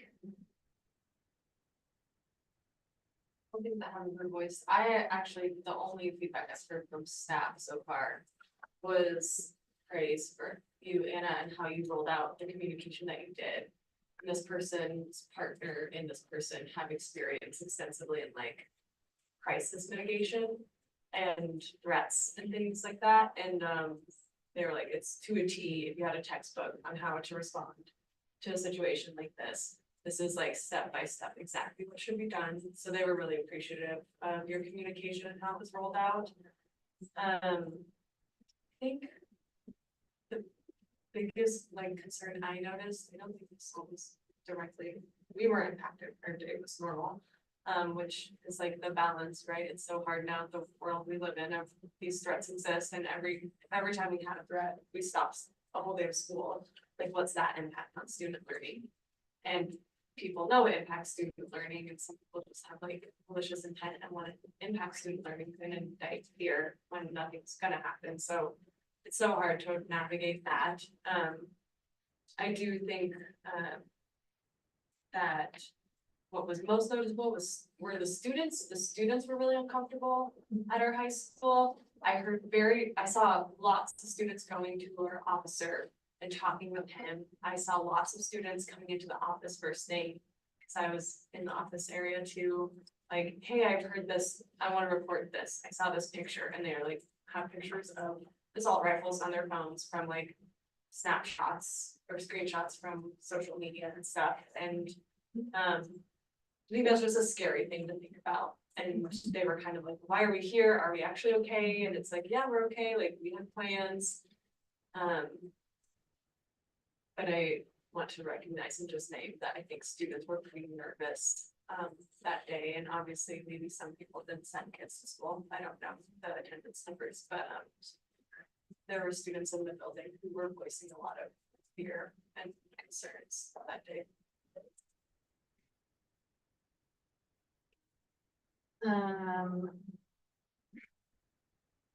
That morning, a couple of us, like me, had gotten a text from the principal. Said, hey, my kid just showed me this, and showed screenshots, and it was like 6:40. And we saw that, and honestly, the most shocking thing was as I was going through the screenshots, and one was a letter from Eagle County. And that was sent the night before, and I was shocked that, like, why, no, we didn't know about this. That was shock number one. We got on a huddle, tried to say, what do we know? Dustin contacted City of Glen Springs and Parkville County to say, hey, FYI, we were notified of this. And both of them said, yeah, we know about it, but had not actually contacted. And I hope y'all understand why we did not probably call them out in a letter. But that was really hard, because once we, like, on the Zoom in the morning, we're like, we need to do communication. What are the facts? What are the things that we know? And trying to get out the communication. And then we did also realize, because we had other folks out who had access to like full district-wide communication, we had to piece together who was permissions, etc.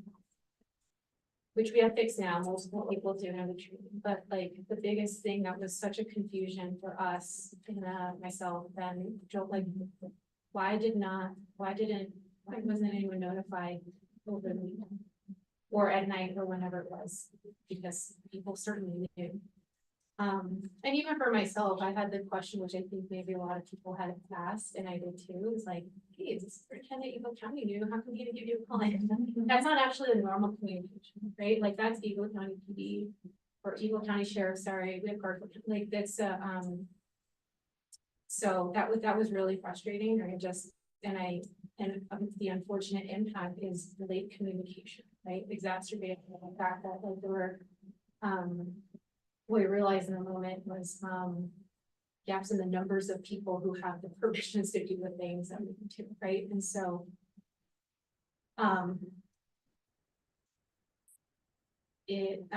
but yeah, and I don't have an answer for why local law enforcement did not notify anyone in the school district. I think what was also hard, just as someone who's checking in with people, is I learned later that people had seen screenshots over the weekend, but actually, I think rightfully assumed that someone knows. Some one of us knew, but actually we didn't know.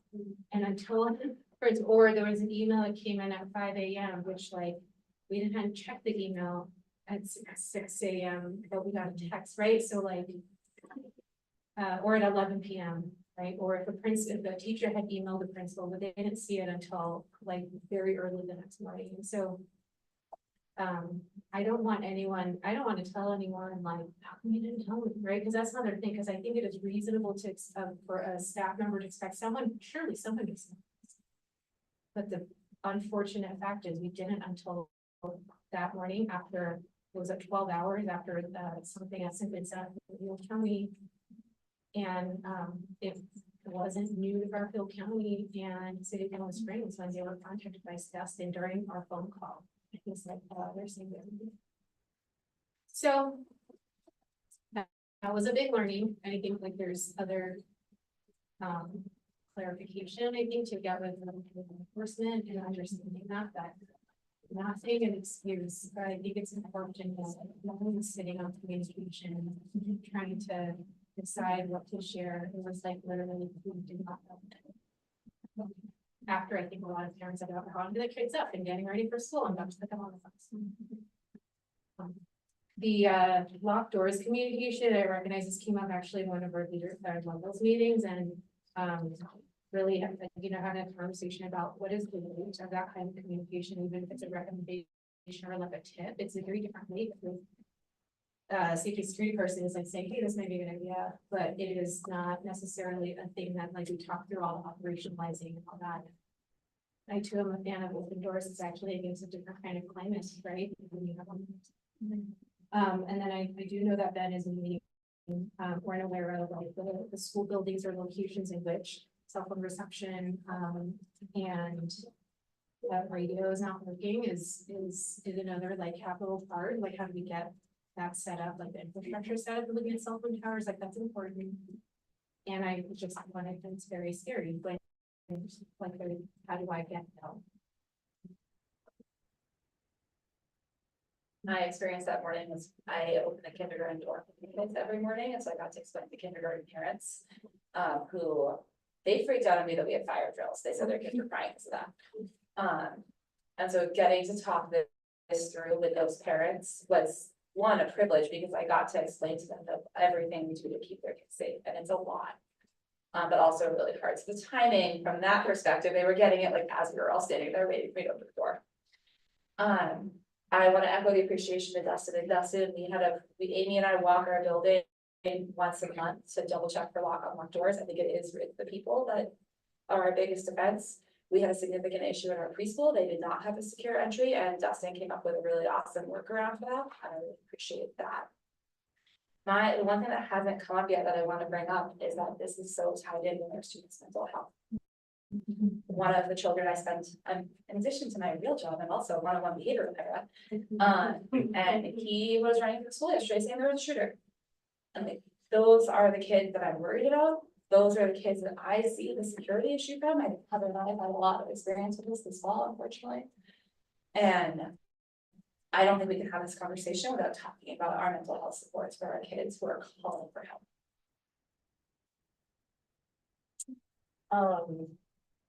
Did Golden Springs Middle School close for the day?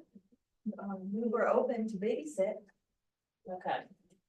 Yeah, we had like Shot. 60% of our kids got picked up over the course of the year. And did you mention something about the 3 of you not being checked?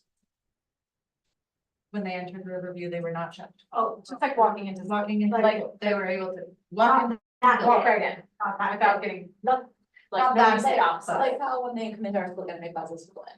right. We have schools that are not, secretaries are not looking up, they're just buzzing and letting people in. We have schools where people are just walking around without visitors badges. And we have, Nina, myself, and Anna happen to experience it ourselves where we've been hearing this, and then we went to a couple schools and had it actually happen where. Not your They home didn't, school. yeah, not our home school. Gotcha. Didn't even ask who I was. I just was like, hello, they're not checking me every day. No, no. What are you talking about? Yeah, it was kind of confusing as a parent, and Molly, I'll just like echo what you said. I mean, I felt like I didn't hear anything until obviously the school day had started. And I have a student at the high school, and I was like so busy with something going on at school that I feel like it didn't have we had like one student in my program that was absent, but I didn't feel heavily impacted. But then when I got the information, I was like, oh, I wonder like if my kid is okay, like, you know, was it something to do with Roaring Fork High School? But I really appreciate you being honest, Stacy, about what happened. Are we able to like come down on that and say, look, this is unacceptable? we went through a lot of them. Well, MSB. I have a meeting on the books with them next week. Okay, With City of Glenwood to speak specifically about communications and crisis communications and debrief what happened. And then we'll do a similar follow through with Garfield County. thank you. And are trying to get And thanks for the honesty. Yeah. Thanks a lot. Gilman Springs High School is a sieve. We must have 18 or 20 outside doors. Kids, the social pressure, they just let anybody in. They're not gonna tell someone no. We have kids manning the buttons in the office when, especially when all secretaries are in meetings, so they're unsupervised, letting anybody in without looking up. Yeah, I personally, I see adults walk around. We got like 80 or 100 adults in the building. I don't know everybody. I've been there 24 years. I don't know. So you got teachers that don't wear badges. It's super uncomfortable even as an adult. And you guys know I don't have much of a filter. Stop and ask someone, hey, are you supposed to be in the building? Where's your visitor pass? Where's your, yesterday, I was going down during my planning period to check the mailbox. Saw 4 kids walking through the teacher park. I didn't think anything of it. When I get to teacher's lounge, these kids are banging on the door trying to get kids to let them in. So a kid starts to walk. I said, don't let those guys in. I don't let them. They can go to the office. And he still started walking. I said, no, do not let them in. So he walked away. And then I went over to the door and I told the kids, you need to go to the office. They'll let you in. And so they just sat down on the tables there. So I went in to get my mail. When I came out, another girl, I think they texted her, she's coming out of the gym to let them in. I said, don't let them in. And like, so they're banging on the door. And I said, do not let them in. So then I went outside and they turned around and started walking away. I said, do you guys even, do you go to school here? Let's go to the office. We'll get you in the building. Wouldn't talk to me, just walked away, walked back through the parking lot. And I went in the office. I said, hey, these guys, this is what happened. Maybe someone should have. So they went out there and they were already gone. But anybody can get in that building anytime. A high school kid, If an adult walks up to the door and knocks on it and acts like, oh, the office is way the hell down there, they're not gonna say no, they're gonna let them in. So, you know. Maybe every person in the building should have their badge visible. All these kids have student IDs, give them all lanyards and make them wear. Put alarms on all the doors, talk to inner city schools, they'll tell you how to lock down schools. I mean, if we really care about safety, we can say we're doing it. But the facts seem to call that a lot.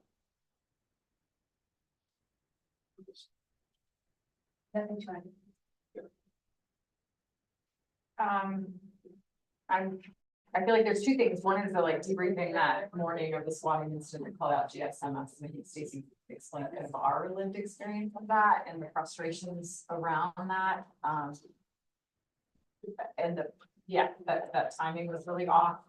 And then I think there's this broader piece about general practices, and I think as a lot of you know, last year when I was in that acting an interim role, like safety was the first thing that I really wanted to get clear on.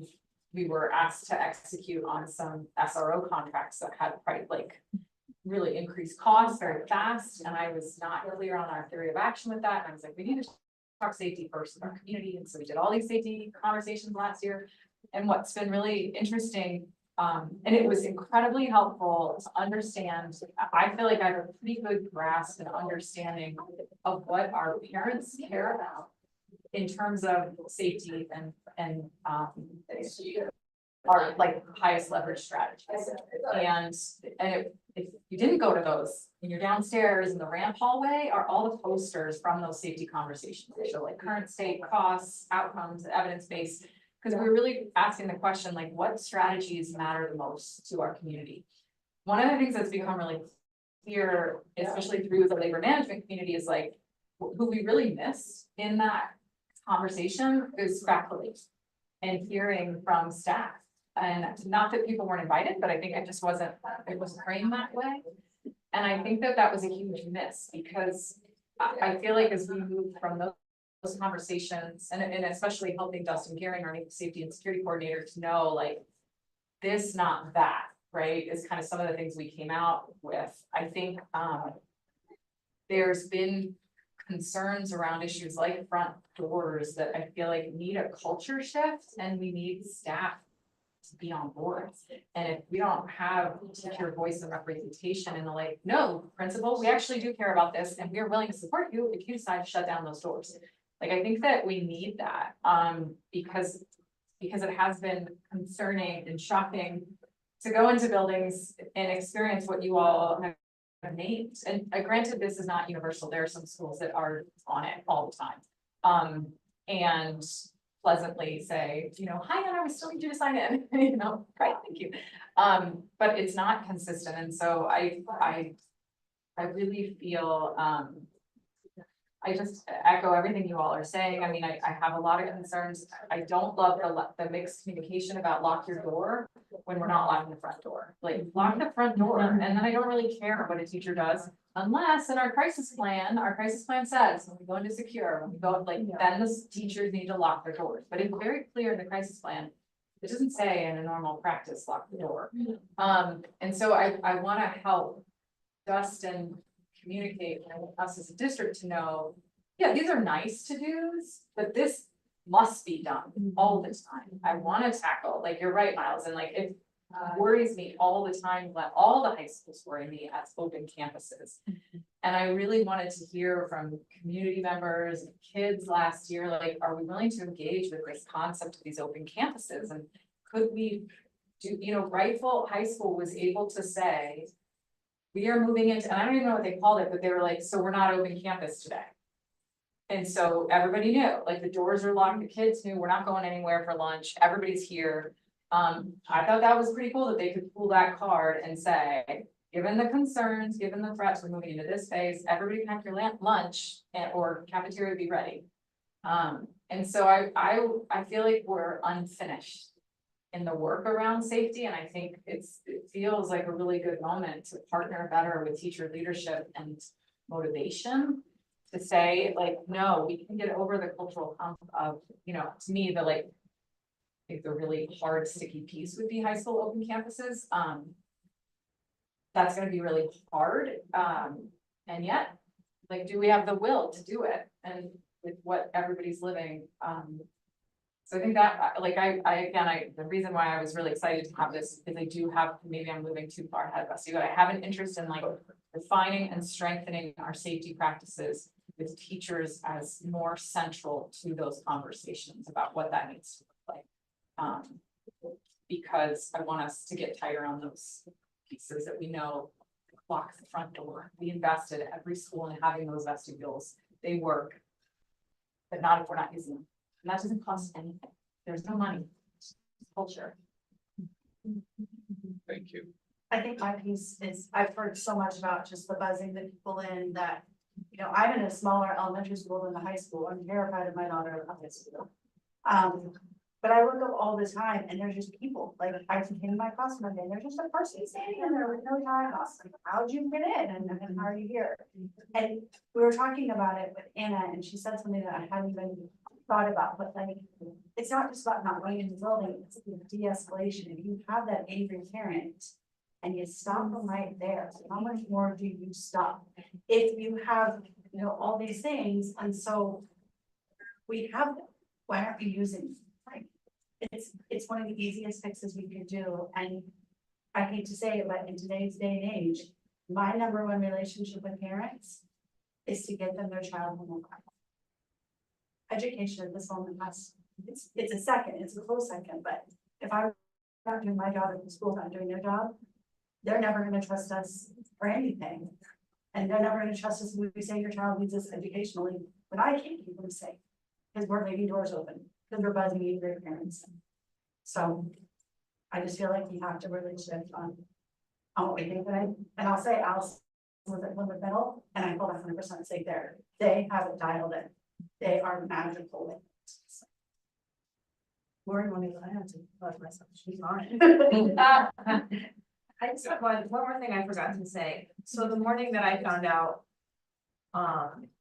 my thought process that morning was like, I'm going into my school right now, and what shoes can I run the fastest?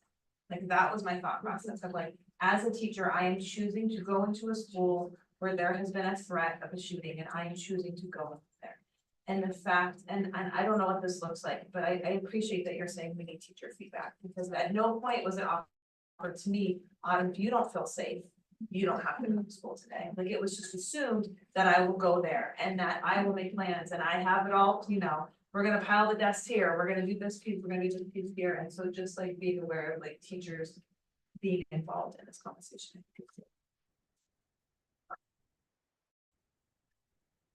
Does the district have a specific training model in relation? I saw on the website, it talks about the guide for parents, hold, secure. Do you do any other official training every year? I mean, there's small trainings that are done, right, that are mandatory, but I think to like your point, I should like those kind of lockdown, we haven't done those. I mean, we have a safety and security coordinator who now runs this, but I think he, you know, this is only his second year, and I don't know that he still understands his positional power in some of these things. And that's why I also think like a working group, I had a lot of teacher voice to say, hey, we actually really support you doing this training on occasion, and here's how to do it without re-traumatizing people. Here's, you know, because I think we're really scared of that, right? We're worried, are we gonna like, by doing these trainings, does that help relieve your stress, or is it like, you know? And I think that, I know Dustin would really value that work. And I think we as a district aren't, I don't know that we fully leveraged him to say, these are the every 3-year cycle of trainings. I think we could do better. Thank you. Just that I think that conversation would be pretty meaningless if we don't have the full time ego code that Pickens County involved in a very significant way. I went to the school safety summit in June that Pickens County put on, and they did a whole thing on Snapchat, how you can tell if that screenshot is current or old based on the font. That's what I thought. And only Pickens County was there. Our SRO from Carbondale was there, but Garfield County was not there. Town of Assault was there. Garfield was there, Longwood was not there, and Garfield County was not there, and that was really hard. Garfield County put us in lockdown and said, you're and so I said, we can have all the committee and all the talk we want, that our humans are the most important, but if you don't have buy-in from law enforcement, it's worthless. I'm wondering too, I think I like. Sorry, but just adding in more, I like the focus on having teachers. I think at a high school level, it'd be really helpful to also have student voice. I don't, or I think it's unfortunately become like a norm and an expectation, like I live with the knowledge that I will be involved in a shooting someday, like I'm hope I'll live, but I'll probably live, but there will probably be an active shooter somewhere where I am, at my point in my life, based on statistics. And I think like our kids know that too, and they're growing up in this world where it's kind of like a norm, like shootings happening every day, like not necessarily mass shootings, but like it's a common theme, and like gun violence is a theme, and who knows with political climates how that will ever shift in our country, but I don't know when it becomes kind of that norm, if it's taken as seriously almost. And so I wonder if like having a school meeting with students on safety, especially at a high school level, like we're going to the Glenwood step in the doors and open campuses at all. It's like, here's the reality of if you let anyone in, and here's what could happen, and this is why we don't even do it. But like having those adult conversations with high schoolers, I think feels appropriate when we're talking about safety. I think families get it, teachers get it, don't know if high school students understand the full gravity, especially there is a lot of peer pressure. And I'm also just wondering if we have like different training for front of office staff that's specific to safety and like protocols for letting people in. I don't know if there is a training for that, or if that's something as a different view we want to explore more, since they are like the front line in that way. If it sounds like it's not consistent at all schools. Any other comments? I think that what Kendall said, Maddie said are all solutions that can come out of the subcommittee. And I feel like that's exactly why we're bringing it forward, because these are the out of the box thinkings that we were hoping to come forward with, that I think would be a great subcommittee to work on and have these. So I'm hearing a recommendation for a subcommittee on school safety. Oh, yeah, I, refining and strengthening our practice, our school safety practices, with teachers as key stakeholders and voices at that table. So the teachers and students. I mean, we could refine it, teachers, students. I mean, I'm also hearing the front, like, yeah, we should probably have like front office. Like staff, maybe just staff. With, Yeah. If you use a door, you should be involved. With staff and students. Yeah, to strengthen and refine. Maybe we say like strengthen, refine, align. Interest is to Our refine school and safety strengthen the practices. school safety practices Yeah. with staff and students. I mean, I've walked past parked cars and I can see people's IDs, which once you get into a building. So it's just like a little bit, like, I don't think people always think about that. No, yeah, don't keep it out in the open. It's basically like a house key. Yeah. Yeah. So the next step for this is to, yeah. And when we say we pick it up, I heard it's so a subcommittee from this group that would interact with those other interest groups. Okay. So if you guys want to do a thumbs on forming a subcommittee from IBB that involves other stakeholders in the process of school safety. Okay. Gotta know. Why a no? I just don't think this is an IBB issue. I think it's something we bargained. I think it's like a committee that needs to happen. And So it's just, it could be a structural thing here, that you could be this if it's just a committee from the district rather than an IBB generated thing.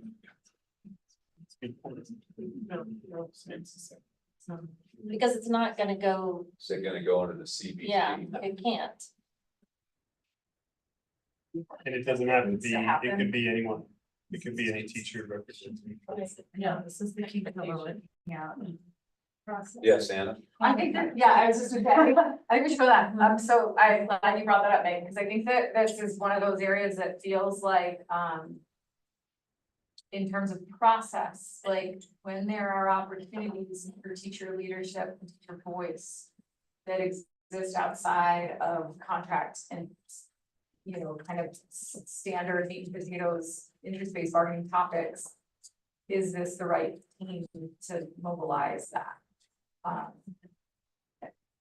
You know, and is this the right forum for that? In other worlds, you know, there used to be a Friday morning superintendent advisory council that was made up of teachers, non this group, that provided input. I think, I'm interested in not repeating those kinds of things. And so I think there's wondering whether this is simply that first step.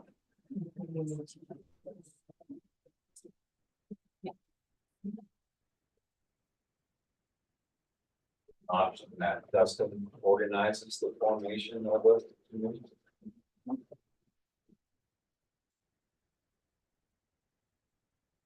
Sounded to me like people were motivated for a committee for action, maybe still safety better, just structuring it.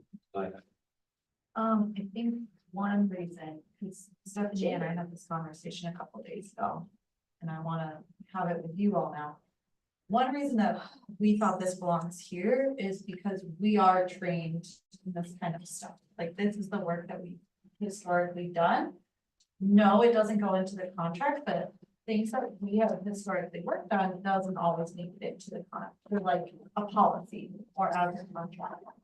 It sometimes just is a agreement for a solution to a problem. And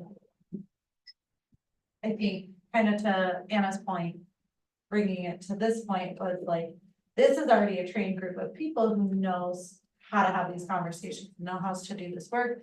If we were to kick it to Dustin and ask him to create a committee, that's a group of people who don't necessarily know the background, know the why it's coming up, don't necessarily know like a very strong protocol for helping, working together as a district and teachers to create something that will benefit the teachers, even though it's not going into the contract. It's still something that will benefit our teachers. Thank you. I mean, just to jump on that, I I think. think Kenny was up Sorry. first. Okay, can you? My only question about whether it should be IBB or not is this gonna be a suggestion that comes out of this committee, or is it gonna be like a mandate? And if it's a mandate, there's gonna be people who disagree with the mandate. So like, how was that then come to an agreement that that mandate's okay by the whole group? And so I think depending on where that follow through is, what it is that's being asked would sort of dictate maybe why it should be through a group that has representation or not. Okay, Lindsay? I guess I could see it of both. I could see that the district would benefit from having a standing safety committee like the other house committee. So there is ongoing and high level work that needs to be addressed, and that again should be open to all staff. But I think the part that gets me is the like impact on teacher well-being, and I think that is like, how do we support teachers in these ridiculous situations that we end up needing to show up to work and like emotionally manage and then like recover from? And I think that might be an appropriate interest for a teacher. Okay, Adam? Yeah, those are really good points. I was gonna just sort of second that, maybe it doesn't follow exactly within like bargaining, because it doesn't feel like it's bargaining. But the other thing that we have is we have a trust of the people that we represent, and whoever, whatever group takes this on is gonna need that. I mean, this is such an important thing, and so that might, you know, might be advantageous. The representation, the trust of the teacher. Lisa? Well, now that I think about it, I'm not, if we did take this up on IBB, I don't know how I go back to my coworker and say, well, we can't talk about your thing, but someone else brought something else. We're gonna talk about that instead. So I guess it's a question we need to decide procedurally. Okay, Heather? Yeah. I mean, I'm feeling kind of confused. I appreciate you putting your thumb down, Megan, because like, is this something that the district really should be digging into and getting our input is important? But we're not bargaining.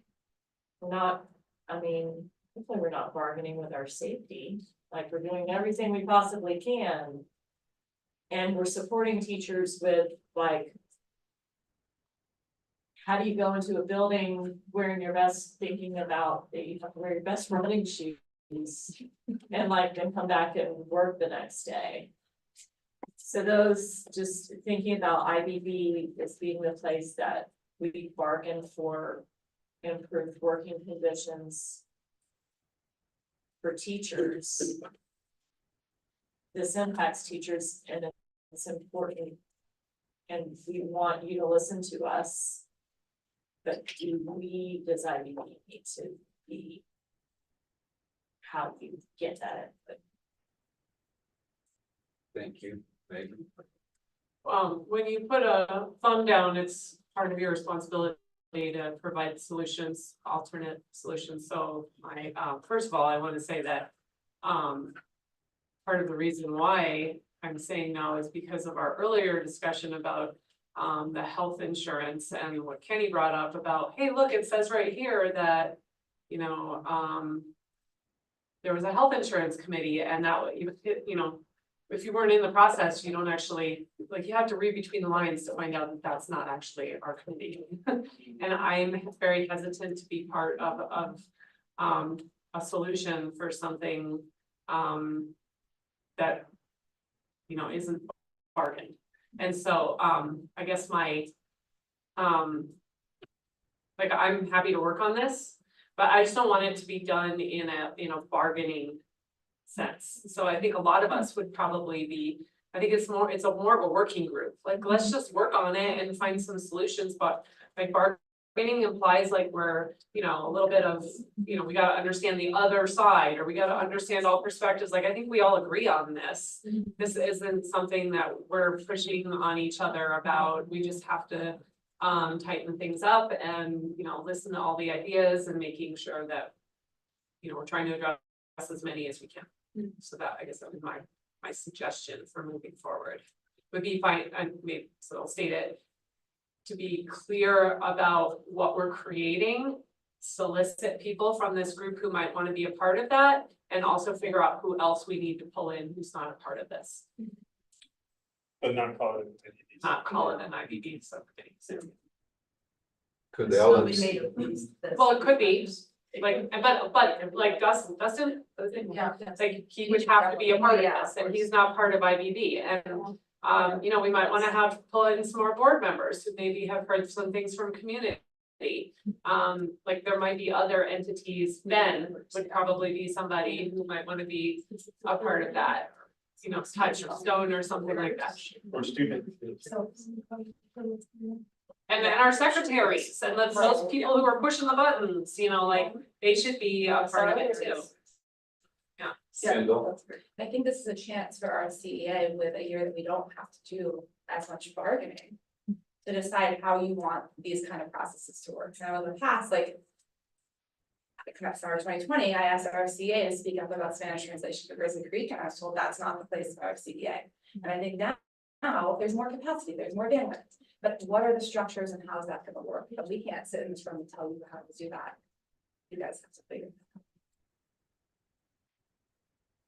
I would say for time's sake, with the need for the insurance decision that the LMC and administration with Dustin specifically determines how to form a committee to take action on this, because the need to take action is clear. How would you set this up? Does that sound reasonable? I'm not trying to make a decision for you. I'm just trying to move us because we do have.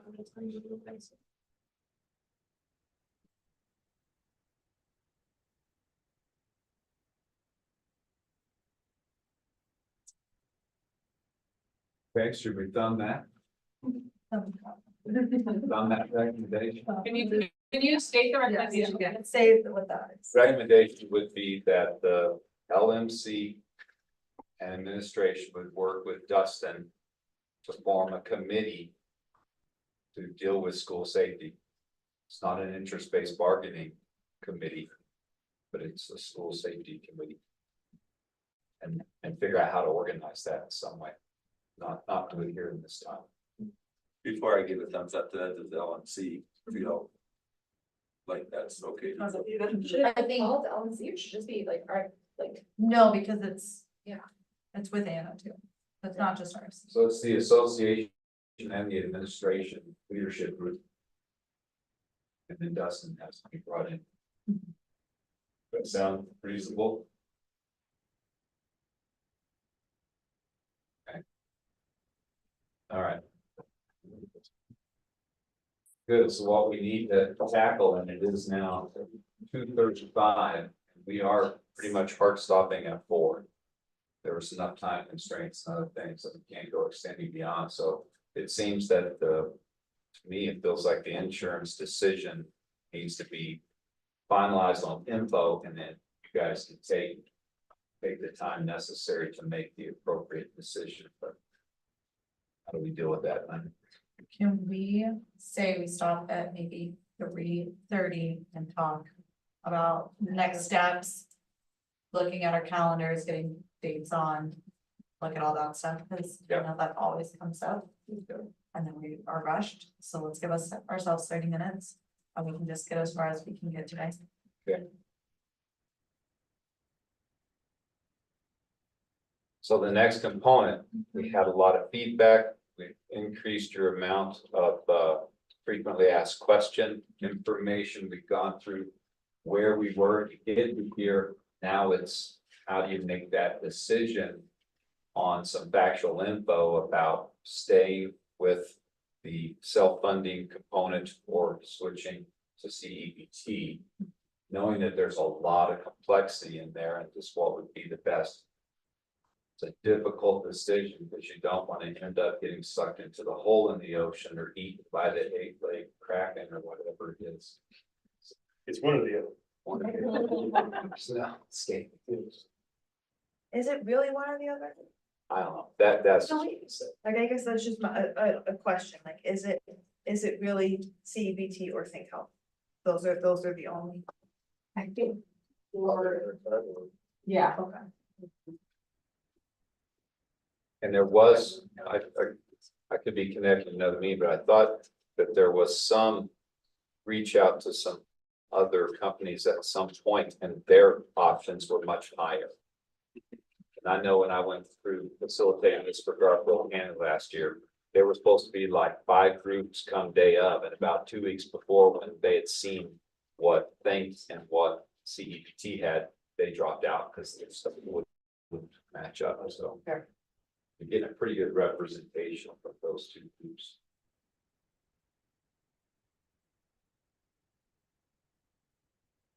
And then before you said. Molly? Yeah, just to clarify, this is our estimated, like to the best of our knowledge, this is our choice, right? So if we return to CPT. We're looking at that. Right, and I mean, there's some. But we have no certainty. There's some of the numbers. nuance and there's in the detailed slide deck towards the end are the actual like, there's more of their PPO 7 and PPO 8 and. Right. Like a little more nuance there, like those 3 slides that we just went over, sorry. Oh, sorry, you wanted to go back. Yeah, so, so Molly, there's a little more, you know, nuance and small detail, but we were trying to give people a high level. Those are the different. What's the actual cost to de-risk the current plan if we're appropriately funding it, which I think maybe goes back to Autumn, what you were naming as what people felt like was the choice was better insurance for less cost. Like, yeah, but I think that's been falsely set low. And so what we're naming is that like that is more the real cost to run this plan and with risk to the district. And that is, yeah, those are the numbers, and those are not the numbers that employees are paying, those are the costs of the plans. Right. Yeah. So just to give you like a sense, I mean, there's other ways that, and Christy's better with these numbers than I am, but if you looked at like comprehensively the entire plan, I think when we look at CEBT, we're looking at like $10 million ish per year. I think health appropriately funded is more like 12 and a half.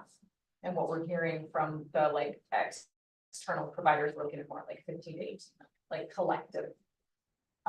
But this is how it would break down, the give or take plan choices. Those, you know, costs. And I don't want us to rush away from this, but Megan, what was your? My question was just, Anna, before you had said that, we need to move through stage 1, we said the word stage. Phase one.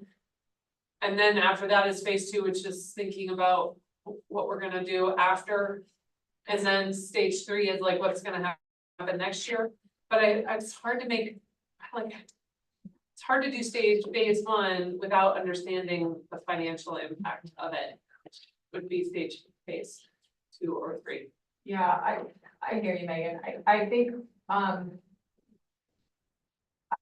we can find ways in phase 2 to get through the current year without this impacting employees' salaries, like holding the line that premiums would stay where they're gonna stay for employees, not for the district, like, and that's what phase 2 is gonna be about. Basically, Christy and I bringing a list of 10 different places we can pull millions of dollars to offset this, and then getting input from the Health Insurance Advisory Committee of what do we take first? What's the rank order that as these costs, you know, as we start to realize our fund is out of money, need $1 million, we're looking this first, this second, this third. And so that's what I see phase 2 is like, how do we pay for it? And then I think that, yeah, the phase 3 is gonna be a little bit, because then if we can figure out how to pay for it, then we can get through 24, 25. And the current, what we're facing right now is, you know, we can de-risk this year, but then I think we're gonna need to move into more of like traditional 3 years ago IBB conversations then after that to say, here's what CEBT looks like 25, 26. How are we gonna, what are we gonna do with that? You know, here's when we look at the district budget, when we look at this increase of costs, when we look at funding from the state. And I wasn't part of those conversations, but I know y'all figured it out. Like, I know that process came up with recommendations, how to prioritize things like base plan should cost nothing. And make those kinds of choices. And so I think that would be the year 3, but I hear you on the like, how do we make those decisions in the long term? So I know, and I just want to follow up on that and like. My understanding is we have a lot of money in reserves that's unallocated. Because that's not what I feel like you were saying in your video. But when we look at publicly available records, we do have, I think, 33% of our operating budget, I believe, is allocated of not 33% is allocated reserve, but take our whole budget and divide that and take 33% of that, we have that amount additionally sitting in reserve. So, I mean, I'm assuming that's where that money would be coming from, but to me, that's a lot of money. State requires 1 to 3%, I think, and so we have a lot more of a cushion than what the state requires.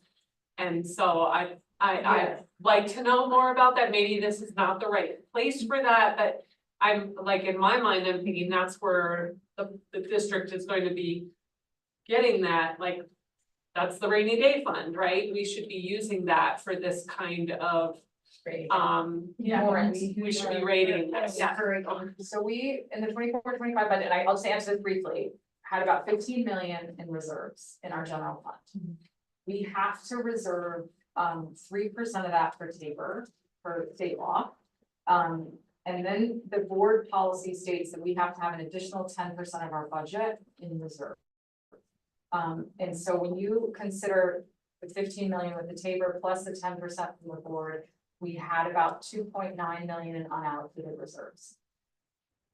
The amended budget that we brought, that the board approved of the 500,000 that dipped us into deficit spending 3 weeks ago, meant that we now only have 2.2 in unallocated reserves. So that 2.2, I'm with you, like, I would think right now that 2.2 is absolutely gonna be on the list of recommendations of where we pull from, because it is unallocated and we don't have to have it there. But that 2.2 might not cover our potential risk. Does that make sense? But it's not as, I think for a long time, we had really robust reserves, and we spent them down. And to be honest, as a district, we, Christy Chacoin has been talking to CE, who's raised concerns and said, y'all spent down your fund balance really fast. What's going on there? And so we're flagged at the state level that we did. There was a time when we had more of a fund balance. We spent a lot. We invested a lot in employee housing. We used a lot of that funding, to the point at which we really are only looking at 2 million right now, which won't really cover the risk. Does that help a little bit?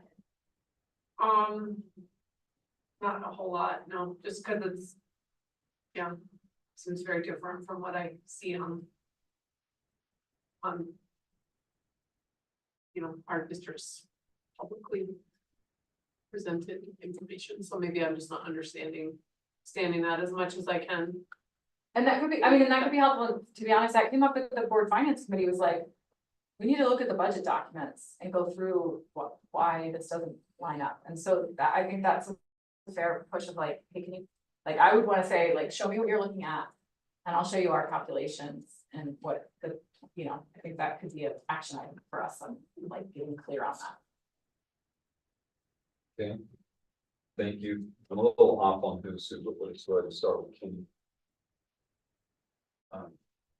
I guess the question I have, and if you have any information on this, and I know as we're presenting budgets coming up, we'll have a better idea of this, but if we look at this slide that's up on the TV right now, when it's showing our current premium versus where our CEDT comparable rate plan is, like, do we know that there's 400 people that are in the employee only, and there's 250 with employee spouse, or do we have it broken down that we could say, as this translates, what does that total amount of money become to change for January through June?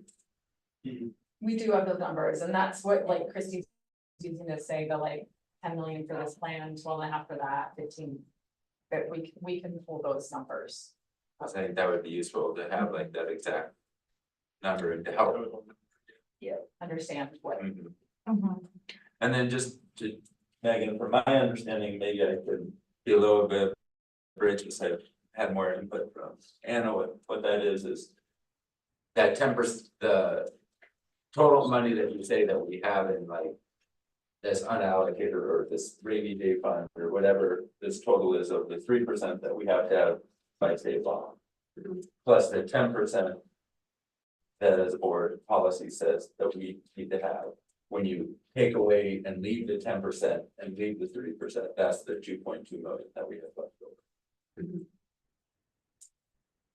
Yeah, I hear that. It's just like, seems to be a different math than what I'm thinking, but it's not necessarily, it's not something that we need to get into at this point. Right, I would encourage us to move Yeah. this out, not something that's immediately pertinent, but it needs to be understood.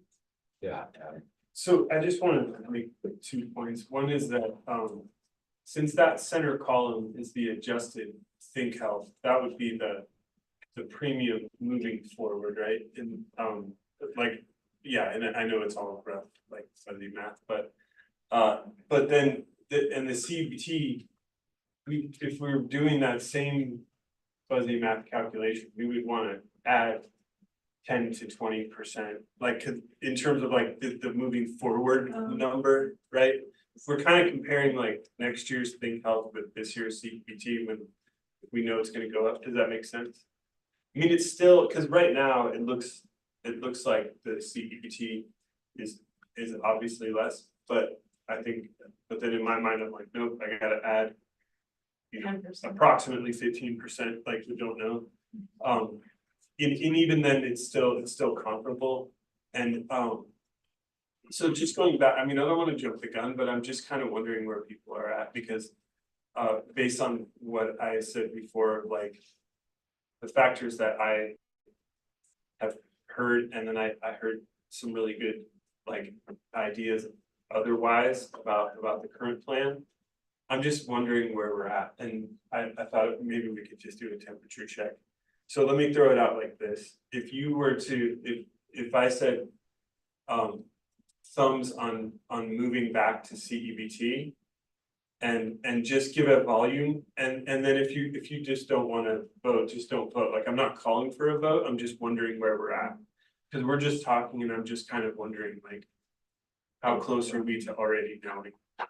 Can I have one thing to that? I think it's important that I don't know if is in here is the cost to run Think Health. Like, I don't know if what's calculated as a cost of one or two additional FTE to run it. Yeah, yes. One is included. It is included. Okay, I think it's just important in case. Yeah. That's good. Oh. Yeah, I mean, we're running. Numbers included. Yes, yes. Yeah, it's included.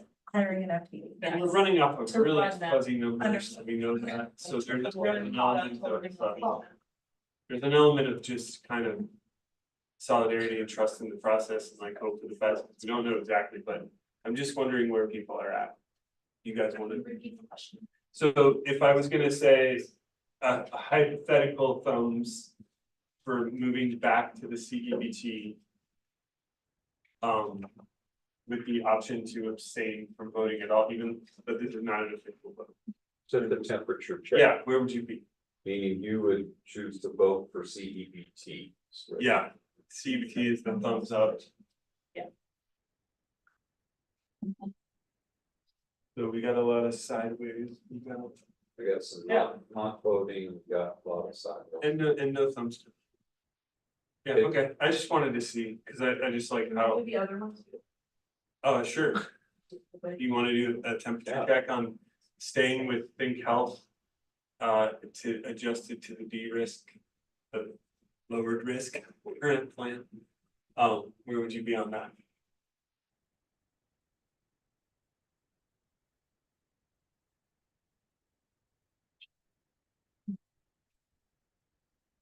So for me, as a facilitator, seeing these sorts of things, you know, what specific components of information do you need to have as a team to be able to make this decision? I do not think that there's been time to fully lay out, if you're going to choose an insurance plan, what are the key components of things you need to think about? And we need to see that data to be able to vote. And I'm just concerned in 30 minutes how we see that data. That's where I had my card up, Rusty. I was wondering, it's so hard not having Rusty here, and I know we all just love meetings so much. But I don't feel safe jumping to a new insurance without running through some scenarios with her.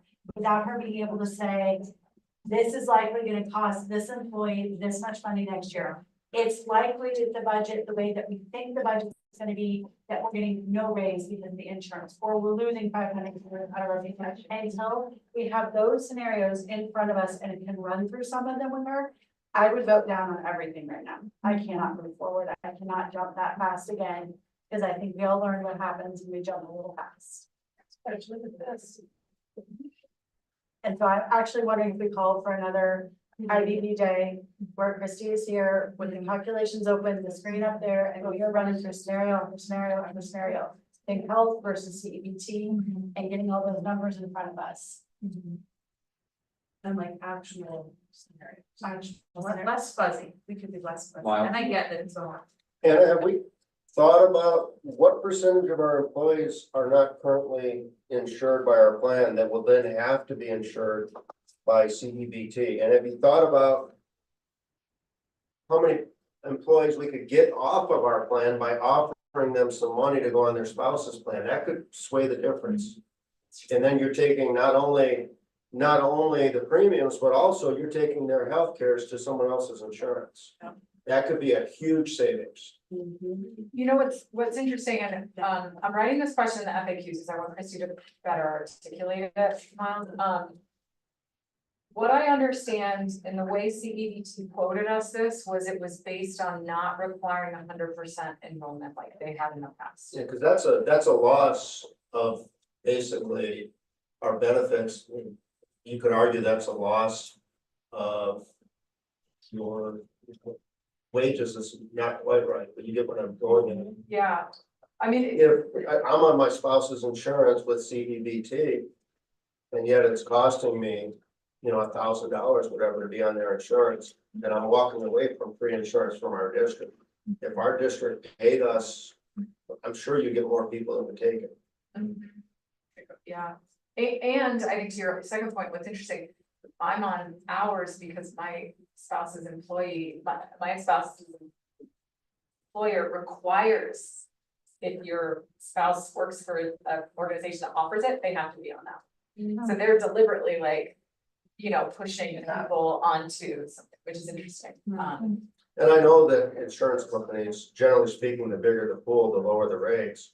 Have we looked at trying to pool with other districts? Will insurance companies allow that? So us and RE2 and Aspen and Eagle. I know we did at one point, and the other district, we were so much higher the usage that the other districts didn't want us along. Well, that was years ago, but it was something that. It's not a benefit to the. Yeah. So we're a lot younger now. than We were 20 years ago. Wow, we're getting As a district, when I hired in here, you guys did it. Thank you, Miles. You hired in. Heather. You were young. And I was perfect. And now everyone's. I don't know, probably not doing my math right, but I think I heard you mention, Anna, that a number of like 100,000 to potentially add this FTE to manage Think Health to be like in addition to the HR staff. And if you said that FTE is included in this de-risk current plan, just thinking about if we took that FTE cost out, what would the difference be? Between, if we just thought about HR still, we're not gonna hire anybody new.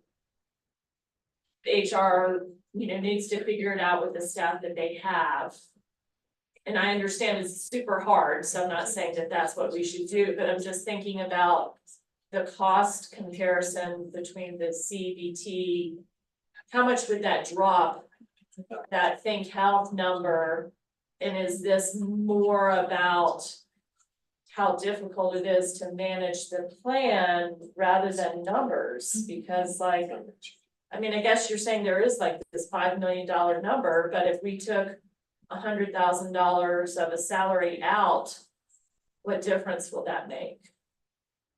I don't know the actual number, Heather, but my guess is because I think the difference we're seeing between like the total cost for each is in the millions, like probably Right. different, that 100,000 isn't gonna. Isn't very much, right.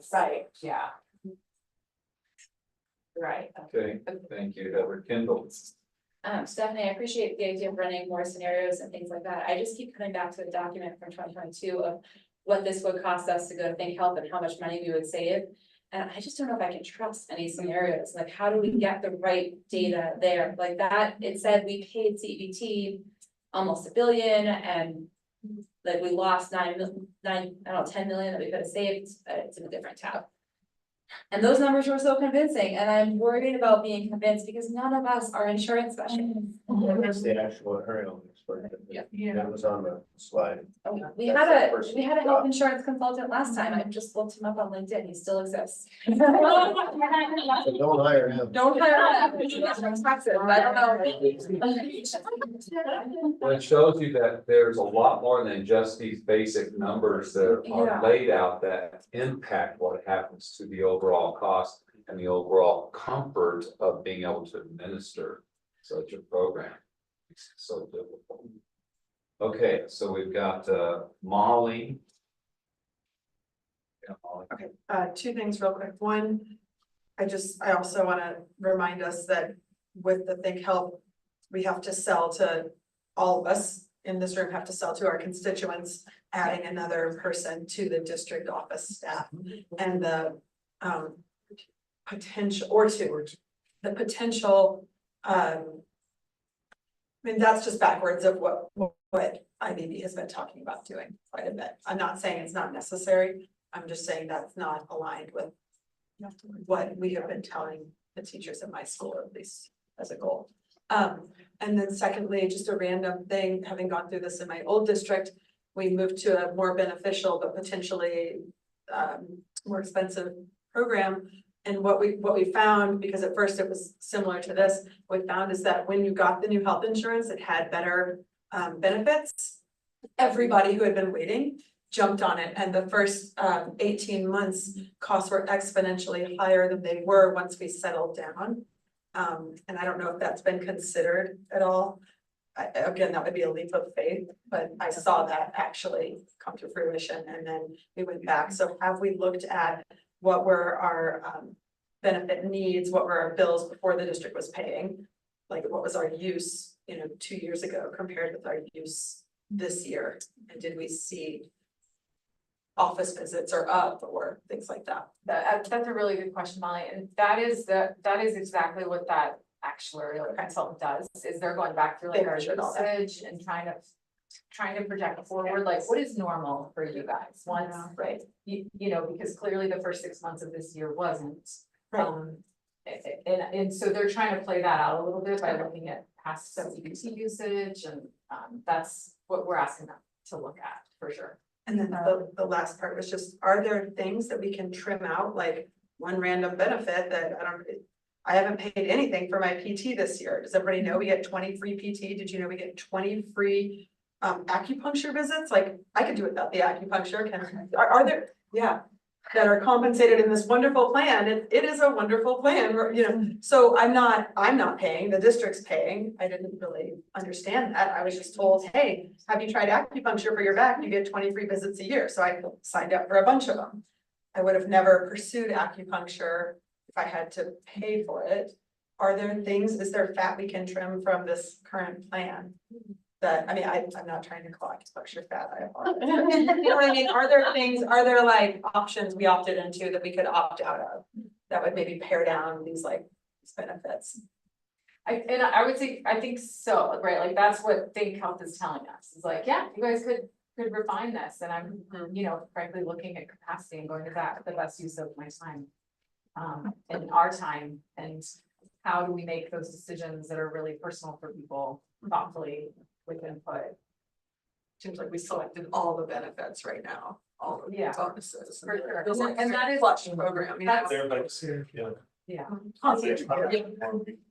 Okay, thank you, Jacob. Kind of it goes with Molly's point.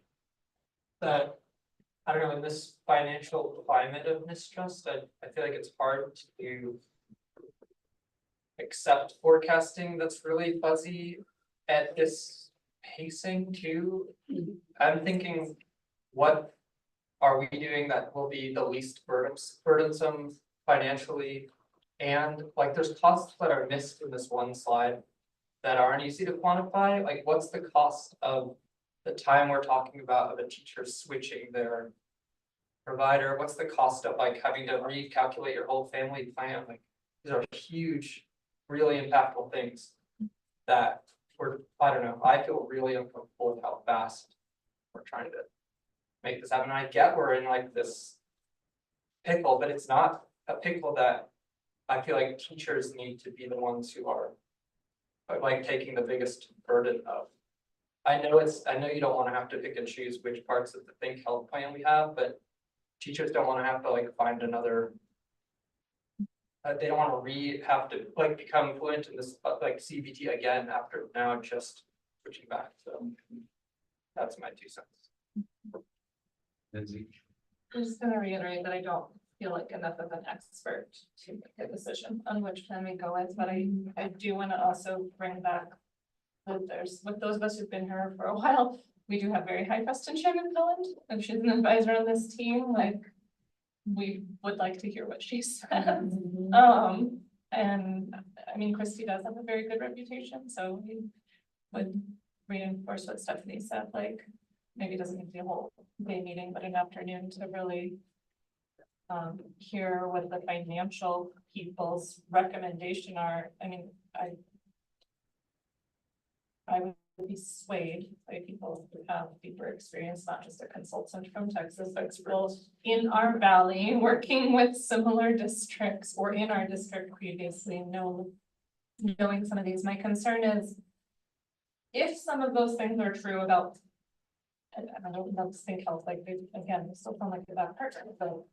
Yeah, I'm not sure about that part, but if we switch back, we're never gonna go, not never, but it'll be 20 years before anyone else would consider something else again.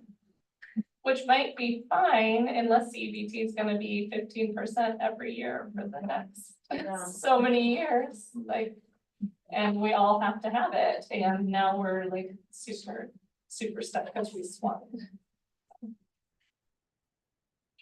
Thank you. Yeah, I'm sorry. I just wanna say, I keep thinking about what would the harm be to sit on this for the rest of this year? And I understand that means hiring another person, potentially, or definitely hiring another person, but the acupuncture, I forgot about that, like, seriously though, I know that there are people that have used that, and I think like talking about quality of life for teachers, that teachers can now get like therapy visits covered, physical therapy, acupuncture, like those are meaningful things in a stressful job. So maybe it's super cushy premium, like thank you to whoever checked all the boxes. But also like maybe what happened in Molly's old district will happen. I don't know if we can write a financial plan on that. It just feels like there's so many variables. I wonder about just sitting on it for the rest of this year, and that way people have a heads up, hey, your insurance will likely be changing for the following school year. But we're able to take the time that we need to, but I also understand that it's complicated because it's causing a financial issue. Thank you, Heather. Miles? I forgot I was gonna ask this. So board policy says 10% reserves. What does board's policy say that reserve, at what point can that reserve be spent? It can't just be sitting there for, in perpetuity. There's gotta be some point at which that money can be used. Otherwise, you might as well have a 0% if you're never, ever gonna be able to touch it. So how does this qualify? What does school board's policy say about that? Yeah, and I was wondering too, is the 10% on top of the 3%? Yes. So the board policy is actually 13%.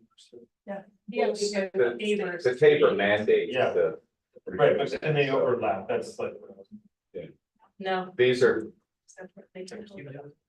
questions that would be nice to have Christy to be able to explain, because there definitely is some intricacy with this $10 million that's just sitting there. It's not just sitting there all year long, because it gets tapped in based on the way the differences in funding goes. But I'm not a financial expert, so I will shut up. Maybe.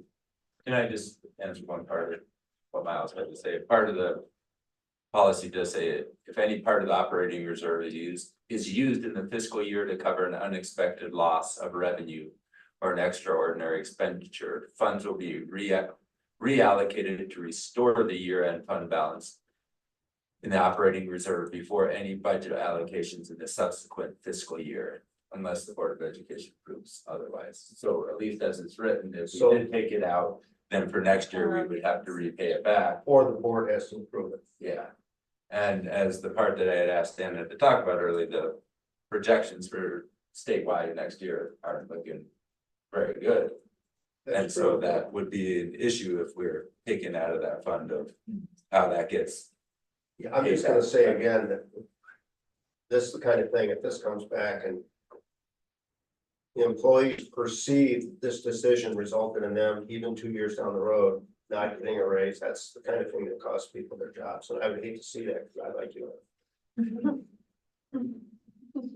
All right, Stacy.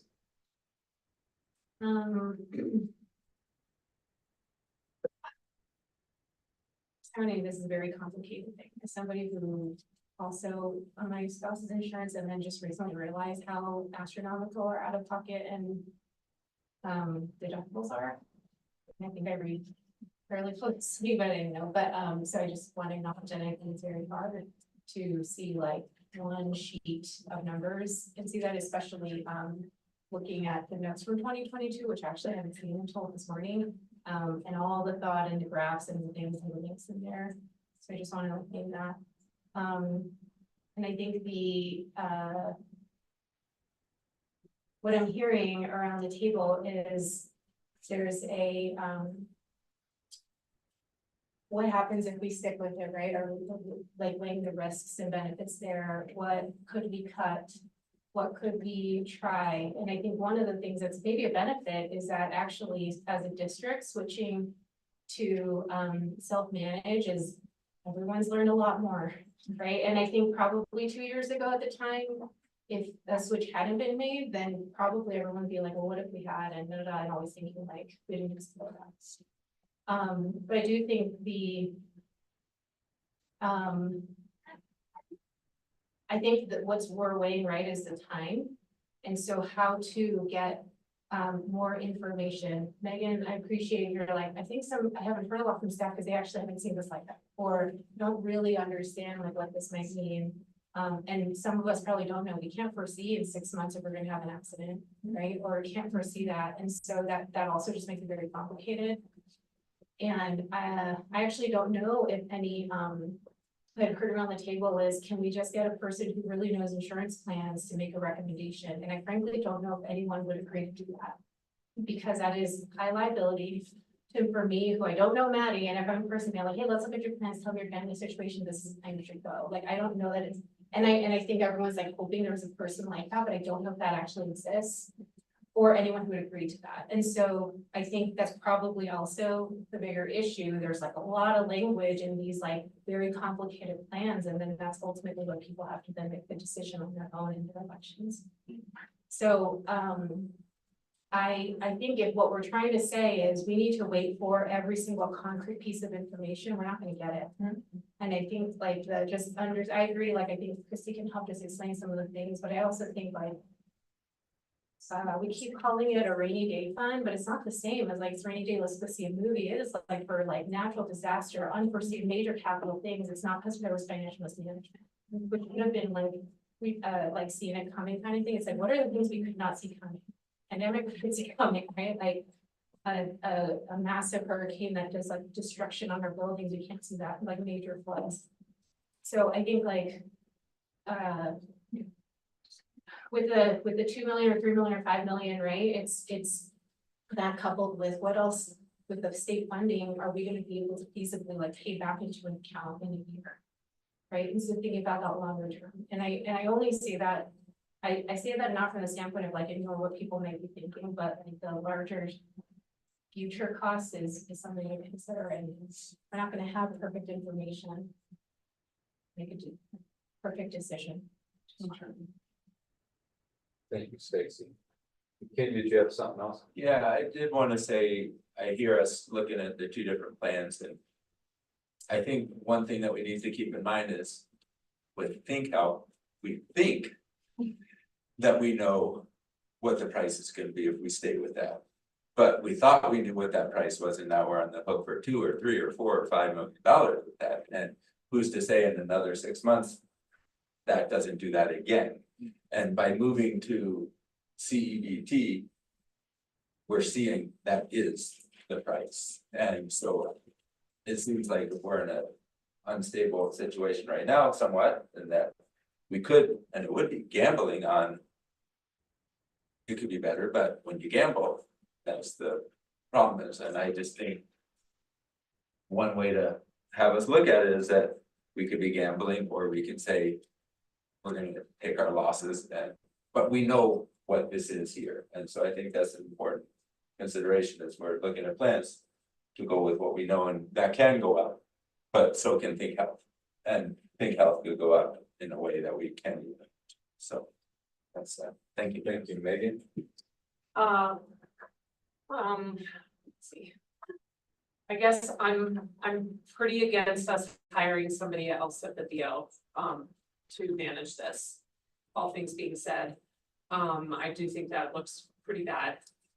I know we've been talking about, the benefits that people have on this plan, like the acupuncture and things like that. I know last year I shared a story about myself with a specific procedure that I needed to have done. I know that other teachers have reached out to me in the last year asking why this procedure is not covered. And I know last year we had said like, we were gonna have a health insurance committee that was going to like recommend whether these things would happen. Obviously, that's not going to be covered now, but I don't know how much people understand about how much their usage affects the overall cost of the plan.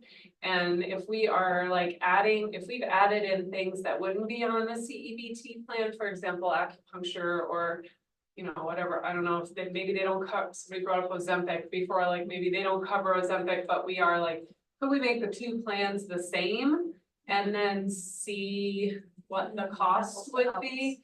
And then, I would rather be I'm mad that my procedure that I need to get is not covered, but I'd rather be mad at CEBT than mad at my own district for not covering that. Also, Lindsay, you talked about, we don't know if CEBT is gonna go up 15%. It will go up 15% or more every year for the next probably 20 years. Because we've only had like 1 or 2 years in the entire time that I have a memory of bargaining where it's gone up like less than 5%. So it's always been double digit, sometimes it's been over 20%, it's almost always been over 10%. And then the last thing I want to say is I really would like to have our CEA person in the room when we're talking about this, because I feel like they can provide us a lens at the state that can help us develop some trust in this. Thank you, Stephanie. I would like to start by saying, I feel like Anne is taking a lot of hits today on a problem she inherited, so I want to stay back first before I have. Dealing with great. I hear that reserves are not a rainy day fund. I hear what you're saying, Stacy, but I'm also going to say very loudly, we as teachers didn't cause this. Someone in the district office did, and not one teacher should lose 1 penny over this mistake. That is not an okay thing. So if we have to use a rainy day fund to figure out how to pay it back, then we have to do it. But we cannot keep pushing. This district historically has taken and made big mistakes, and teachers have eaten it and eaten it and eaten it. And we wonder why we have turnover, and we wonder why we have achievement gaps, because we can't keep veteran teachers in this district because we keep screwing them over. And we gotta stop. And this has got to be one of the places. And I appreciate that you're already looking at how to cover the costs this year. This is the first time we've had a superintendent say, we're gonna figure this out. But if it means we're figuring out using reserves to make sure that next year teachers get at least a cost of living increase, and that is included in not having that cost of living go totally towards paying insurance, then we gotta figure it out. We've gotta stop putting teachers in these districts. So, hey, Jason. Yeah, I think like what we've been saying And I agree, right, like, and I appreciate that you stood up today and taken this. And I feel it's super unfortunate, and I feel that in the time of you being an interim superintendent to superintendent. That you have done this time and time again, it seems like, but at the same time, right, like. There's been so much turnover in the 6 years I've been in the district. That just to make a decision. Without having the newest person who's in charge of finances in the room to help guide us. Leaves this very like uneasy feeling of, I get it, right? She is lauded for her great, ability to manage budgets. But we have not seen that yet, right? That isn't evident to us as educators. And I think just being in the room for our staff is gonna be valuable to hear the voice. Come back and say, this is why, these are the things. Because I think like at some point, that has to not just live on your shoulders as superintendent, but it has to live on all of ours. And we have to be able to support you so that we can move forward with the things that we need to improve learning gaps and all the other things. And I think like that meeting would help. And again, I agree, we don't want it to be all day. We go on a record, but time to hear that from her. Yeah, it seems that there's a need here to have more information, to make a decision. It didn't seem like anybody was fully 100%. There were thumbs up on making choices, but I don't think anybody was 100% on that. Question is, will another meeting of some sort make you feel more able to give 100%? There's gonna be that doubt. You're definitely gambling on this one way or the other, but you're trying to use the best info you can. There's not enough time today to get the info financially that you want.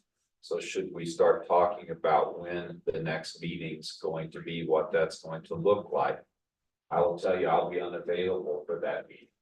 I will not be in the state for the rest of October 1 through October 25, I'm gone. So you could definitely run on your own, but I will not be available during that time. You need to have it done before October 23rd. Yeah, it's the question of whether collaborative decision, because it has to be made by that certain day, and not making a decision is also making a decision, so somebody's got to decide, and so we're really just giving input. I mean, that's ultimately like it's not gonna not happen, so.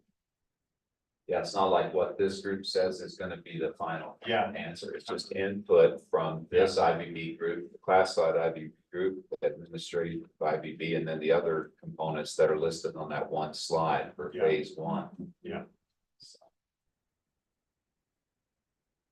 And you have some. Yeah, I mean, I think it means a lot.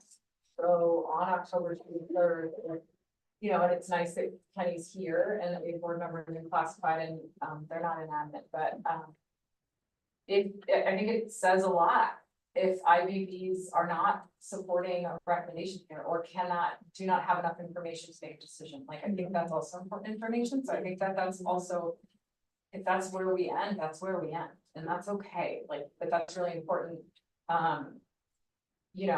If we do end up making that decision to pivot, that is part of the conversation is, either employees are on board with this or not.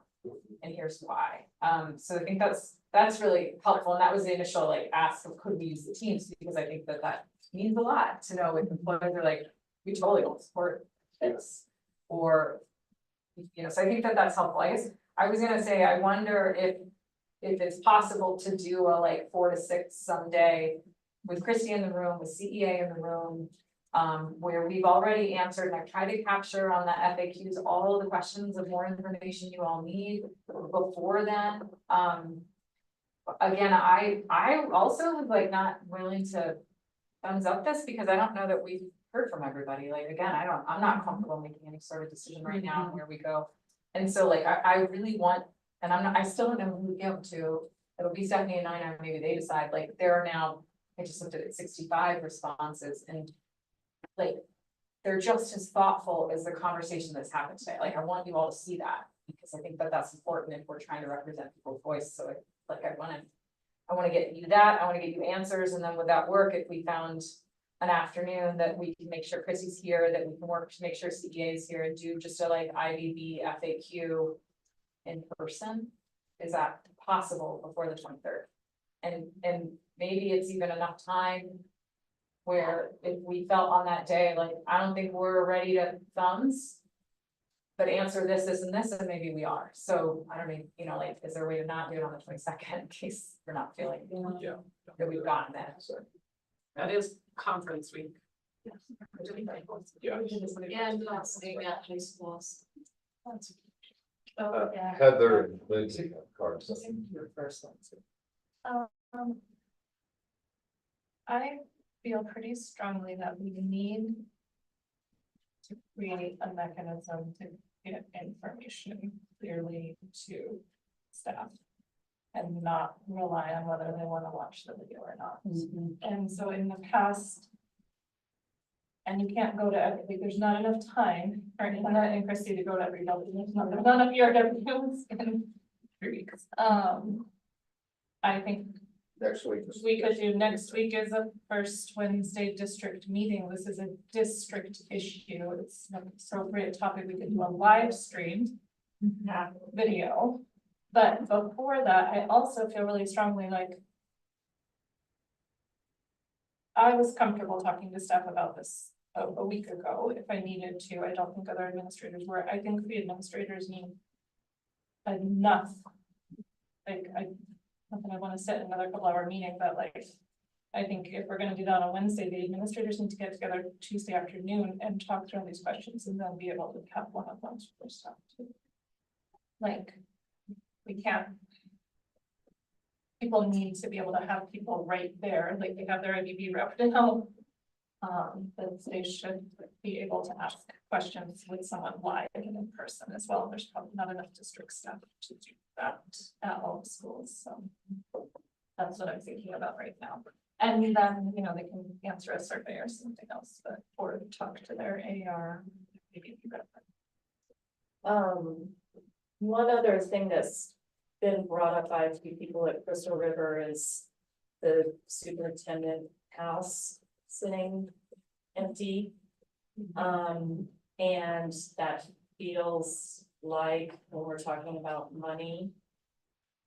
And I don't know, I didn't even read the article in the paper, to be honest, and maybe there's a plan that I'm not aware of. For renting it or selling it. But when we're talking about deficits and where money is going to come from and maybe using a rainy day fund or not.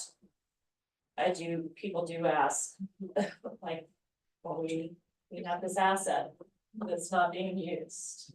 Okay, thank you. Heather. Anna has feedback on that. So Christy and I started that list of where are we gonna pull $5 million and that we believe then is gonna need to be rank ordered by the health advisory committee, by our, like that's phase 2, and by the board, and that is absolutely on the list. I mean, whether that gets shot down by the board or by those committees, but right now we're considering all options, so that is on at least the table of the first round of where we're saying where we're gonna find $5 million. So in addition to having the board go lower as a 10%. So like that's how we're thinking about phase 2 is that we would bring forward.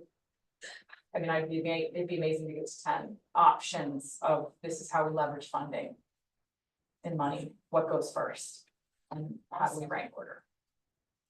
That's how we're thinking about it. Thank you. Autumn. Alicia said we've got a bake sale.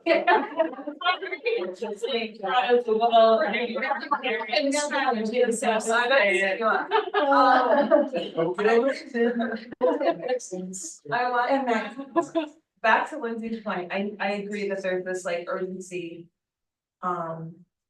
I knew to be aware of the email because we had had our meeting, and so I was like heightened, like, we gotta go, and I even tried to send it out to my staff, like, you need to watch this video, and even that, who were like. And I'm like, no, you need to watch this video, and so I'm thinking like, as RCEA, if there's a way that we can have like hosts as well, like help, like host a question session. For our members and if other people can join, I think virtual, you know, just for time's sake might be helpful or some sort of forum. But I do think that that is a piece we need to really try to communicate and get that piece out. And it's hard because we don't have all of the information yet, but at least from what we do have. And answering these questions today has been really helpful. So thank you for doing that. I appreciate it. But I think we need to. Staff, the majority of the staff does not understand. We need to help with that. And we need to help with that. Yeah, and I guess the corollary to that is like. It is gonna impact staff no matter what, like, so either, you know, we switch and lower the risk and we don't feel it as much in the like things that get cut. But everybody's going through this huge process to switch, which is gonna be a burden. So like, people need to be prepped about that, or if we don't switch, the likelihood is like, the difference between cutting 2 million and 6 million is huge. Things will go away, right? Whatever's on that list, like, some might be simple, but some will not, like services, other services in the district will go away, or there will be impacts or staffing impacts, like it will happen. So if we end up with a large amount that we owe, and that the staff will feel that way. So my concern is that they need to be prepared to deal with one of those, or I feel like it's gonna be harder after the fact if they weren't clear going in that either way, we are facing either a large task on all of us to switch in the middle of the year. In some ways we might reduce that, have been talked about, but or we are facing some uncertainty that we won't know all the ways it'll impact us, but it will, because you can't pull money from nowhere. Something goes away when you pull money. Thank you. So, To the questions that have been posed, this is just totally spitball and something at the moment. Could we try to do the meeting with Christie on Monday, October 1st, from like 4:30 to 6:30? Tuesday, October 1st. That way, if we make the district ERW this meeting, we have more information to be able to answer some of those questions, because I love the idea of live streaming you. I love the idea of being able to type in the FAQ page. But a lot of the questions we're gonna get asked, we're still gonna be at the I don't know phase, to then have to come back with an answer to you before October 23rd. I don't know. I know it's super fast and I know calendars are super busy, so I don't know. I'm just always going something out. I mean, right now, October 1st and 4:30 was the time we had scheduled the first Q&A. No, online Q&A. So I mean, we could say, hey, y'all tune into IBB, it's actually live. Yeah, with your IBB rep. You know what I mean? And if you have questions, send them to your IBB rep, they will ask them or give us time to it that way. I'm gonna reiterate, I think all administrators need to be there. Or at least the principal, if not both of them.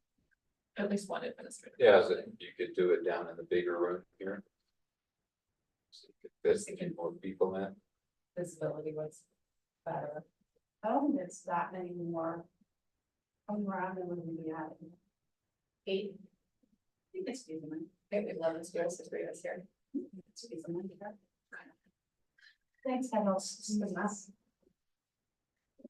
I was trying to tell you. Yeah, one more. Yeah, there's tons of room over here. Stacy got rid of 2 chairs. They can't see the presentation. So go over here and sit. Wait, what? 1:30. Yeah. 4:30, 6:30, October 2nd.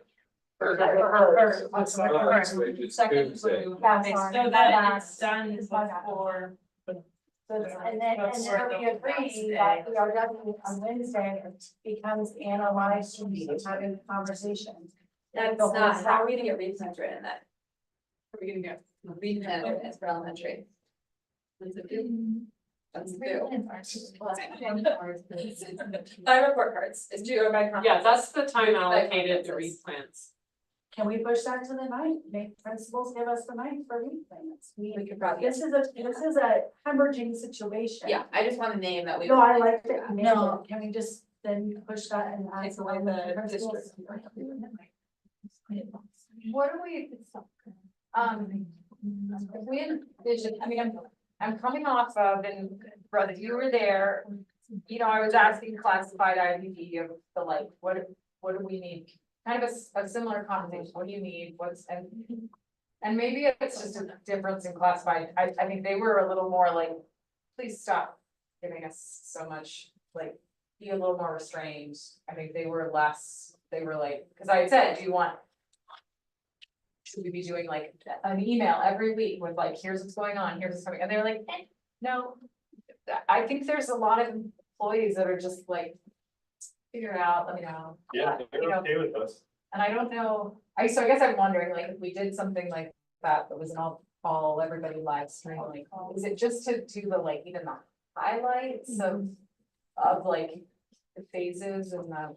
I think that's important. I think what Lindsay said is important to understand that no matter what we choose, there's going to be an impact. And Yeah. people have to understand that they are part of this. It's not something being, it could be something that is done to them if they choose not to, you know, engage or whatever, but they are part of this animal, whether they like it or not, and they need to understand how pulling this arm is going to affect them or pulling that leg is going to affect them. My biology, but very weak biology. You're all part of the system. Yeah, we are, it's a system, systems and. And am I right that the goal is like to kind of amplify the headlines and then further encourage people to like, please dig into the content, please. Maybe, you know, I'll be honest, the calendar committee was making it known yesterday, they were cheating the health insurance on responses, right? But like, hey, we actually need you to share your input on this. We need you to talk to your reps. We need you to lean in. We need to hear from you. We don't want you to feel like this is great. That's the goal, is that we want more people to grapple with us. Yes. Well, and be prepared, right? So like to have time to think about it before it's actually happening, Gotcha. right? So if they don't engage, like it's gonna create more stress in the moment. Because right now enough people haven't engaged with it that they don't feel stressed about it. So then understanding it is gonna create more stress. Now, my concern is if we don't, and so there's not clarity that one way or another there is an impact, which is stated fairly neutrally. Then when we're in the middle of it, in January, it's much harder to manage. Because people are still trying to backtrack to figure out what happened. Because they weren't paying attention when it was happening. And now they're already in a state of stress trying to cope with it. And they have less bandwidth to understand how they got there. Giving people an opportunity doesn't mean they have to take the opportunity, Right. but at least you give it to them. So is this saying that you would live stream this? Is that how you would talk about reaching that out there, body? We could, we were talking, our suggestion is October 2nd, actually. If we already have time in there, we can meet with our staff on October 2nd then. Yeah, I mean, and that could be, and I wonder with the replans, y'all tell me, if this was a like. Even short, like we need everybody to hop on a Google Meet for like 10 minutes. Yeah. And it could be Christy and I, so that she gets a little FaceTime. And I could bring to the October 1st meeting, like, are these the right talking points? And even potentially a script. So, I mean, again, this is really helpful. This is really helpful. And then on the second. And then on the second, just say like, hey, district-wide Google Meet, we need you to hop on. Yeah. And people hear that, hey, this is a big deal. We need you to lean in. Reminder again, here's all the tools. We've updated the FAQ. Here's additional meetings. Please, you know, we have like finalized list of who's your building rep. You know, so people really, that was an 8 slide. You saw that. so people know who to talk to, like, is that the right touch of what we're talking about? Because it's a captive audience, if it's during contract time, like, if you think it's that important, then let's give it contract time. And I feel like it's that important. I guess the question I have sitting here, though, hearing everything we talked about, where it was really a push to make a decision. And I know people will ask this, is like, so we did this, like. You went to this extra meeting for IBB and then we hopped on and heard about it. Now what?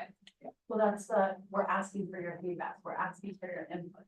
So then, but I think that what they're gonna say is like, is it like gonna be that we vote? Is it gonna be that Anna just makes a decision? You know what I mean? I think they wanna know the process of. The decision making. Yeah, the decision making process. I just can hear people now saying, cause if they think ultimately you're just gonna make the decision. They might behave in a different way than if they're like, oh, we're involved in the do you see what I'm saying? I think people are going to view it in very different ways. I know I would, if I cared. I think what Anna said earlier is, it is IBB making a recommendation on it. We are voting on it. We vote down. She can still make the decision, but then it goes to the board and the whole footnotes and IBB did not back this decision, which I think is a very loud statement. It's that. We vote to change it or whatever it is, and she goes forward with it, then it was we backed it. We vote to change it, she doesn't change it. It was IBB did not agree with Anna. Either way, the message is gonna be allowed to staff that IBB had a hand in the recommendation, whether it aligns with or doesn't align. They're gonna hear that very. I think though I am asking for like, cause I get like the first and the second piece. But what I'm asking for is then do we come together as a team and get to vote? In Yes. which case, like, we need to take care of that now, so that we can make sure everybody. I'm just trying to see this through Yeah, to the totally. very Yeah. end where we. It really feels like the most important thing is the groups that are providing input on the decision need all the best info. The entire staff doesn't need all the best info. They've got Anna's slideshow already. They're not making the decision. They have the opportunity, but you think how much time you spent today, all the knowledge you have, and you're still confused. The majority of ordinary staff members, they're not gonna pick it. Why? Because they're not making the decision. So you guys need to figure out what's the best way to get you the information you need to decide. And then the other groups that are a part of that decision decide as well, and then let the team make that decision. The other stuff is secondary information that goes out to the staff. Yes. So this seems like a pretty powerful way to get information to this group, whether it's this date or not. But some sort of way to have Christie be here, give a presentation, see all that stuff, you ask questions. Think about what specific criteria you need to make your decision. And then try and get as much out of that as possible without a massive amount of Q&A until Christie's laid out all the info. And then make your decision. So we're all in agreement, October 1st. October 2nd, those 2 dates. So October 2nd is just at schools. Doing a general presentation to people. I guess, well, I think what we're talking about October 2nd was like a live stream, quick hit. And I guess I wanna kick like Stacy and anybody else, like, what are we not thinking about in terms? Well, it's a district day, so you have a lot of different people who have planned things. Like, I think speaking for replans is just one of the little, like, we've got. Amy Fairbanks has something with her people, and music has something with their people, and STEM and high school science, and everybody, because they've planned that out as a district day. That's what you can make the decision to say, like, if Stacy's like, hey, we have to put this in. Then we'll all have to deal with that as content leads. And whoever else is not, you know, like Amy is not in the room or Patrick or whatever. Then we'll have to deal with that. I don't think that teachers are gonna be that upset about it as long as like they are given the time. I know read plans are gonna be upset if they don't have time to work on read plans, but we also don't need an hour and a half to do read plans, generally speaking. Unless we have a whole class full of kids, so, I mean, usually I only have to write like 4 read plans, not 20 read plans, so. And what is your outcome you want by doing this live stream to all of the staff? Is it just general info or? Yeah. Well, Right, I mean, personally, I feel like I have trouble voting. I'm like trying to represent people in my building that don't have all the information, so I haven't heard from them yet. And it just almost feels like this is backwards, like I wish we could get. I wish we could get first the captive audience on contract time where you do the live stream and share the information. Simply because people are not understanding how important this is to see your messaging now. Then I would like to have us in person with Christy. The question and answer session is already scheduled. That's already been advertised, right? I mean, I saw it in the, like, that is another opportunity, but I don't anticipate a ton of staff joining that. Because to find that line where it says that that's even happening, they'd have to have thoroughly read all the documentation, which is why we're trying to get them on district time. It's not happening. So is that necessary? Can we still meet on October 1st and not have it be like a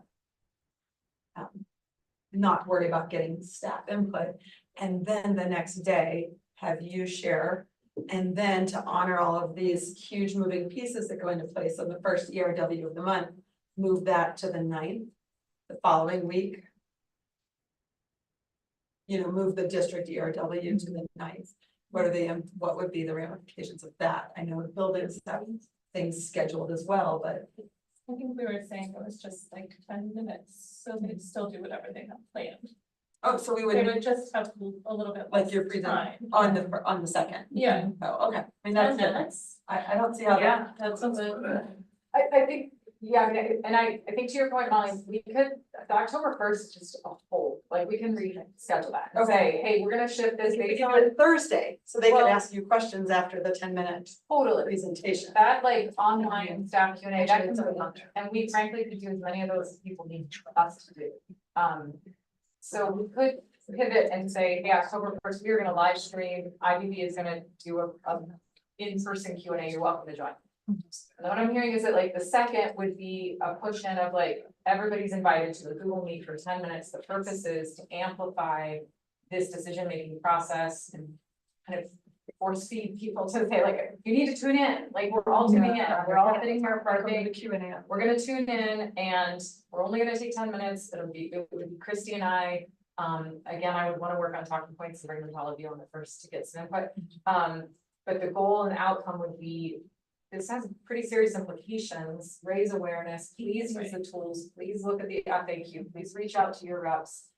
Show up at these next 2 Q&A sessions to ask your additional questions. Please engage with this because it's gonna, like we've all named, it's like this domino cascade of impact. So I think that's what I'm hearing. Yeah. We have we got a lot of that. We got a lot of questions. Yeah, and needs to. Can you go ahead? Just quickly from backing up with what Molly was saying of. She doesn't feel comfortable talking to the staff and then going back to carbs temperature check. I'm just curious to know, people mostly were sideways. Was it sideways because that's how you were at the moment? Or was it sideways that she didn't know how your staff would be feeling? And because if it's how you were feeling, then I don't think that 10 minutes is gonna get us there. So I'm just like, quickly would like want to know, like, if, I don't know how to phrase it, but like, was people who were feeling sideways, was it personal? Or was it like staff, like?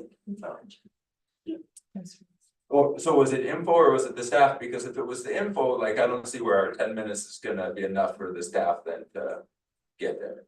You're right, the staff aren't gonna get there in 10 minutes. It's going to be, we forced you to sit here and listen to a change is coming, as opposed to them going to Megan and saying, just summarize it for me. It's gonna be Anna, and it's gonna be Christy, putting Christy's face out there, which we have not done yet. to build trust back in the district of like, this is your new CFO, this is who's leading this and helping us.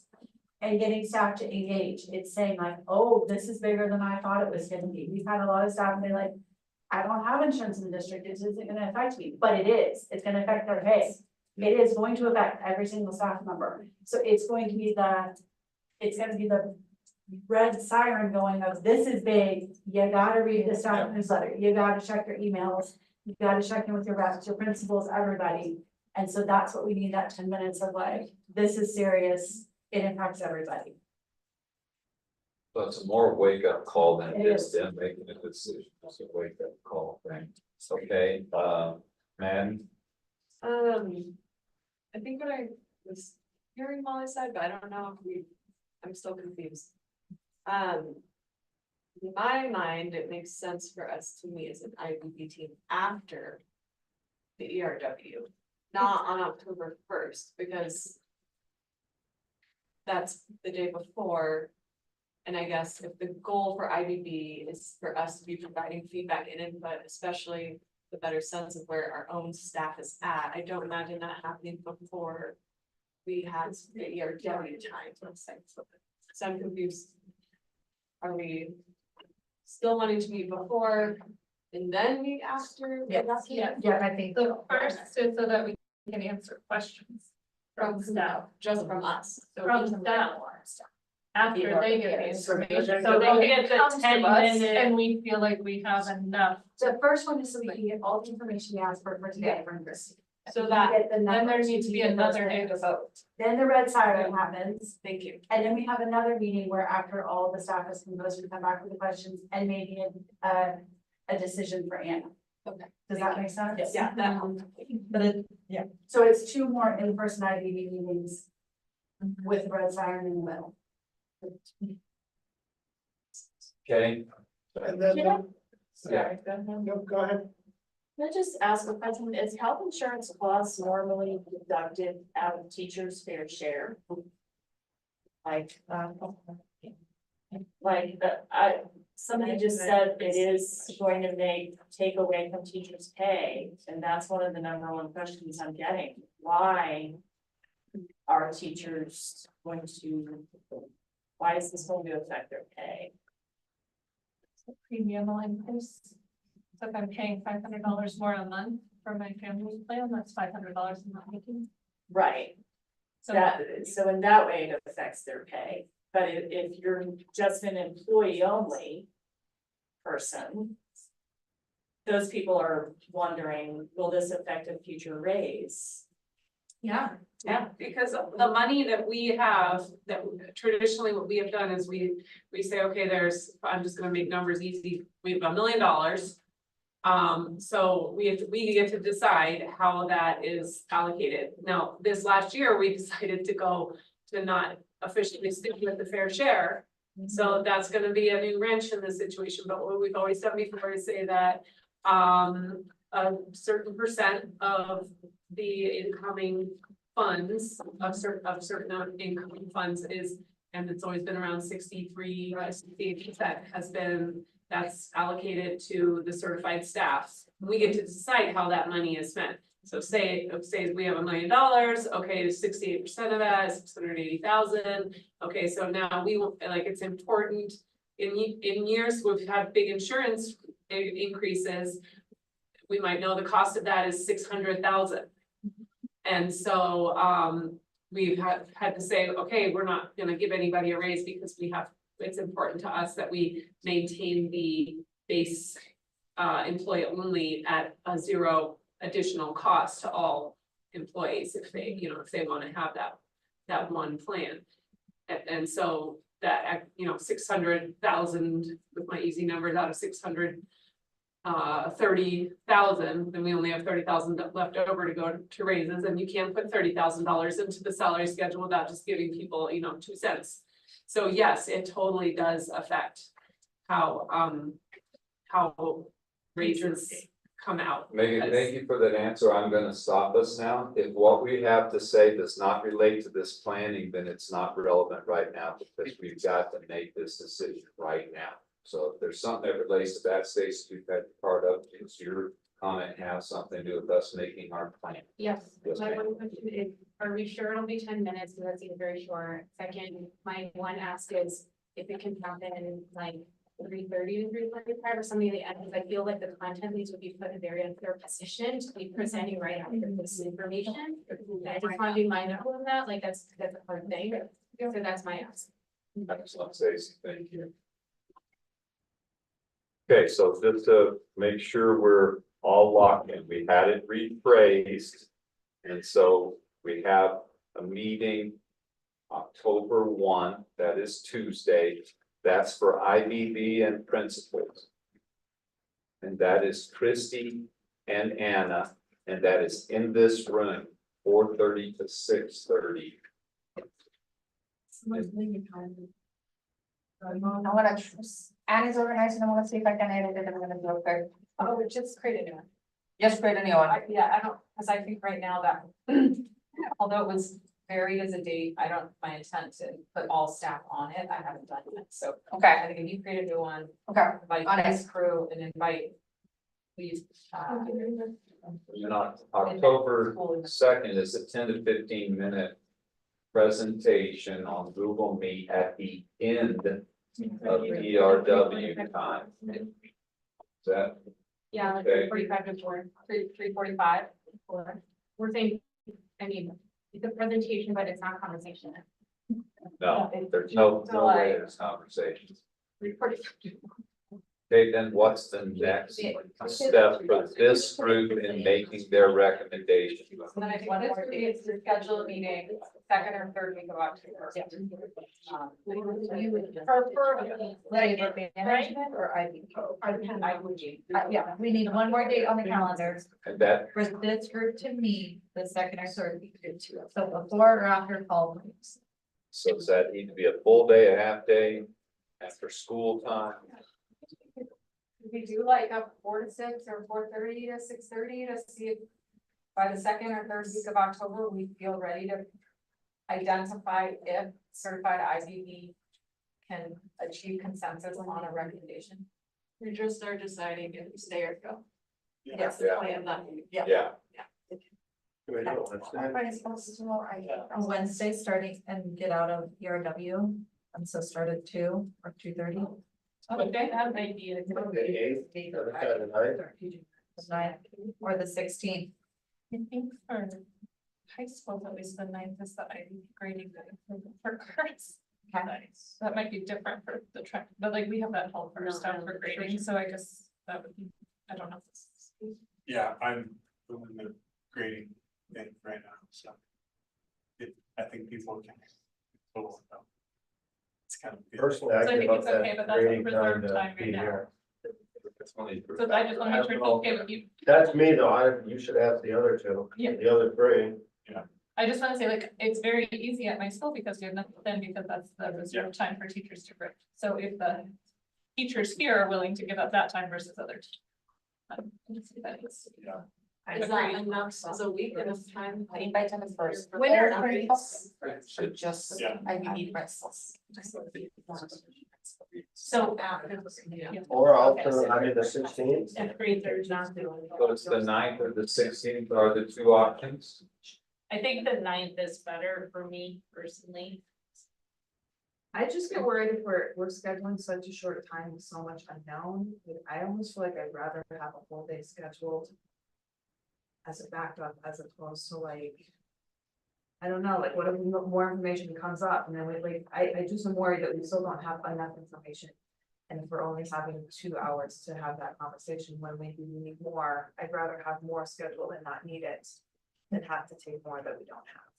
Because this group is so good at being concise. Definitely. I mean, if that's a Wednesday, we can start. Can we do it 2 to 6? Yeah, we Or could, yeah, we 2:30. could do that. But also the Yeah, 9th is 2:30. early enough, if our deadline is end of October, if we meet on the 9th during ERW and we're like, whoa, way too much, we still can't figure it out. We could, there's still time. Is your schedule? I would think, Date the 23rd. Yeah. oh, When do you have to take it to the board? You have to take it to the board before the 23rd? No. The 23rd is kind of our drop dead last minute. Right, if you don't have a decision by the board meeting on the 23rd, then we don't get to make this. Okay, does that make sense? Yeah. So October 9th and say 2:30 till, I will say, I will trust this group and I will suffer the little, first little bit of it, but I have a hard stop at 3 every Wednesday in October. I have a commitment, so. I can come and I can, that's summer night in here. We just have a board meeting at 5, so. some- we should have a board meeting that day. Yeah, Okay, so that, That's our 5, so. Could we just do, like, people could do a day or no?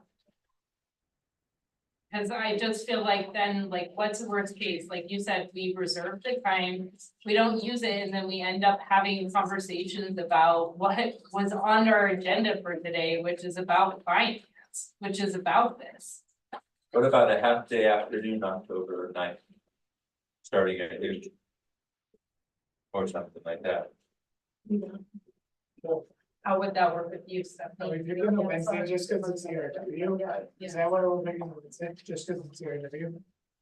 I think just because, yeah. that's what's the initial thing. I was just wondering because it backs up to the board, then that's like, I mean, I guess like today, and we're just backing up to a board meeting. Also, when we first voted, there were no no's today. Just like basically. Well, that was a temperature check. If we're voting, my thumbs down. Okay. Yeah. Well, and there were people who abstained from voting, so maybe their thumbs would have been down. I just think turning it into a full day. I think the odds of us getting involved in conversations and going down into the wormhole. When we don't have the time to consider every option, right? We have the 2 options. We're kind of. There is a deadline where we have to make a decision. I don't know. Like how much more we're gonna resolve in a day. We're not insurance people who know the ins and outs of all the plans, like. I don't know if a whole day is really necessary. It's when we're just- gonna vote. This meeting got hijacked by insurance. Like, we had a plan for what we were supposed to do with IBB, we did not get that done at all. And Yeah, this so, would be an IBB meeting. so that's why I'm I don't know. saying, Hold on, I don't know if I want to go back to an IBB meeting, if we're focusing on one thing that's second half of the meeting. I want to make sure we get that clear, because it's the most pressing thing, before we go back into IBB other ideas. Right, like, I understand that we have other things that are elephants, but like this clearly is larger than the elephant, and we have to get this organized, and if I'm gonna ask staff thoughts, I don't want thoughts on other things, I wanna make sure we come in focused on fixing this one issue. And so my agreement would be with Maddie in the sense that I will heard one presentation, a second presentation, feedback. I'm gonna come in pretty much knowing how my staff wants me to be, and I don't think I need all of it. I hope. We might hear stories and all these things, but at the end of the day, like, my staff is given a direction and we kind of have to go in that direction. I agree, that's where I don't see us going down this long rabbit hole with it, because if we're coming back with a conglomeration of what your staff has told us, that's what we're reporting, and it's not like, I don't see us going down a rabbit hole of. Because we already, There's Yeah, not but- more back and forth that needs because to it's happen just what you're between getting us back from and your staff. staff. It's just like, it's decision time. Yeah. Yeah. So it's the first, 4:30 to 6:30, it's 10 minutes on the second for the live stream. It's then we get questions, which just happens at school, then on the 9th, we do like 2:30 to, To 5, Five. finished before, right, or Two- finished 2:35 before. is probably what it will take. But then to what you were saying, Alicia, we had a whole second half of our agenda that's IBB related. it's just, Needs it's not, another meeting. it's not elephants, it's finance. Right. This is It was on the about agenda. finance, Right. like, they're the same thing. It's the same topic. Yeah, it's intertwined, and I guess that's what we were saying in our caucus. is that it feels like the finance information ties into this. But I felt like I heard a bottom line, which was, this is going to affect your salary. That's like the number, I mean, the reason I asked that is because people are blowing up my phone. My constituents that are watching this right now. Say this, ask this. Yeah. So I'm just letting you know, like, those questions are coming and people do wanna know, and if the bottom line is it's gonna affect your salary, I think people wanna know. How much, maybe? I don't know. People are concerned about the money part, so yeah, I hear what you're saying. I just think maybe then the conversations could be more, like, we will be more educated to receive the conversations with our staff. Jason? But I think, sorry, that was gonna slow down, but I also think, Alicia, like, that's coming next week. It's not coming in the secondary meeting, like, next week is the time, if we need more time, it's next week. I don't think it's in the latter one, after we've had Anna's presentation. And Christie's presentation, and then Anna's again. I don't know if I'm coming back with more finance questions. Or insurance questions, honestly, like at that point, I think I'm like insurance out. And I'm pretty much like, I have to know. I think like the finance comes next on the first. Okay. Is that just, like, are you disagreeing on that? Like, I think next week I wanna know finances. And I wanna be able to answer for my staff. How much is this gonna cost you? What is the financial impact on you? Those things I wanna know next week. But on the vote day, I don't wanna know, the number isn't gonna change. At the end of the day, the number is whatever they tell me in the first. I'm stuck with it. Okay. Does that make sense? Yeah. And I'm not trying to be like adversarial on that. No, I just am questioning then if the 2 hours on the first will be enough. Like, that's where I'm starting to like, maybe we need to start earlier on the first and not at 4:30. That's what I'm So, saying, I like, don't know. if you want the first to be longer, that's understandable. I just feel like the time to discuss the actual impacts financially are the things that we need more time with. As a group to make this decision, so I don't know if 2 hours will be enough for that. I don't know, I mean, if you think that because it's your presentation, if you think that you can cover enough to have us. Be able to like have all the information we need about finances in 2 hours, then yes, I'm fine with 2 hours. So that's more on like you guys, do you think? I mean, I think that the question, what is CEBT gonna cost in 25-26? We can answer that first. I think we can ask CEBT, like, because I need to get clarity. On what did they, anyway, I think we can have that answer. I think that, you know, articulating how difficult it's gonna be to name, I think health 25-26, we can do it. Because there's no way to know that. At all, because it's gonna depend entirely on like what we negotiate with the stop loss insurance moving forward, what is the ceiling of that, and you know what I mean, but we can explain that, but. We can certainly get from CEBT. Here's what either they're projecting 25-26 in the same way that they're giving some heads up to our neighboring districts, so this is what we're anticipating, so I think that information we can get from them. Because I'm hearing that we're stretching out longer into like, what's the financial impact? Future in the future world. So I think we can get those details by the first and yeah. And the like financial forecast from the state and the kind of max. I know there's not a max pocket. That's a separate thing from this. I think. So it's not because we need, like, phase 2 is not completely separate from phase 1. Right, if we say stay with Think Health and that puts us in a $6 million deficit, and we didn't realize that that means we're losing positions across the district, like, do you think you'll have a rough estimate of those categories that might be pulled on, like? Could we make a parking lot and by the end of Friday afternoon, we listed the questions that we'd like addressed and the numbers that we'd like if possible, or know that they're not possible. But I think today we've just been spinning and going lots and lots of different places. And people have clear questions that are gonna take time to research. So if we put those into a document by the end of the day Friday, that would give Christine Monday and on Monday and Tuesday to get us answers, or to say there is no answer. Instead of right now, we're just spinning. And I think to your point, I've been trying to catch them all in the FAQs, and you'll see a big list, if you go to that on questions from today, it says questions from 9:55.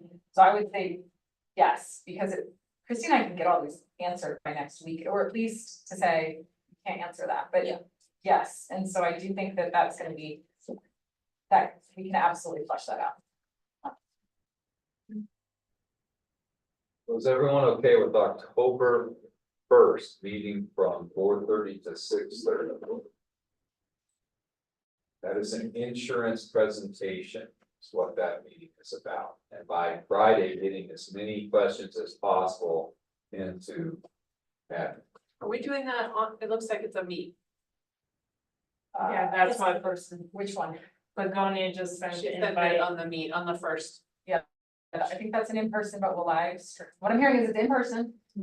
So like, And IBB is gonna show up, and one principal from every school is gonna show up, and we're gonna live stream that. Okay. And I'm gonna communicate all of this in an all staff email that'll go out Friday, that'll just say, hey, October 1, we need you to tune on to into the live stream. Here's the new FAQ updates. We're gonna blast into your ERW at 3:45 on Wednesday, you know, like I'll go through all of this in an all staff email before the other week. So that people have it, and then, I don't know how we do the live stream to everybody, but we'll figure that out, somebody smarter, and then I'll make sure we'll make up the FAQ, the virtual FAQ. For the next week, Christine, I can do that, just like another round, and I'll send that separately. So you want everybody in the district to watch the thing on the 1st, or just us and the? we have. I think it's just open. It's already. I think we Yeah, I just know. say if you wanna tune in, there's a Q&A session for IBB. Anyone who is super excited to mark the calendar for the one that's scheduled. That too. Because we're also gonna have them show up on Wednesday. Yes. That's just 10 minutes. Yeah, I know, but I feel like that's what people, they need to hear. Yeah. They need to know that one. Yes. Well, they're gonna be held captive for that. Yeah, I know. But they'll be like, why do I have to go to a meeting on Tuesday and on Wednesday? Nobody's gonna know. Because they're not invited. I guess my last, back to Alicia's point that I don't think we've ever resolved, I feel like this is our big question about finance, and I feel like once we solve that, we still have the issue of, okay, now we have a rough estimate of how much insurance this is costing us, but we really don't have dive deep into finance and starting to move forward with that, with us as a whole subcommittee doing salary and looking at, like you had wanted to talk a lot about today about where are our priorities? Do we will still want to be in the top 30% into top 3? Like we talked to the committee about athletic coaches who are really far below on that. And so when are those conversations gonna happen? So Jason, I think that's why Alicia was kind of saying like, is this a whole day? Like, do we come in the morning, the thumbs up, thumbs down in terms of moving forward? And the rest of the day was the second half of our day today. And we never did. get to, it's on the agenda. Yeah, and it's gonna take a year to work through this, so that's just where, I don't know when we're doing that.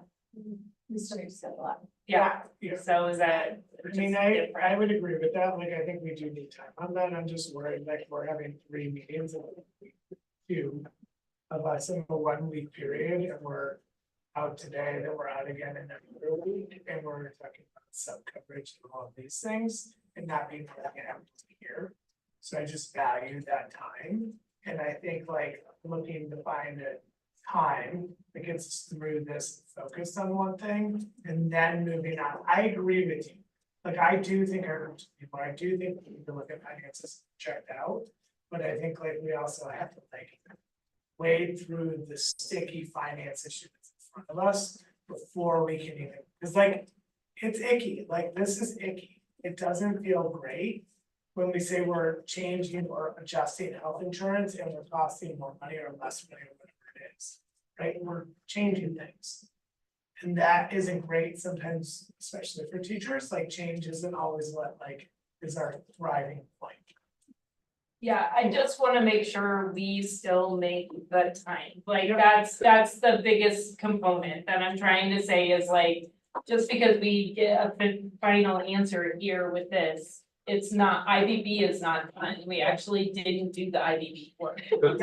Could we do October 9th from 2:30 to 5? Nobody has to make sub plans. Some of us do for the meeting. What's Yeah. that?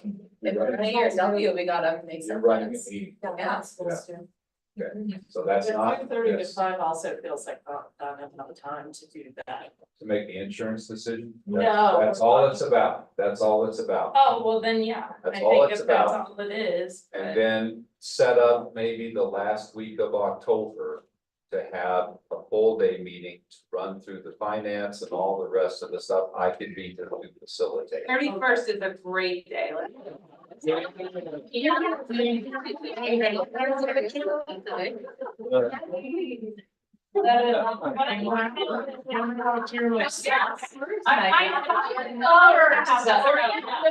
the 29th, yeah, something like. Let's do the first, you know what, Tim? November. Give this some. If we are dedicating an all day on finances, and one of the things that we had initially stated before the health insurance blew up. Was that we wanted to kick off a finance day with like the talk about where the money is, like what do we have to work with this year? Yeah. I can tell you right now that like. Christy and I will not be ready for that by the end of October, like we are so far behind on, she's still. I actually think that date, we will have more information and more concrete to work with if you give. Later, we have more time to get all Okay. that together. Maybe in between November break and December, I don't know. Feel more reasonable, I know that's crazy for everybody, but Well, why don't we just leave that to the LMC to discuss and see if they can come up with some ideas. But is the October 9th still reasonable, or do we want to not do it and to avoid problems with? That's great. It's I know we did 2:30 to 5. To get back. That's fine, it's just on Amy. I had to write something. We all have to write something on Yeah. every day. Yeah, I had you say it too. I have to write two things. Okay, so 2:30 to 5, and it could be sooner, it ends Yes, sooner, yes. okay, on October 9th. Okay, so are we all able to come on October 1, 4:30 to 6:30 live meeting, this room? Okay, everybody's in. All right, and then October 2nd doesn't really affect all of us, it's just a presentation, it's gonna be at the end of the ERW day, so that none of the other lessons are affected. Have that general meeting presentation. Then October 9th, this group gathers here from 2:30 to 5 to make the insurance call for IBB. Thumbs on that one, October 9th. Somebody send me Can I an go back invite. to October 2nd really quickly, as a Yes. content leads person who's planning ERW, like that just needs to make sure it's communicated with all content needs, that they need to schedule that time, because I just want to make sure that that's. And your shout out, write all this out, you can say to the staff, to, if you have questions to your IBB reps to bring to that meeting. for the Tuesday. Okay, so that's set for now, then the leadership group is gonna figure out when that next meeting will be. And do know that on November 20th to the 23rd, I will be not available. Remember, yeah. So we will miss you. I'm going to Vegas, maybe. I need some acupuncture right now. Study. Or like some PT. Thank you. Yeah. Counseling. I don't need that. I'm trying. I'm trying to use